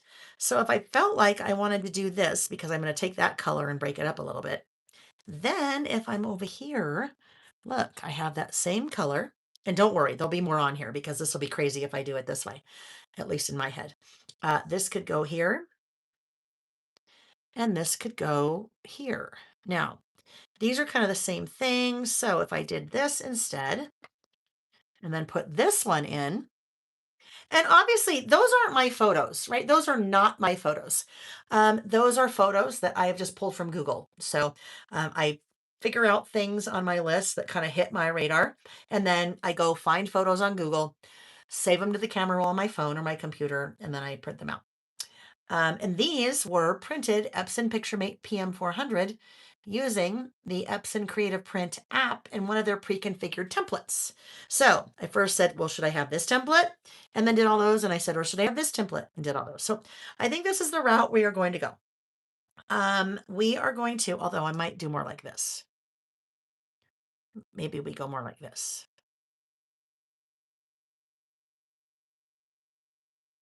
Or we could go like this, right? Again, I'm not writing my list on there. Actually, I need to go more like this. I can't separate them like this because there are more things on my list than I have photos for. So if I separate them, then it gets kind of weird in terms of writing. So that's my plan.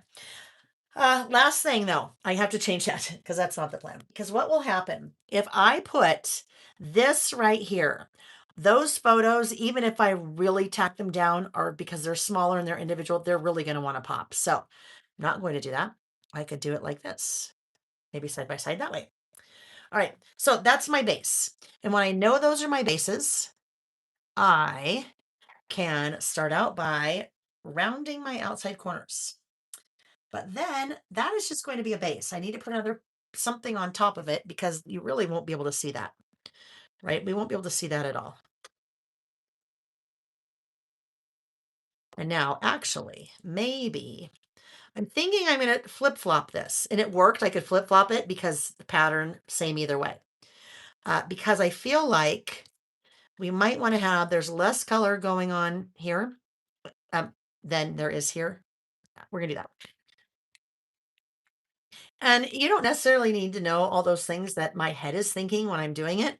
But at the same time, my brain is thinking, but I also think at the same time, it's kind of nice. Like if I just do something and I flip it and turn it, you might be like, why did you not use that? Why did you do that? Like, why? Because that's how I learn. If I see somebody do something and then they don't do it, I'd like to know why. I'd like to know why they chose one thing or over the other.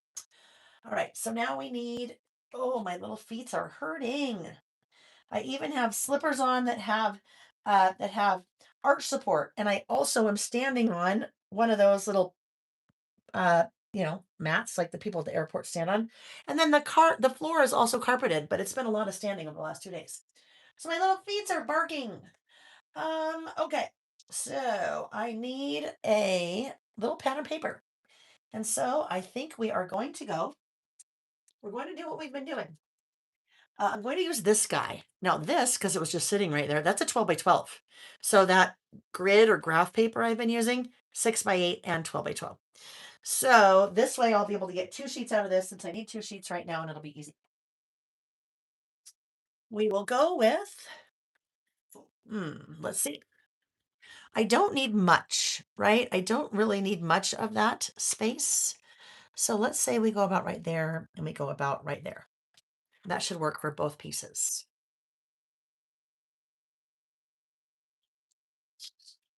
I'm going to start losing steam. I can tell right now. Right about now. I'm like, oh, I'm losing steam. Actually, let's do this way first, because then if I do this way first, I will know exactly what I'm doing. We go that way first. That is the horizontal, vertical, horizontal, whatever. And then this one will go here. Cut that little guy. It's a little bit more than 4. And then this guy, I will just do the same thing. So they really should be the same size since they're right next to each other.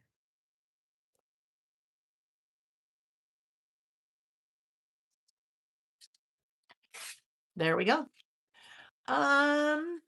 Let's see. I love it. You added all kinds of conversations. I have no clue what you're talking about, but that's okay. Allie Plans Cuteness said, "Oh wow, I left, took a nap, and came back, and you are still on." I am still on. Um, okay, so hold on. Carol, are you still here? Is Carol still here that I met? Carol Mama Plans. Carol Mama Plans, are you still here? So excited. Hi, Joshua. Hello, buddy. Hi.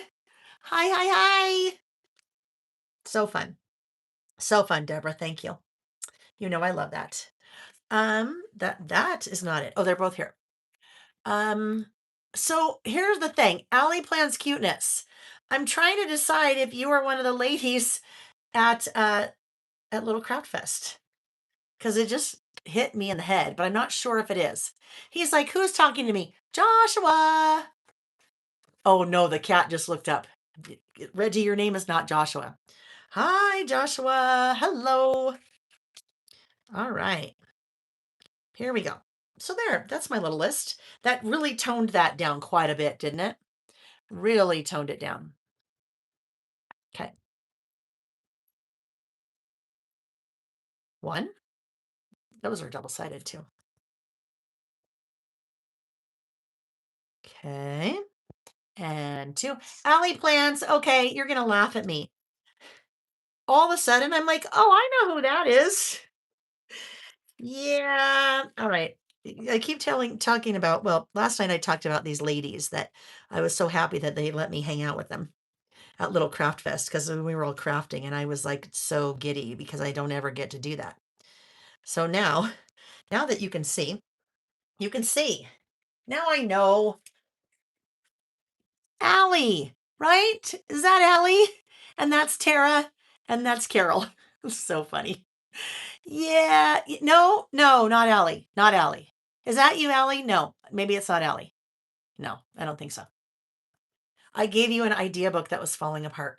I know someone returned their idea book at Little Craft Fest. And so it had come apart at the center. And then I said to somebody, "Hey, do you want this?" Oh no, okay, no, Allie, different. No, I'm too confused. Because I think both Allies are blonde. Yes? Oh, my blonde is now showing. Let's see. Tabitha said, why not make the grid paper narrow to cover just the side without the photos on each? Oh, okay, different Allie. No, okay, totally different. So this is what, okay, let's just see what Tabitha's telling us. Tabitha's saying, Layle, why don't you do this? Like, what if you just did this instead? What if you put your photos like this, and then your paper is just over here like this? All right, so guess what I'm going to do? I like that. You know what I'm going to do? Yes, you are blonde. Okay. Yes, different Allie, but both not Allie. I don't think this other woman, girl, person is Allie, but both of you blonde, and I've confused both of you in my head. Doesn't matter. I am going to not do this because this is now short. And if I put these here, it's going to bug me that this is short. So I'm going to change what I did. And it's okay because even though I already did this, they already have adhesive on them. If I pull out something like, where would one of those be? Oh, here. If I pull out something like this, I could just stick these to that And then that will make sure it doesn't stick somewhere else. But when I'm ready, I just pull them right off and I could use that. So I can put that with my other papers like that. So I love this idea, Tara. I mean, not Tara, Tabitha. Now I'm confused. So what I can do here is I can, no, I can't do that. I was going to think I could use that, but well, maybe I can, because guess what? I could decide, no, they need to be a little bit wider. I can use one of these. Let's just get a new piece of paper out because I have it. Let's just do it. It'd be easier that way. So what I want this to be, I want this to be 8 inches tall. I want this to go all the way to the top because I think it'll look better that way if it goes like that, and then it'll look nice. I love this idea, Tabitha. You guys never be afraid to suggest something. I am not the expert. I don't know what I'm doing any more than you know what you're doing, right? I mean, we all know what we're doing, but I don't know what I'm doing. I'm just playing. So I love it when you give ideas because I like that idea. I never would have done that. I got to be honest, never would have done that. So that piece is 8 inches tall. Right. I better check before I ruin another piece of paper. I think it's 8. I think we did. Yes, 4 3/4 by 8. So let's make this 8 inches tall and then just not very wide. 8 inches tall like that. And now I want it to be, let's see if these are going to, just go ahead and put these down. Then we know what space we're working with. 1. That looks like it'll be pretty good. And then I need to take a sip of water because I can tell. Can you hear what's happening? Starting to get that 1-900 operator voice going again. Sound a little sultry. Sound like I smoke 8 packs of cigarettes a day. I do not do either of those things, even though there's nothing wrong with that. So if you do, it's okay. You do you. All right. So now I think, oh, this is going to be fun. I like it. We're going to go right here. And now I need 2 of those. Can you do a marriage on the marriage? Can I do a marriage? Um, Last night I was making up all kinds of new words. Marriage. If you're in a hurry and you don't have enough time to say mirror image, you just say marriage. And then you have what you want to say, but in fewer words. Or if you're trying to save your voice, you say marriage until you spend 100 other words trying to explain what you were doing.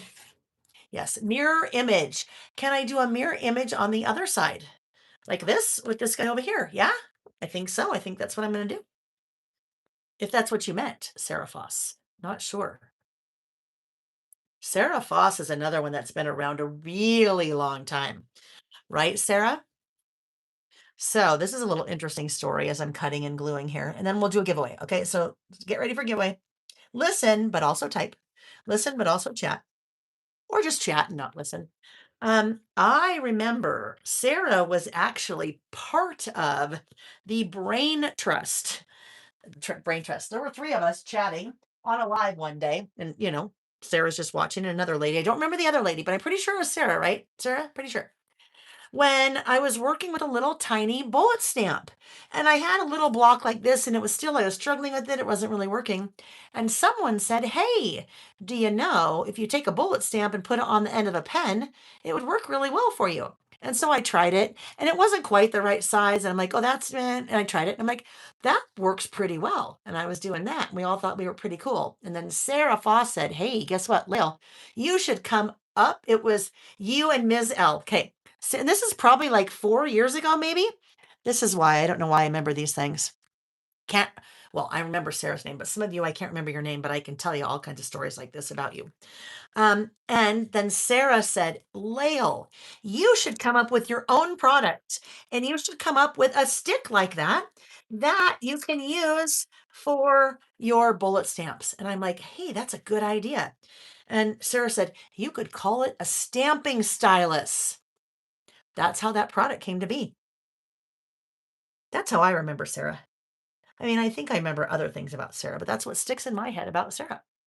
All right, there we go. And here's our other one that's going to go over here like this. Now it's looking pretty plain right now, but don't have no fear. I have an answer for that. I usually don't use a lot of embellishments on my in the news. So I usually don't use like a lot of stickers, or I don't use a lot of die cuts because I've got little butterflies and things like that, right? Cats, butterflies. And it just seems a little odd that I'd put a flower or a butterfly or squirrel maybe on a list like this. So usually as I'm doing my decorating, I am decorating with, look, we kind of have a mirror image with the orange, and that's just how that worked out. Um, and actually this works kind of well with Mackenzie Childs. You may not have known the name Mackenzie Childs. You may not have ever recognized her. She is very well known for her black and white checkered patterns on ceramics. Uh, Expensive coffee mugs, tea kettles. The brand really, really expanded. It was purchased by a big company. But kind of an interesting thing. So this actually works really well for her brand. Didn't even think about that's what we were doing. I feel like this should go up top because it's a little bit shorter. I mean, not shorter, a little bit less heavy, right? So let's just talk about this. Why would I move it from here to here? Because there's a lot of white space on here. This looks too light to be on the bottom. That looks too top heavy in compared to that. So if I bring this guy up here, it is not top heavy. Let's just do this so we can kind of get it. It is not top heavy. And I put the one that is more top heavy on the bottom. That makes sense. Usually there's a method behind the madness for me. And I just brought this over here that's not going to live there. Can't live there because I already rounded the corners, but we can do this. That one goes, oopsie, try that again. This one goes right here. Ish. I just started thinking, Nick, we probably need a reservation if we're going to try to go to have some Mexican food tonight. And people might be, like someone said earlier, celebrating Cinco de Mayo. And then I call it Cinco de Secono. And I'm like, that doesn't make sense. Mayo is May. So then I called it Dos de Mayo. Yeah. If we want to do that, we might need a reservation. All right, here we go. Here is this. These are some of the news items for February and some for March. So now what I need to do is how do we know this has anything to do with news? I need to do a little stamping so we know it's news. And we'll do the same thing down here. And the same thing down here. I'm not going to try to do, it's going to look weird if I don't do all the way around. So we'll just do all the way around in our outlining and continue. So this really I mean, besides paper, I'm just stamp and ink is really all I'm going to use. So when we talk about you really don't need all the fun things. So it's fun to have the fun things, but you don't have to have them. Something to write with, something to write on. Okay, now we don't need any of these other photos anymore. I wasn't sure what I was going to do when we started out with that list. I didn't know how many or what size. Now we know. So I'm going to stamp. And I think did I say Mexican? I did say Mexican food. That's not what I meant to say. I was going to say, did I say giveaway? And then I read all this talk about Mexican food. I had yogurt for breakfast. I'm hungry now, right? I ate breakfast around 8 a.m. this morning, and it is now 2 o'clock my time. Mexican food sounds, we might have to have an early dinner. Okay, let's do another prize. This prize is a $25 store credit. That means you get to spend $25 on the website on whatever you want. That is $25. I'm going to pull out the stamps I want to use here, and then we will do our giveaway. So I have a nice little stack over here. There are 3 in the news stamps. 1, 2, 3 in the news stamp sets. So this was the original in the news.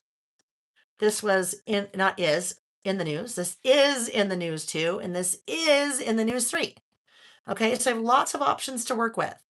Because in the news 3 is newer, I'm going to use in the news 3 because I have used both of those for a long time. I mean, we've been doing it in the news list for at least 5 years. About last month, we've been doing for 6 years. in the news 5 years. And you might say, but Layle, if they're both lists that you do every month, why is one longer than the other? And I say because during the beginning of the pandemic, when we couldn't go anywhere, there was not a lot for me to write on my About Last Month list. So when I when I first started doing About Last Month list, there was so little happening. It had in the news and my About Last Month on it. And then when things started to open up and we were, kind of living again, I'm like, I don't have enough room for things I'm doing and the news. So they broke out into their own separate lists. Yeah, we do it every month. Every month. Even sometimes if I'm traveling a lot and we don't have time to squeeze it in. Now this is February and March together. So we always do it. Always, always, always. So let's look. I feel like this one's my favorite. I love the little TV, the TV that says breaking news. So this could maybe go down here. Let's just see what we're playing with. And then I feel like we need a title as well, right? We've got to say somewhere in the news. Maybe in this one in the news goes up here. Zen girls, don't make me sad. You had egg salad sandwich for lunch. Now, egg salad is not something that I normally eat until you're in Japan and then you eat it all the time. I did. Okay, so now there's a little bit of an issue with this for me. Let's talk about what it is, and you may not be able to see this. So this is in the news right here. That is right there. Okay, that looks good there. I like it there. But when that's wide and it fits pretty much the whole space. When we come down here, it's still cute, but guess what? It is much narrower than that. So to me, that looks top heavy. It is bigger on the top than it is on the bottom. So then what I would do probably is this. I would put this guy here, breaking news, and I would put in the news down here. So then that way it just feels like it's a little bit more balanced. Now, the other thing I need to have happen is I need to somehow put the months here. This is February and this is March.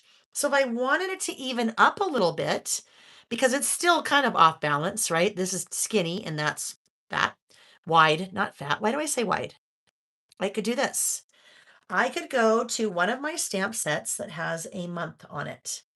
And there are a number of them because I need a month here and a month there, a month here, a month there, a month everywhere. So let me walk over to the other side of the room. Let me have a quick, oh wait, let's do the giveaway before I leave to go to the other side of the room. Let me have some water and then we will do our giveaway. Um,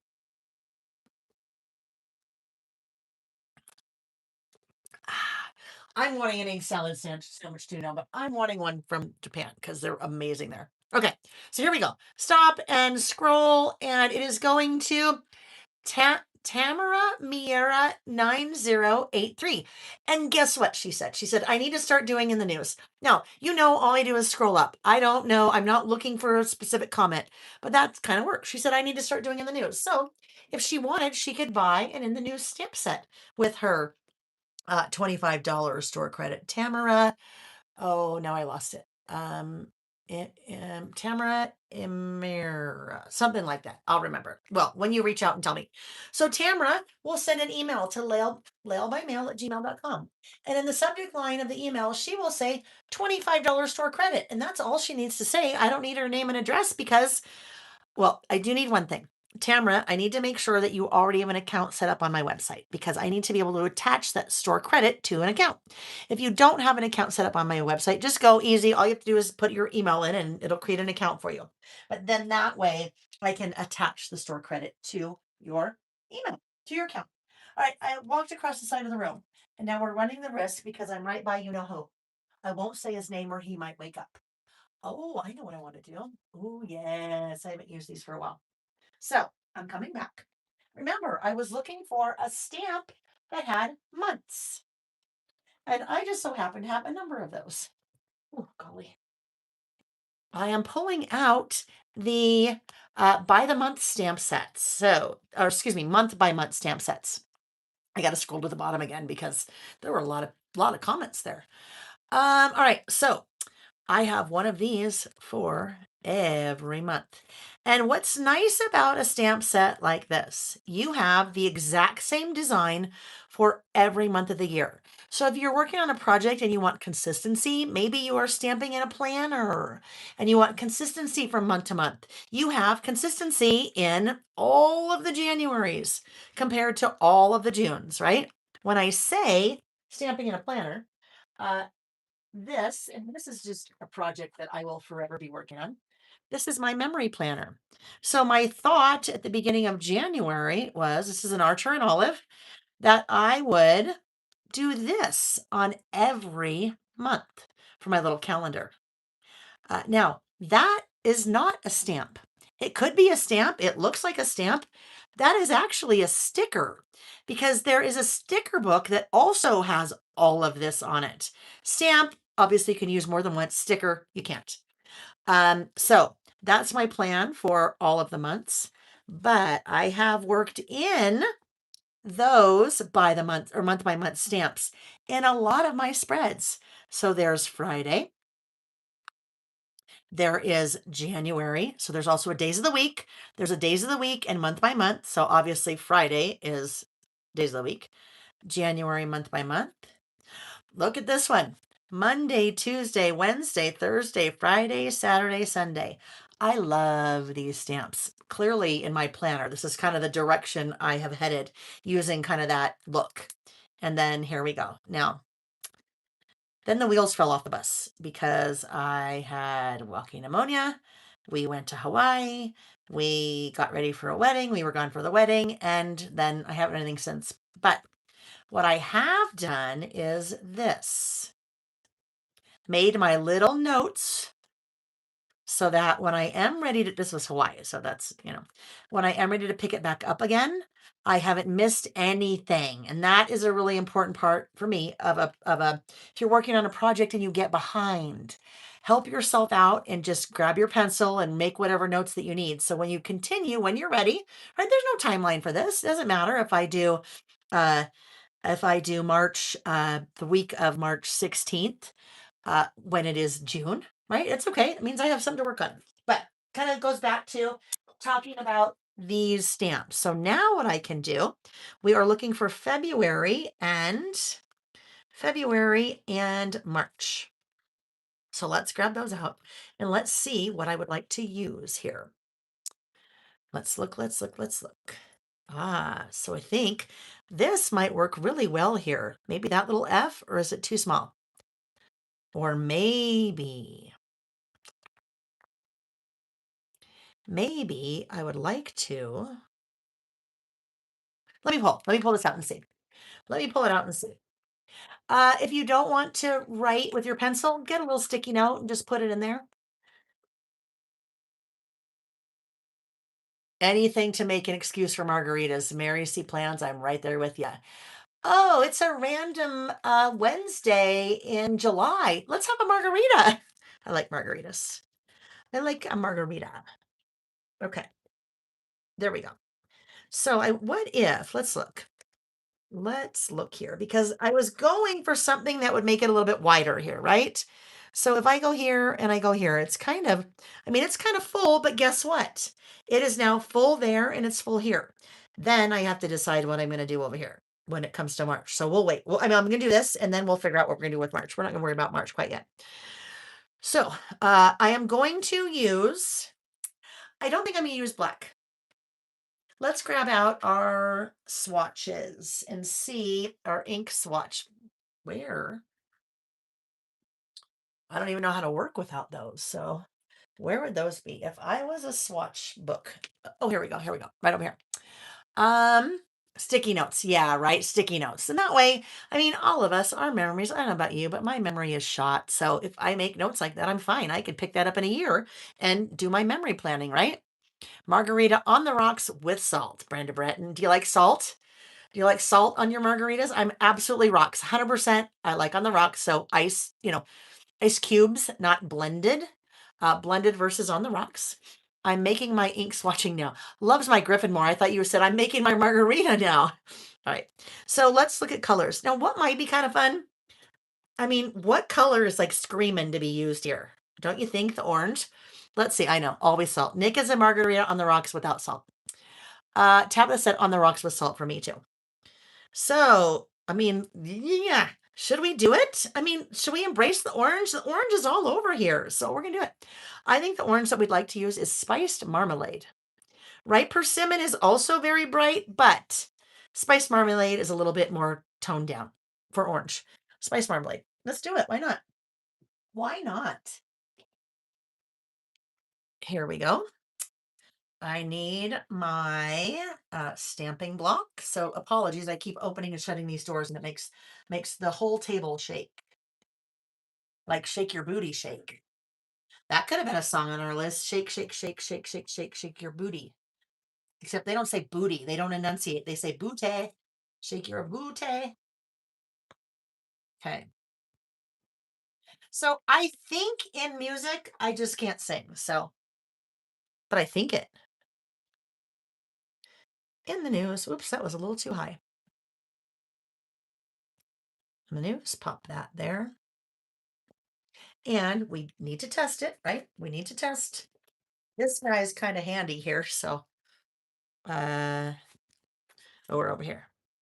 Actually, I should do it here because this is where my list is. Oh, remember I said I was going to forget March? We'll start with March. Why not? Because I already picked this up. Ooh, okay. Something very interesting is happening here. Do you see that? Look, no ink is sticking there. Why? If I didn't look, I wouldn't know that. I looked, I know to look. But I would certainly find that out here when I went to test. I don't want that.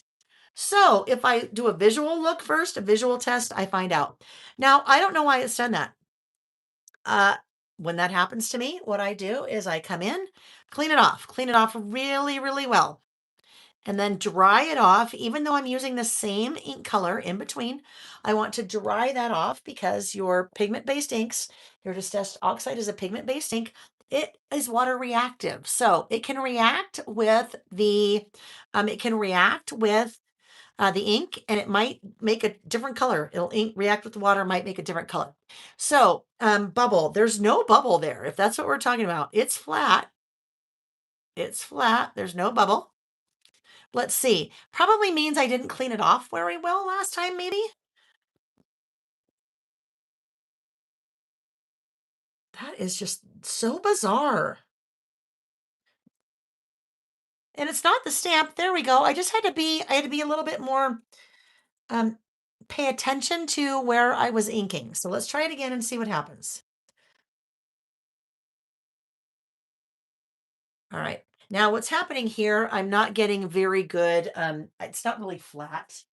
So because I've had some odd outcomes there, I do want to ink up one more time and let's stamp in a scenario that we will actually be in.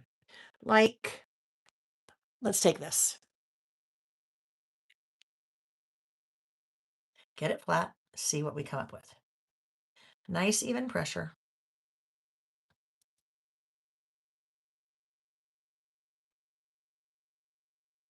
I'm gonna clean again. It's not the stamp because I've used the stamped a long time. Maybe it is. Could it be a depression in the pad? Is my pad depressed? Could be. Could be, right? And when we have interesting things like that happen, there's no bubble. When we have interesting things like that happen, we just have to kind of keep playing. Figure out what's going on. Because I want to use the stamp and I want to use the spiced marmalade. So let's do this. I was doing this, right? I think all the time I was doing that. Let's turn it over and try it this way. A little bit harder to do that way though.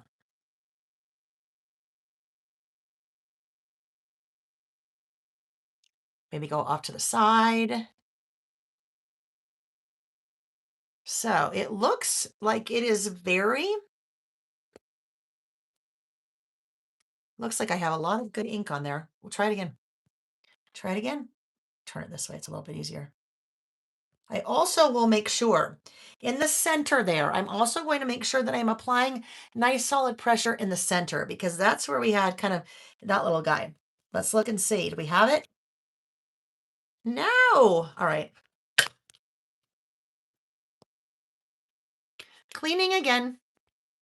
And I'm actually going to pull it off the stamp block. Maybe I just don't quite have it on there in that it's got like the little high point there, or low point.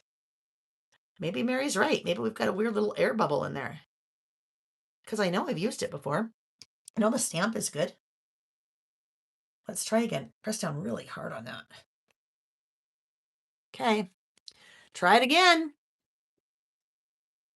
Uh, RSC Design said, my blacking pads would do that frequently when I taught classes. The pad gets warped sometimes, like embossing plates do if you don't turn them. Yes, but it would seem like as I'm doing this, I can see on the stamp, I can see it is nice and coated. If this one doesn't work, I have one more idea. If this stamped try doesn't work. And it may sound a little bit odd, but I kind of like it when things like this happen because this is how we figure it out together, right? If you guys weren't here, this is the exact same thing I'd be doing. I'd be like, what the heck? And then I wouldn't go, oh, I should use something else because I'm going to use these. I'd be like, no, I want to figure out why it's doing this. Okay, press down and let's see. You know what? Maybe it's we try a different ink color because abandoned coral we could use, but let's see what we're getting here. Look, all good. Just needed a little persistence. Who knows? Who knows what it was doing? So I think I'm going to clean one more time for good measure. And you know what? Is that the first time I had done it when I took it off the stamping block and put it back on? I think it was. So guess what, Mary? I think Mary probably was right about something. I think she was on the right track. And I couldn't see a bubble, but there must have just been a little bit of air in there. A little bit of air underneath the stamp that was preventing it from, So there we go. Stamp's fine, yeah. I don't need to re-ink the pad because there's plenty of ink on there. It's not the pad. It was something going on with the stamp because eventually we got it right, right?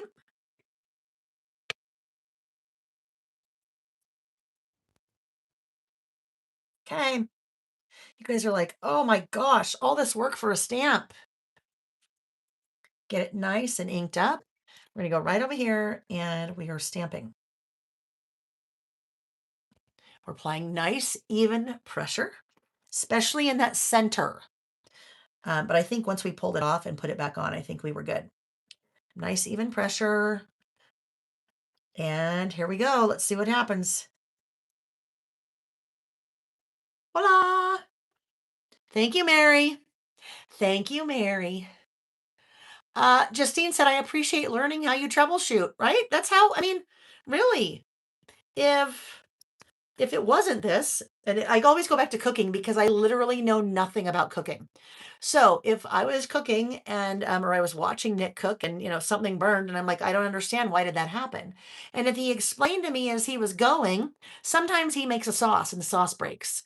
I know a lot about cooking, I just don't know how to do it.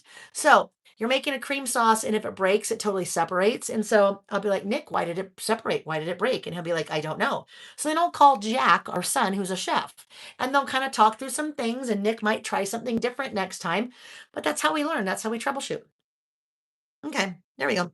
So now I said, remember, I said, when I'm not doing March 1st, I should have done March 1st. Maybe it would have been different outcome if I hadn't. All right, let's do this little guy now, our breaking news. And let's ink up breaking news. But that's why we test first, you guys. Oh, Mary, I see the deer. I love that. Mary shared with me at Little Craft Fest that she was staying at an Airbnb, and the she kept seeing deer like in the yard. They'd come and lay down in the yard, and she said it was so weird because you're like in a suburb in Texas. It was kind of odd. And then she just put a little deer next to her comment. All right, so let's test, right? Aren't you glad we tested that? Because if we get cocky and we think, oh, I don't need to test, I know what I'm doing, then I would have ended up with that when I first started. TV. TV looks great.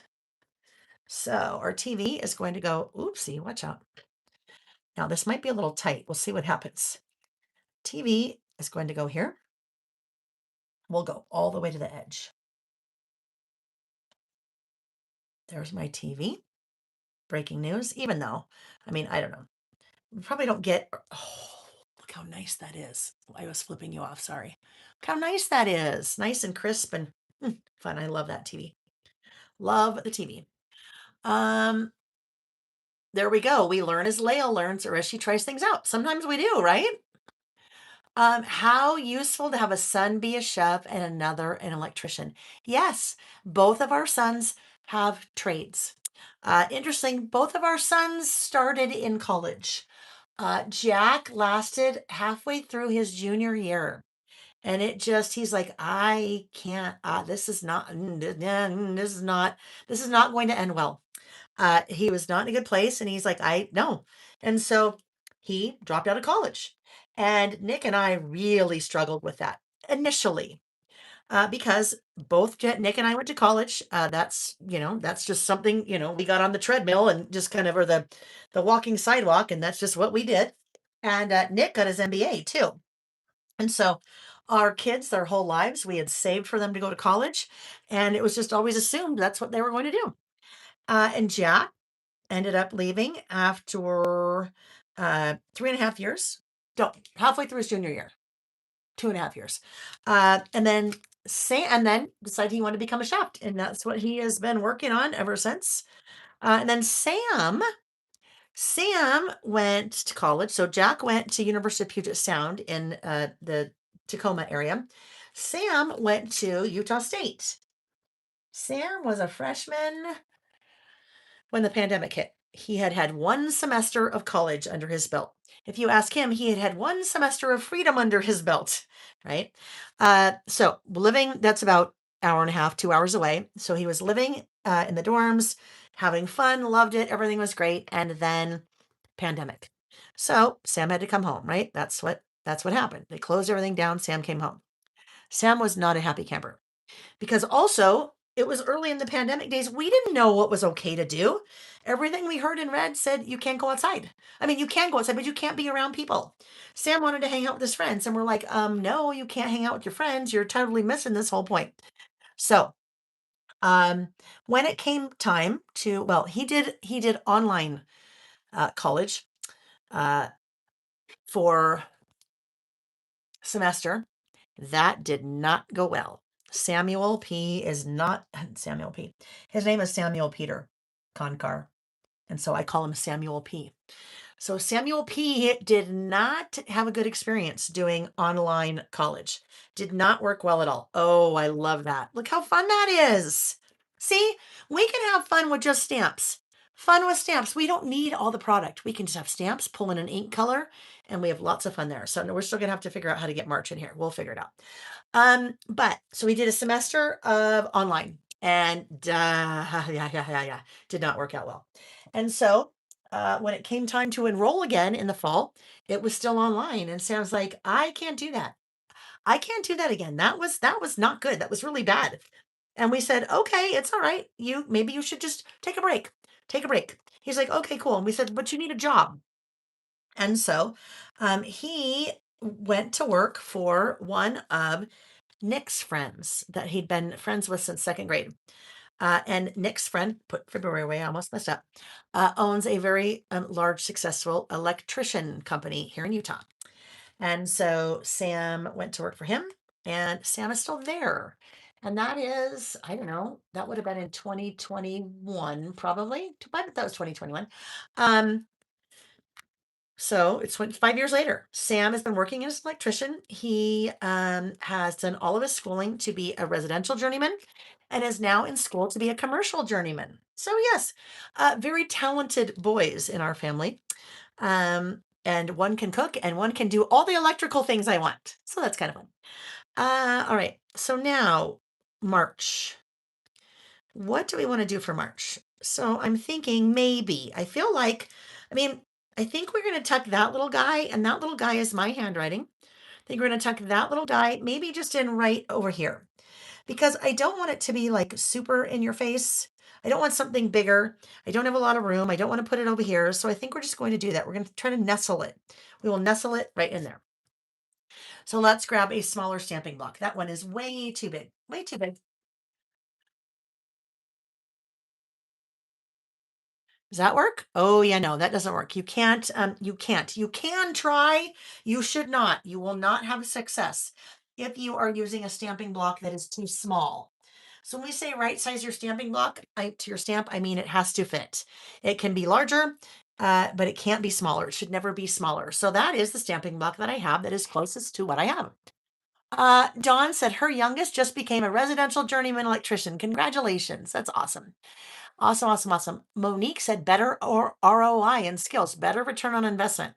I will tell you, people always need to eat and people always need electrical stuff, right? Um, as far as we can imagine, um, we don't think that AI can take over those jobs, right? I don't know, maybe. But so they're both really good at what they do. And this is the most important thing, they're happy. They are happy. And I will tell you, Nick had a little bit more of a difficult time in Jack's decision when he decided to leave school. And I say leave school. Jack says I dropped out of college. I mean, he will say that. Um, Nick had a harder time with it than I did because, sometimes moms and dads have different perspectives. And, I'm more worried about Jack's health and how it's going to work out. And Nick's just pissed, right? Because it was a lot of money, right? A lot of money. But eventually, what we both understood, and I understood it sooner than Nick, that you want your kids to be happy and you want to have orange hands. Look at my orange hands, like I've jaundiced from the ink. Happy, healthy, support themselves, and be a good human being, right? If our kids do things differently than we did or different than we thought that they should do, if they are happy, healthy, support themselves, good human, we have done a great job as a parent, right? That's what we want. That's what we want for our kids ultimately. Um, so when Sam said, "Hey, guess what? Now I'm working an electrician. I don't want to go back to college." It was much easier for Sam because Jack had paved the way for him. Now, Nick still struggled with a little bit. I'm like, "Hey, no problem. We've been through this before. If that's what will make you happy, healthy, support yourself, and a good human being, no, they're already both good human beings. Then I'm good. I will support that." And they are. So it was all worked out. All worked out. Okay, so now what I need to do, I feel like we might need a little visual separator between both of these. I need to break it up.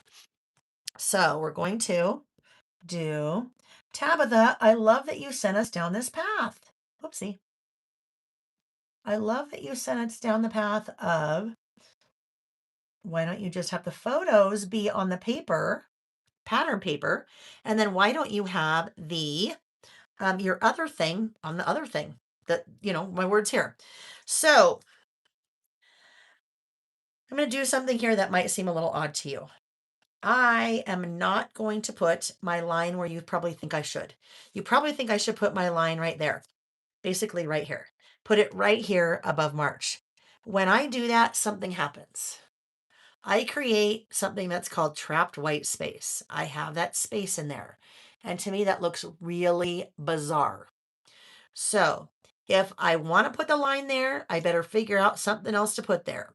And if I need something else to put there, actually, I would say word strip sticker, but I don't need a word strip sticker because guess what? I have word strip stamps. So we'll go ahead and do our line there. Because the other thing I would end up doing was being put a line there, and then you might think that looked weird. So we'll put our line here like you would expect. But we're going to do a little surprise that you might not expect.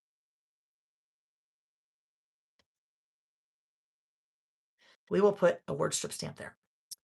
And we might as well do it in orange because then it looks like it all belongs. And now, actually, when you think about it, it's almost like that was a word strip sticker. So if I put something here, it will almost be like it is also a word strip sticker, word strip stamp, whatever. Okay, so let's find one of these little guys that we like. This is going to come from in the news too. This one is so fun. I gotta be honest with you. Usually I'm like, oh man, we gotta do it in the news list. Just because it's a little bit harder for me because I'm not using a lot of stuff. But stamps are coming in clutch. They're saving the day. So what do we want to say?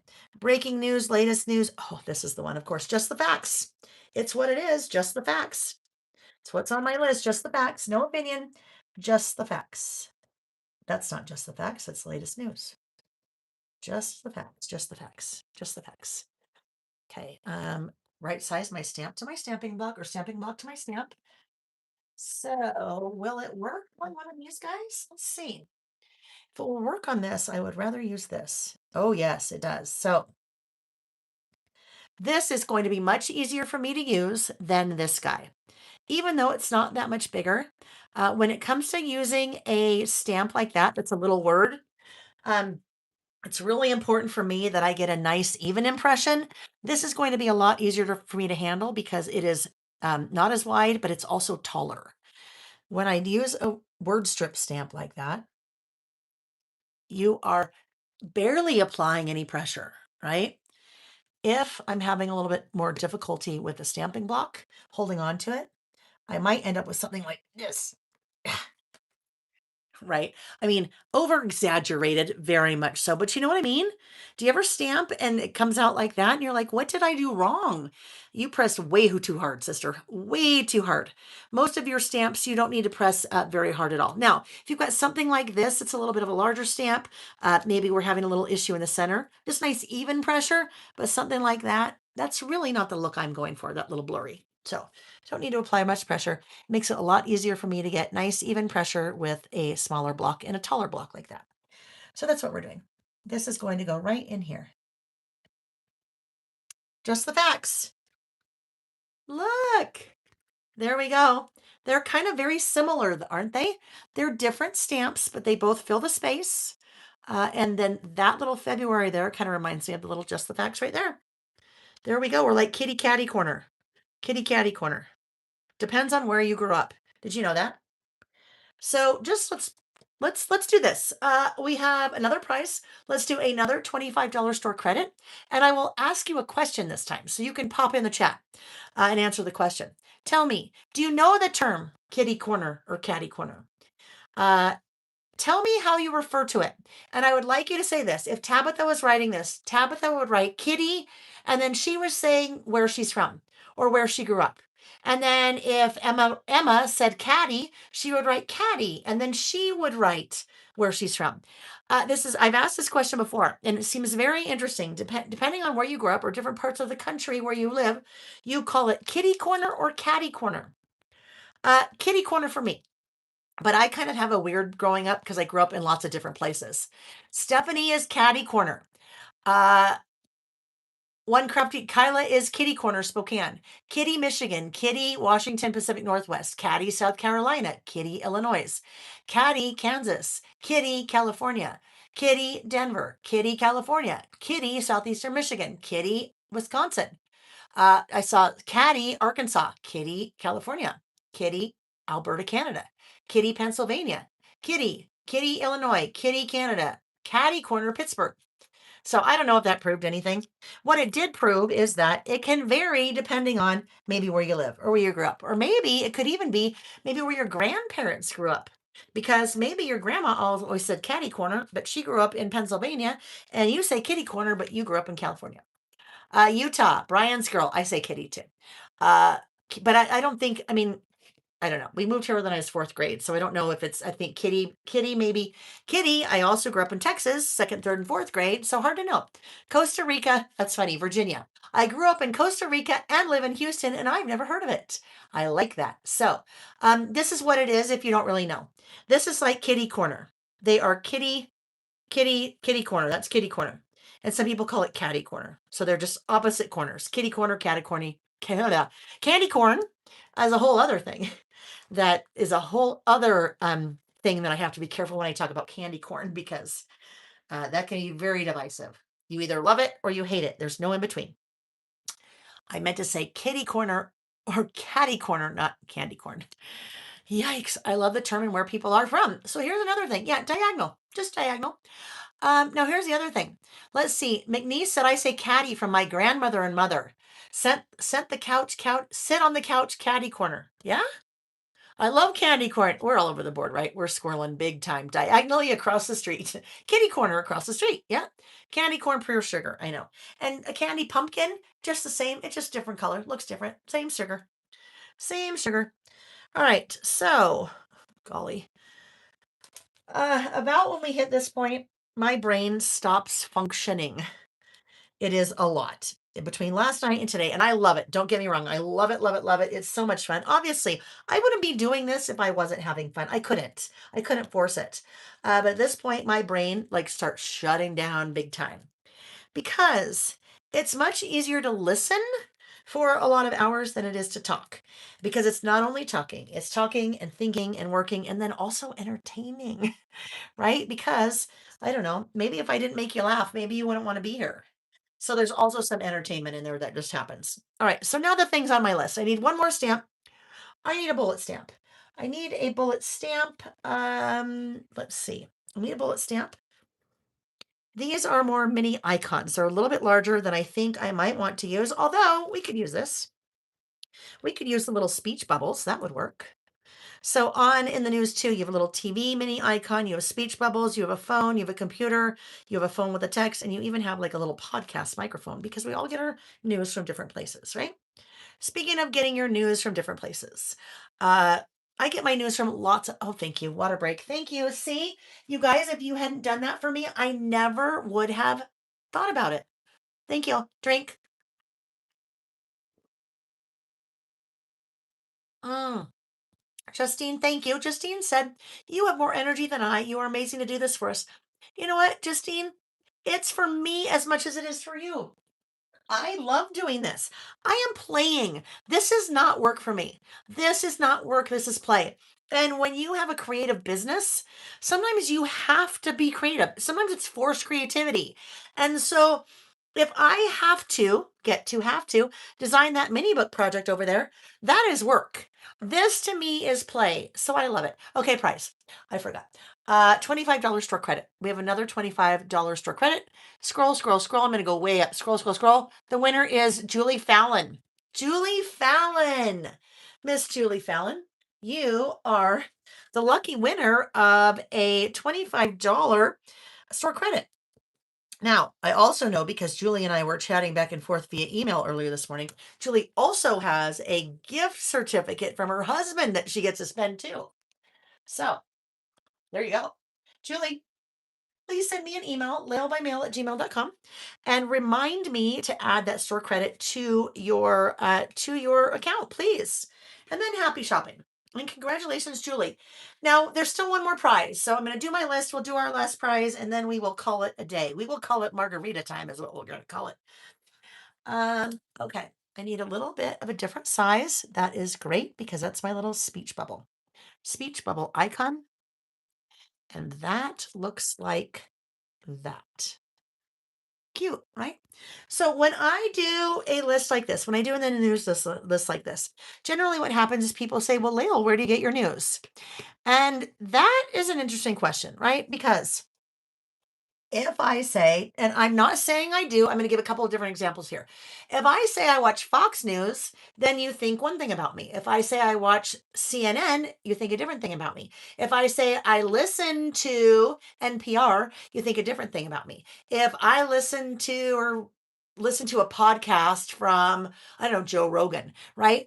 Depending on where I say I get my news, you are going to make some automatic assumptions. That may not be the case. Um, Sometimes I listen and watch different news stations, both sides of the spectrum, because you get a different story depending on who you're listening to. And sometimes it's hard to separate the stories because they could be polar opposites. They could be kitty corner. And we're like, you guys, it's the same news. How can it be so opposite? So I get my news from a lot of different places. But after I answered that question, well, and a lot of times I gave different examples, I put together a list. Surprise. I put together a list, and I think Amy might have popped it into the chat a little bit earlier. Anytime we do this in the news list, thank you, Amy. She's there before I even asked for it. News sources. So that is anytime I do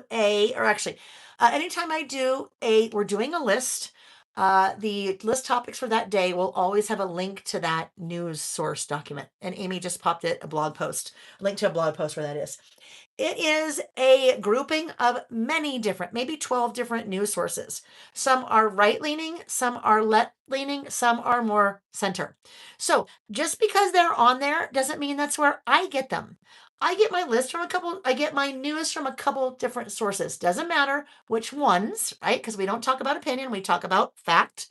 Doesn't matter which one. So if you see something on there and you like, great, get your news from there. Most of them are emails. They'll send you an email. There is one called 14, 14, 1411. Can't remember what it's called. And it's interesting. They name theirs because that was when the year that printing press was invented. Can't remember what that one's called. Anyhow, um, so lots of different news sources, but I get most of mine in emails because I don't watch a lot of TV. And if 1440, thank you, Brenda. If I am watching TV, I don't want to watch the news. I'm watching TV at the end of the night to relax, and I want to binge watch The Pit or Shrinking or something like that. Okay, okay. Amy just sent a link to the 1441. So, and I offhand, I just know that's one on there. I don't remember where that falls in the scheme of things, but just so you know. All right. Our news. So for February on my list, the news hurts my heart. I know it does, A-Wiles. I know it really does. Sometimes it's really hard to find the good and the positive in the news. But I will tell you, the very first thing on my in the news list for February is that Penny, the Doberman Pinscher, was crowned Best in Show of the Westminster Dog Show. See, that doesn't hurt our heart. Unless you don't like Doberman Pinschers, and unless you were in the Westminster Dog Show, and unless you were competing against Penny and you lost, right? So I do try to find, if I can, some news things that maybe aren't so hard. Sometimes you can't, though. So that's my first one. Penny, the Doberman, I think that has two N's. I don't know. Doberman Pinscher, Pinscher. Is that what I wrote? Is that how you spell Doberman Pinscher? I'm just going to do it. It is what it is. Pinscher was crowned Best in Show at the, fill in that space a little bit, Westminster Dog Show. Okay. That's a fact. It's a fact. That's what it is, right? She was crowned. She was crowned. Always look for the positive and the joy. I know, in trying times. You know what they say? What Mr. Rogers says. Always look for the helpers. And in times of I don't know, in times of what, but always look for the helpers. And if we can look for helpers in the world, the people that are spreading good, then it makes it feel a little bit better. Some of you know that, the glimmers, right? That's a term that I have embraced over the last year and a half. The glimmers, we do a glimmers list every month. Sometimes we have to look for the good. Sometimes we have to look a lot deeper, harder for the good to find it, right? But it's there. It's there. Maybe it's just Reggie sleeping for 6 hours in a bucket on my desk and not having his tail and everything that we're doing. That's a glimmer. Can be, right? Now, Savannah Guthrie's mother was kidnapped. And that is a fact. Someone took her, right? We don't know who, we don't know why, we don't know whatever, but, and I think her name was Nancy, but Savannah Guthrie is more,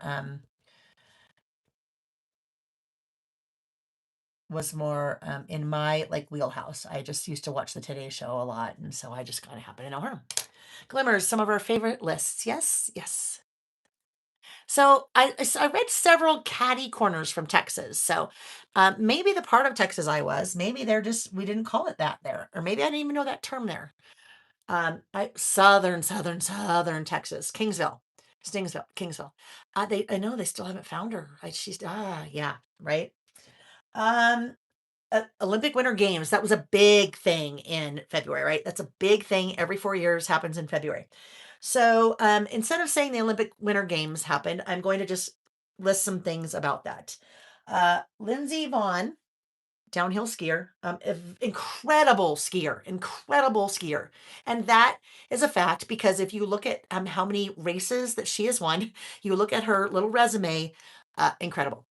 She had a very bad crash, very, very, very bad crash, was very, very injured. Lindsey Vaughn crashed skiing at the Olympics. I don't remember what run it was on, right? Doesn't really matter. But that was just hit my radar. Hit my radar. Yes, there were lots. The Olympics, I guess it depends on who you're voting for or rooting for in the Olympics. There's always, I love to watch the Olympics because there's such great stories. There's such great stories out of the Olympics. Alyssa Liu, oh my gosh. Oh my gosh, that was amazing. Both men and women, both the men's and women's U.S. hockey teams won gold medals. So guess what? That hit my radar. I live in the US. That may not have hit your radar. Maybe it hit your radar, but it was not the good part of your radar because maybe you're Canadian. Because we did play the Canadian women and men's hockey team, and yeah. Um, so what may be something on my list may not be something on your list, good or bad. What else do I have? Usually I talk about maybe people that passed away. So February, Reverend Jesse Jackson.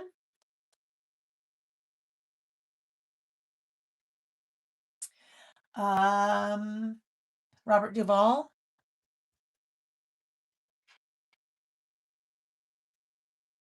And James Vanderbeek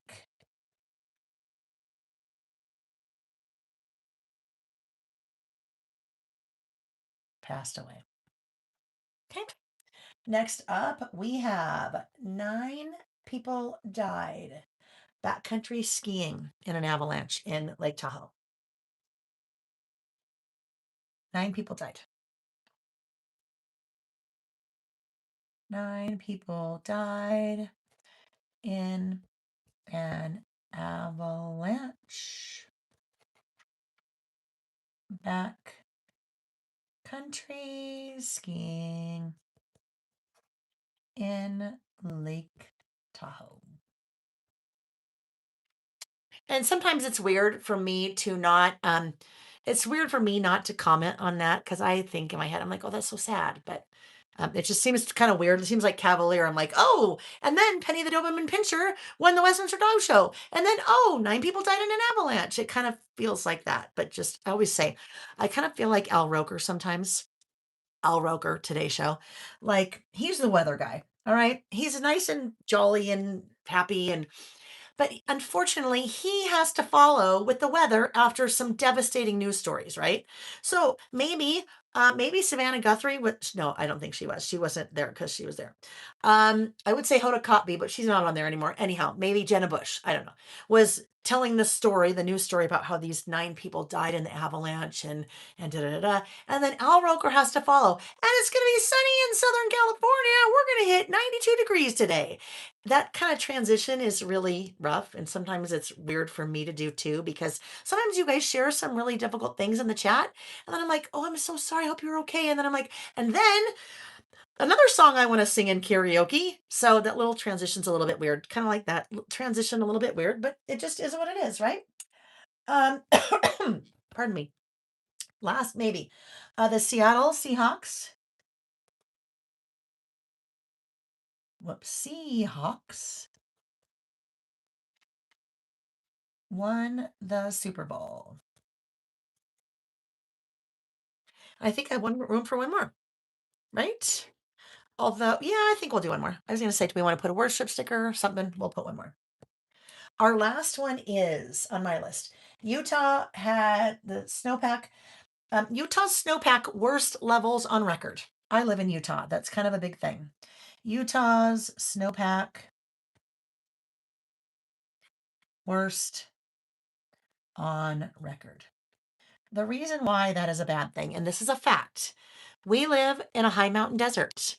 So we have high elevation, but desert, which means we are facing a drought most of the time. And we get our water, our drinking water, culinary water, water, any kind of water. We get the majority of it from the runoff of the snow in the spring.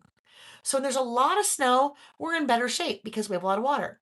When it is a horrible year for snowpack, that does not bode well for summertime and fires and things like that. So that hit my radar.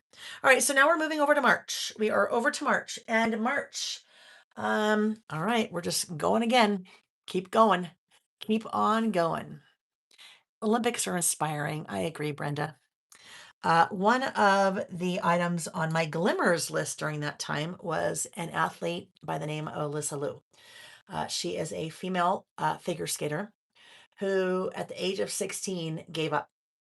She was very good at 16, but she gave up because mentally it was too much. And she was not in a good place mentally. And so she left. She just gave up. And she's very mature to do that at 16. And I don't remember how old she is now, maybe early 20s. She decided that she was not going to let it take her power. She's going to take her power back. And she said, you know what? I am going to join the Olympics. I'm going to try out. Well, all the things you have to do, right? Not try out. You have to skate and get your points and do all the things that you have to do. But she made the Olympics and she won the gold medal. And to watch her skate, it was amazing. And when she talked in interviews, she was saying how because she had left it, she didn't feel all the pressure. She didn't feel like she had to win. And so she skated with like the best, it gives me goosebumps. The joy that she skated with. And I think of a lot of athletes when they hit that level will say the joy is gone, right? They don't have joy in it anymore because the pressure is a lot. But for her, the joy, oh my goodness. She skated and when she was done, it was just such a great story. And it was just one of those things that sometimes you have to back away. And you may never go back to it, but sometimes you might go back to it and now it's a lot easier because you took your power back. It didn't have power over you anymore. You took your power back. Yes. Hi, Kathy, back from the movies. Yeah, we're still going. We're just about done. We're just about done. It's a really good story. So Google it. Alyssa Liu, if you Google Alyssa Liu ice skating, even if you spell it wrong, the internet will do what it does and show you what you think you want to see, which is probably what you want to see. All right, so now we're on March, our March list. And again, this technically happened at the very end of February, but really, anyhow, I'm gonna put it in March.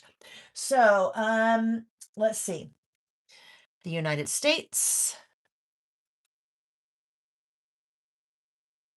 started war with Iran and killed the Ayatollah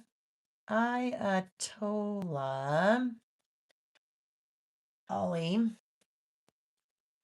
I gotta spell this out. Khameh. I don't know if that's an O. Onei. Ayatollah Ali Khomeini. If I spelled it incorrectly, apologies. It's hard for me to read my writing there.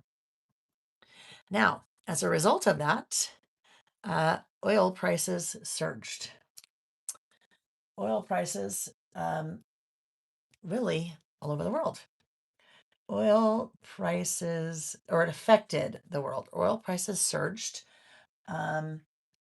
due to instability in the Middle East.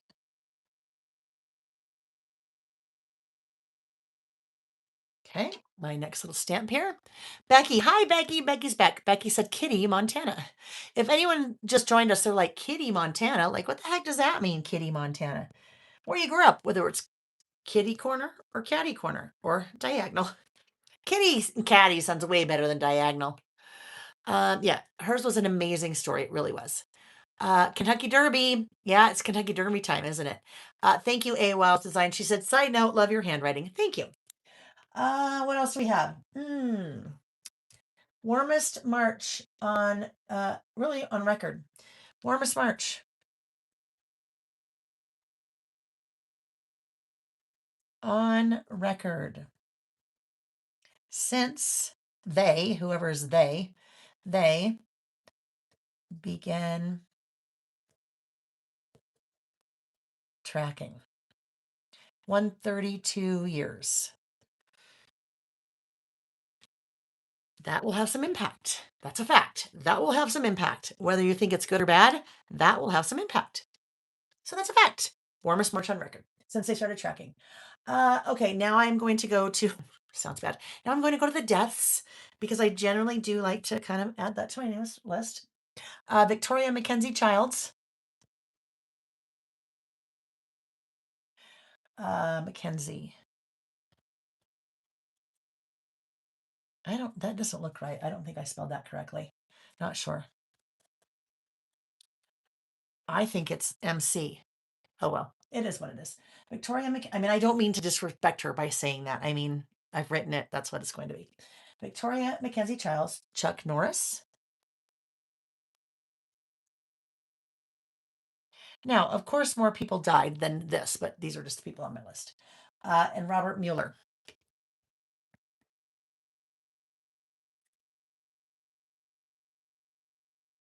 passed away. And you might have different people on your list. Maybe you are a sports fanatic, and maybe when someone that you follow in sports passed away, and they might be on your list, but just didn't hit my radar because I probably didn't hear it or know who they were. Okay, let's see. I have two more. A gunman. I hate it when I have to write these. Well, I shouldn't say that because I hate it when I have to write a lot of these things. But a gunman, open fired. Looking at my notes. Outside. And Austin Bar. Killing 2. And wounding 14.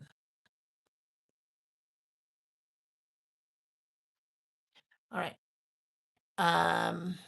Highs and lows with weather we're talking about right now. Warmer in March than it is now.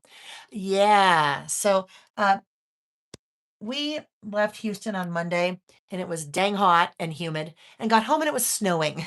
So kind of, All right, my last one. At that time, more than I'm going to write 3,000 out because I have a little bit more room that I need to fill in here. More than 3,000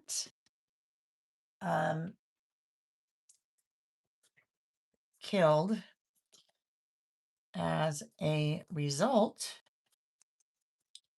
I'm getting a little bit more wordy on this one because I have room, of the Iran war, including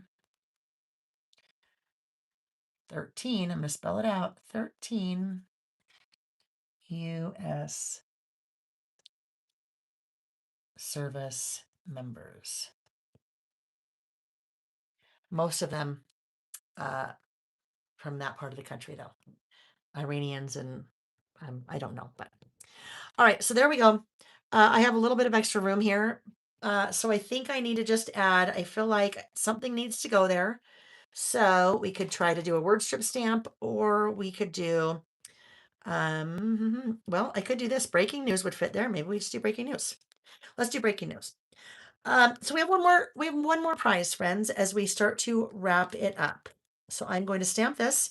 Let's go ahead and do our last chitty chat, really fast chat in the chat. As I throw another prize out there, our last prize for the 2 days. But do not be sad if you haven't won a prize, because guess what? Remember, they're the after party prizes.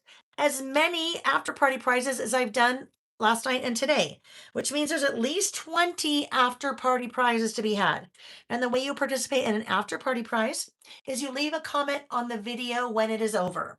So not in the chat, because it's after party. It's not during the party. It's after. Oops, that's too small. It's after party. So leave a comment on the video when it's over, and then you can have a chance to win one of the after party prizes. And that just lets people who weren't able to join us also have a chance to join a prize. It doesn't mean, or win a prize. It doesn't mean that you can't also leave a comment on the video once it's over, even though you were here. Totally fine. It is equal prize opportunity for everyone.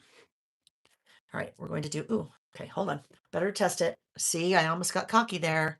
I almost thought, I don't need to test. I would have been okay. All right, here we go. Breaking news, breaking news, breaking news. This will go right here. Just needed something to fill in that little space.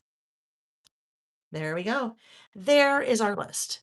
So I am going to now insert it adhere it into my insert. And then we'll give away our last prize. I will rotate the camera. We will say our goodbyes.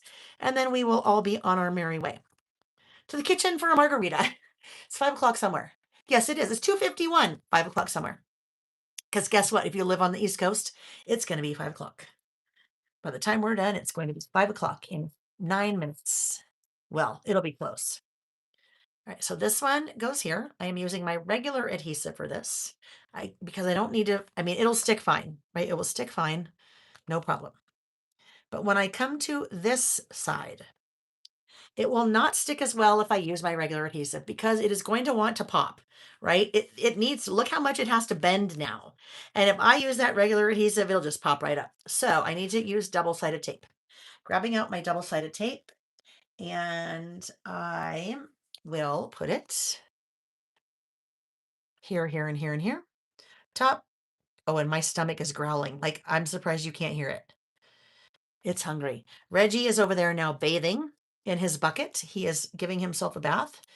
It's so funny. As soon as I finish talking, as soon as I stop talking and turn it off, he will be up. It's like he knows. He just knows. And I am so proud of him for being so patient because, well, how do you be proud of a cat? But normally he'd be all over this like he was last night. Yeah, that was funny. If you go watch that towards the end, I mean, his tail's in here. He's laying down. He's walking through things, stretching in the middle. And I felt bad because Nick was at the hockey game. And so some points I had to actually lock him out of the door, shut the door, lock him out. But then when I did that, then he'd scratch at the door and I just feel bad. And so I like it when he cooperates. Much easier when he cooperates. Yes, good kitty. Good kitty. Good kitty. I know. I wonder what I'm going to eat. And I don't really want to eat yet because I want to go have Mexican food. But I got to eat something because if I have a margarita now and I don't eat, that's big trouble here. Big trouble. Huge. All right. So you'll notice what I did. I only peeled part of the release paper away. That means it's sticky there and not there. There and not there, there and not there, there and not there. The reason I do that, your double-sided tape is really sticky. That's why we like to use it. But it's really sticky, which also means you basically have one shot. Like Eminem says, you've got one shot to get it right. So I need to be able to have a little bit of wiggle room here. And I have wiggle room because not all the adhesive is exposed, right? That looks pretty good, pretty good. I like it. We're going to do that. That's going there. Peel out the little release paper and it sticks. Peel out the release paper and it sticks. This is where I really wanted it to be. Really, this is the only place I needed it to be. So now I can press down on all of that, and that is going to not pop on me. All right. And then we've got the last one. Yeah, even when you get here, it's hard. Oh, and guess what else I did? Oh, no. Oh, I know what's happening. I'm like, what's going on? I was singing Eminem, one shot. That's funny. So you got one shot to get it straight. And I'm like, like Eminem. You guys, I was so confused. I'm like, wait, I put that tape there. Why is it lifting? Guess why it's lifting? Because it's this piece, not the bottom piece. It's this piece. So I won't do it now. But what I will need to come in and do is I will need to like peel this up carefully. I'm not going to do it now. I'm so tired. I'll peel it up carefully and I need to do the same thing here because underneath it's nice and flat, but this layer is now lifting on us. Okay. Guess what? I'm just going to do it because what'll happen? I won't do it right now and then I forget later and then next time I'll be like, "Oh, I forgot to do that." And then just do it now. Just do it. Just do it. Do it now, Lil. Do it now. You notice I'm using this I call it a lifting tool, this little thing that I am very carefully trying to separate without ripping any of the paper. I don't really care if I rip it underneath. I just don't want to rip this top layer. Wouldn't that be sad? Oh. Okay, so let's just talk about what our last prize is while we're doing this. There are some tools that you see me use often when I am working. One of the tools that you don't see me use as often, because I don't do a lot of fussy cutting when I'm listing, is the fussy cutting scissors. I gave those away last night, kind of did a little demo of those and gave them away last night. But what you do see me using a lot is my reverse grip tweezers. I use them all of the time, right? Reverse grip tweezers. that they work opposite as regular tweezers. Regular tweezers, you have to close, you have to push close to get them to close. Reverse grip tweezers, you have to push close to get them to open, which means gravity is helping you, right? Look, it's just holding on. I don't have to do anything. So when I am working with little die cuts or stickers and things, you'll see me like pick it up with that and then place it with that because it just makes it easier. So that is the last prize, the last live prize we are doing today. And I will get this adhered. That confused me. My blonde was showing there. I'm like, wait a minute. Why is that lifting? I just put the tape on it. It's not supposed to lift. Yeah. Blonde shows. Sometimes my blonde shows. Sometimes we all have blonde that shows, even if we're not blonde. Because you know what I mean. Sometimes we're, oh gosh, I thought I just did it. Sometimes we're just not really paying attention. So I turned this upside down. You might have noticed it. I turned it upside down because it is way easier for me because I'm right-handed to do it upside down as opposed to trying to do it backwards. Well, not backwards, but really with my left hand, I guess, or crossing over. Okay, there we go. Stick there, peel out my release paper, and now it is going to be nice and flat. All right, there we go. Woo! All right. Our last prize goes to scrolling. It is going to Kimberly Castillo. Now, Kimberly, did Kimberly already win? She did not. I just happened to say her name earlier. Kimberly Castillo, congratulations. You are the random lucky winner of the reverse grip tweezers. Kimberly, please send an email to laylebymail@gmail.com. In the subject line of the email, please write winner tweezers. And in the body of the email, please give me your name and address.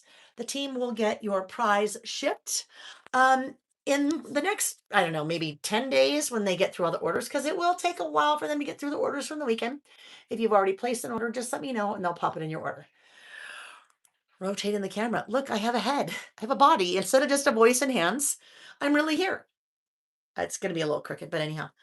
You guys, that was so fun. I love it when we do our all days. Now, usually, well, we used to do them, they were all on Saturday. That is a lot. You want to see me be a puddle for 2 days after? That's just a lot to do all day. Although, it's 3 o'clock. 6 hours. We've been going 6 hours. And last night we went for 6.5 hours. That's because I love it. I don't do it because I have to. I do it because I want to. I have so much fun when we do these. Um, what else do I have to say? Brand new collection, far and wide. I'll probably just say, hey, rewind and listen to all the things I already told you. No. New collection with Far and Wide released yesterday. There are some products that are on sale for International Scrapbook Day. You will see those linked in the description box of the video where it says sale. You will see Far and Wide linked in the description box of the video where it says Far and Wide. You will also see a list that says what I'm using, sorry, a link that says what I'm using that will take you to a page with most of the things I use today. All right, friends. Thank you. Thank you for joining me. So much fun. So much fun. I can now say we did 6 lists in 2 days. That's a lot. 12 hours. We did a lot of talking though too. So thanks for joining me. If you have any questions, if you asked a question and I missed it, I apologize. Sometimes I just get distracted and miss things. If you have a question, you can leave a comment on the video when it's over, either today or yesterday, or go to laylebymail.com and click contact us, or shoot me an email, laylebymail@gmail.com. If you purchased the Happy Disney Memories mini book project kit, class for that is Monday night. So I'll see some of you on Monday. And I will hopefully rest my voice until then. And I will see you guys on Monday, maybe. Or I will maybe see you again in 2 weeks from today. We will be listing 2 weeks from today. I will be in Seattle next weekend, so we will not be listing. And I don't know, anything else I forgot to tell you, I'll just send it in an email. So watch for an email where I tell you all the things and we'll go from there. Have a great rest of your Saturday. Have a great rest of your evening. Thank you for joining me, you guys. Bye-bye. Bye. And now I have to walk around the side of the camera and remember which side is which because I think I have to.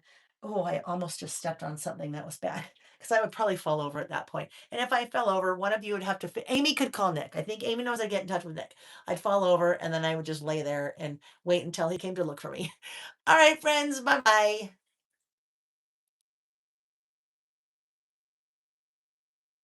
Oh, I didn't hit the right one. Oh, and guess who just got up? Seriously, he's standing right next to me right now. He just got up.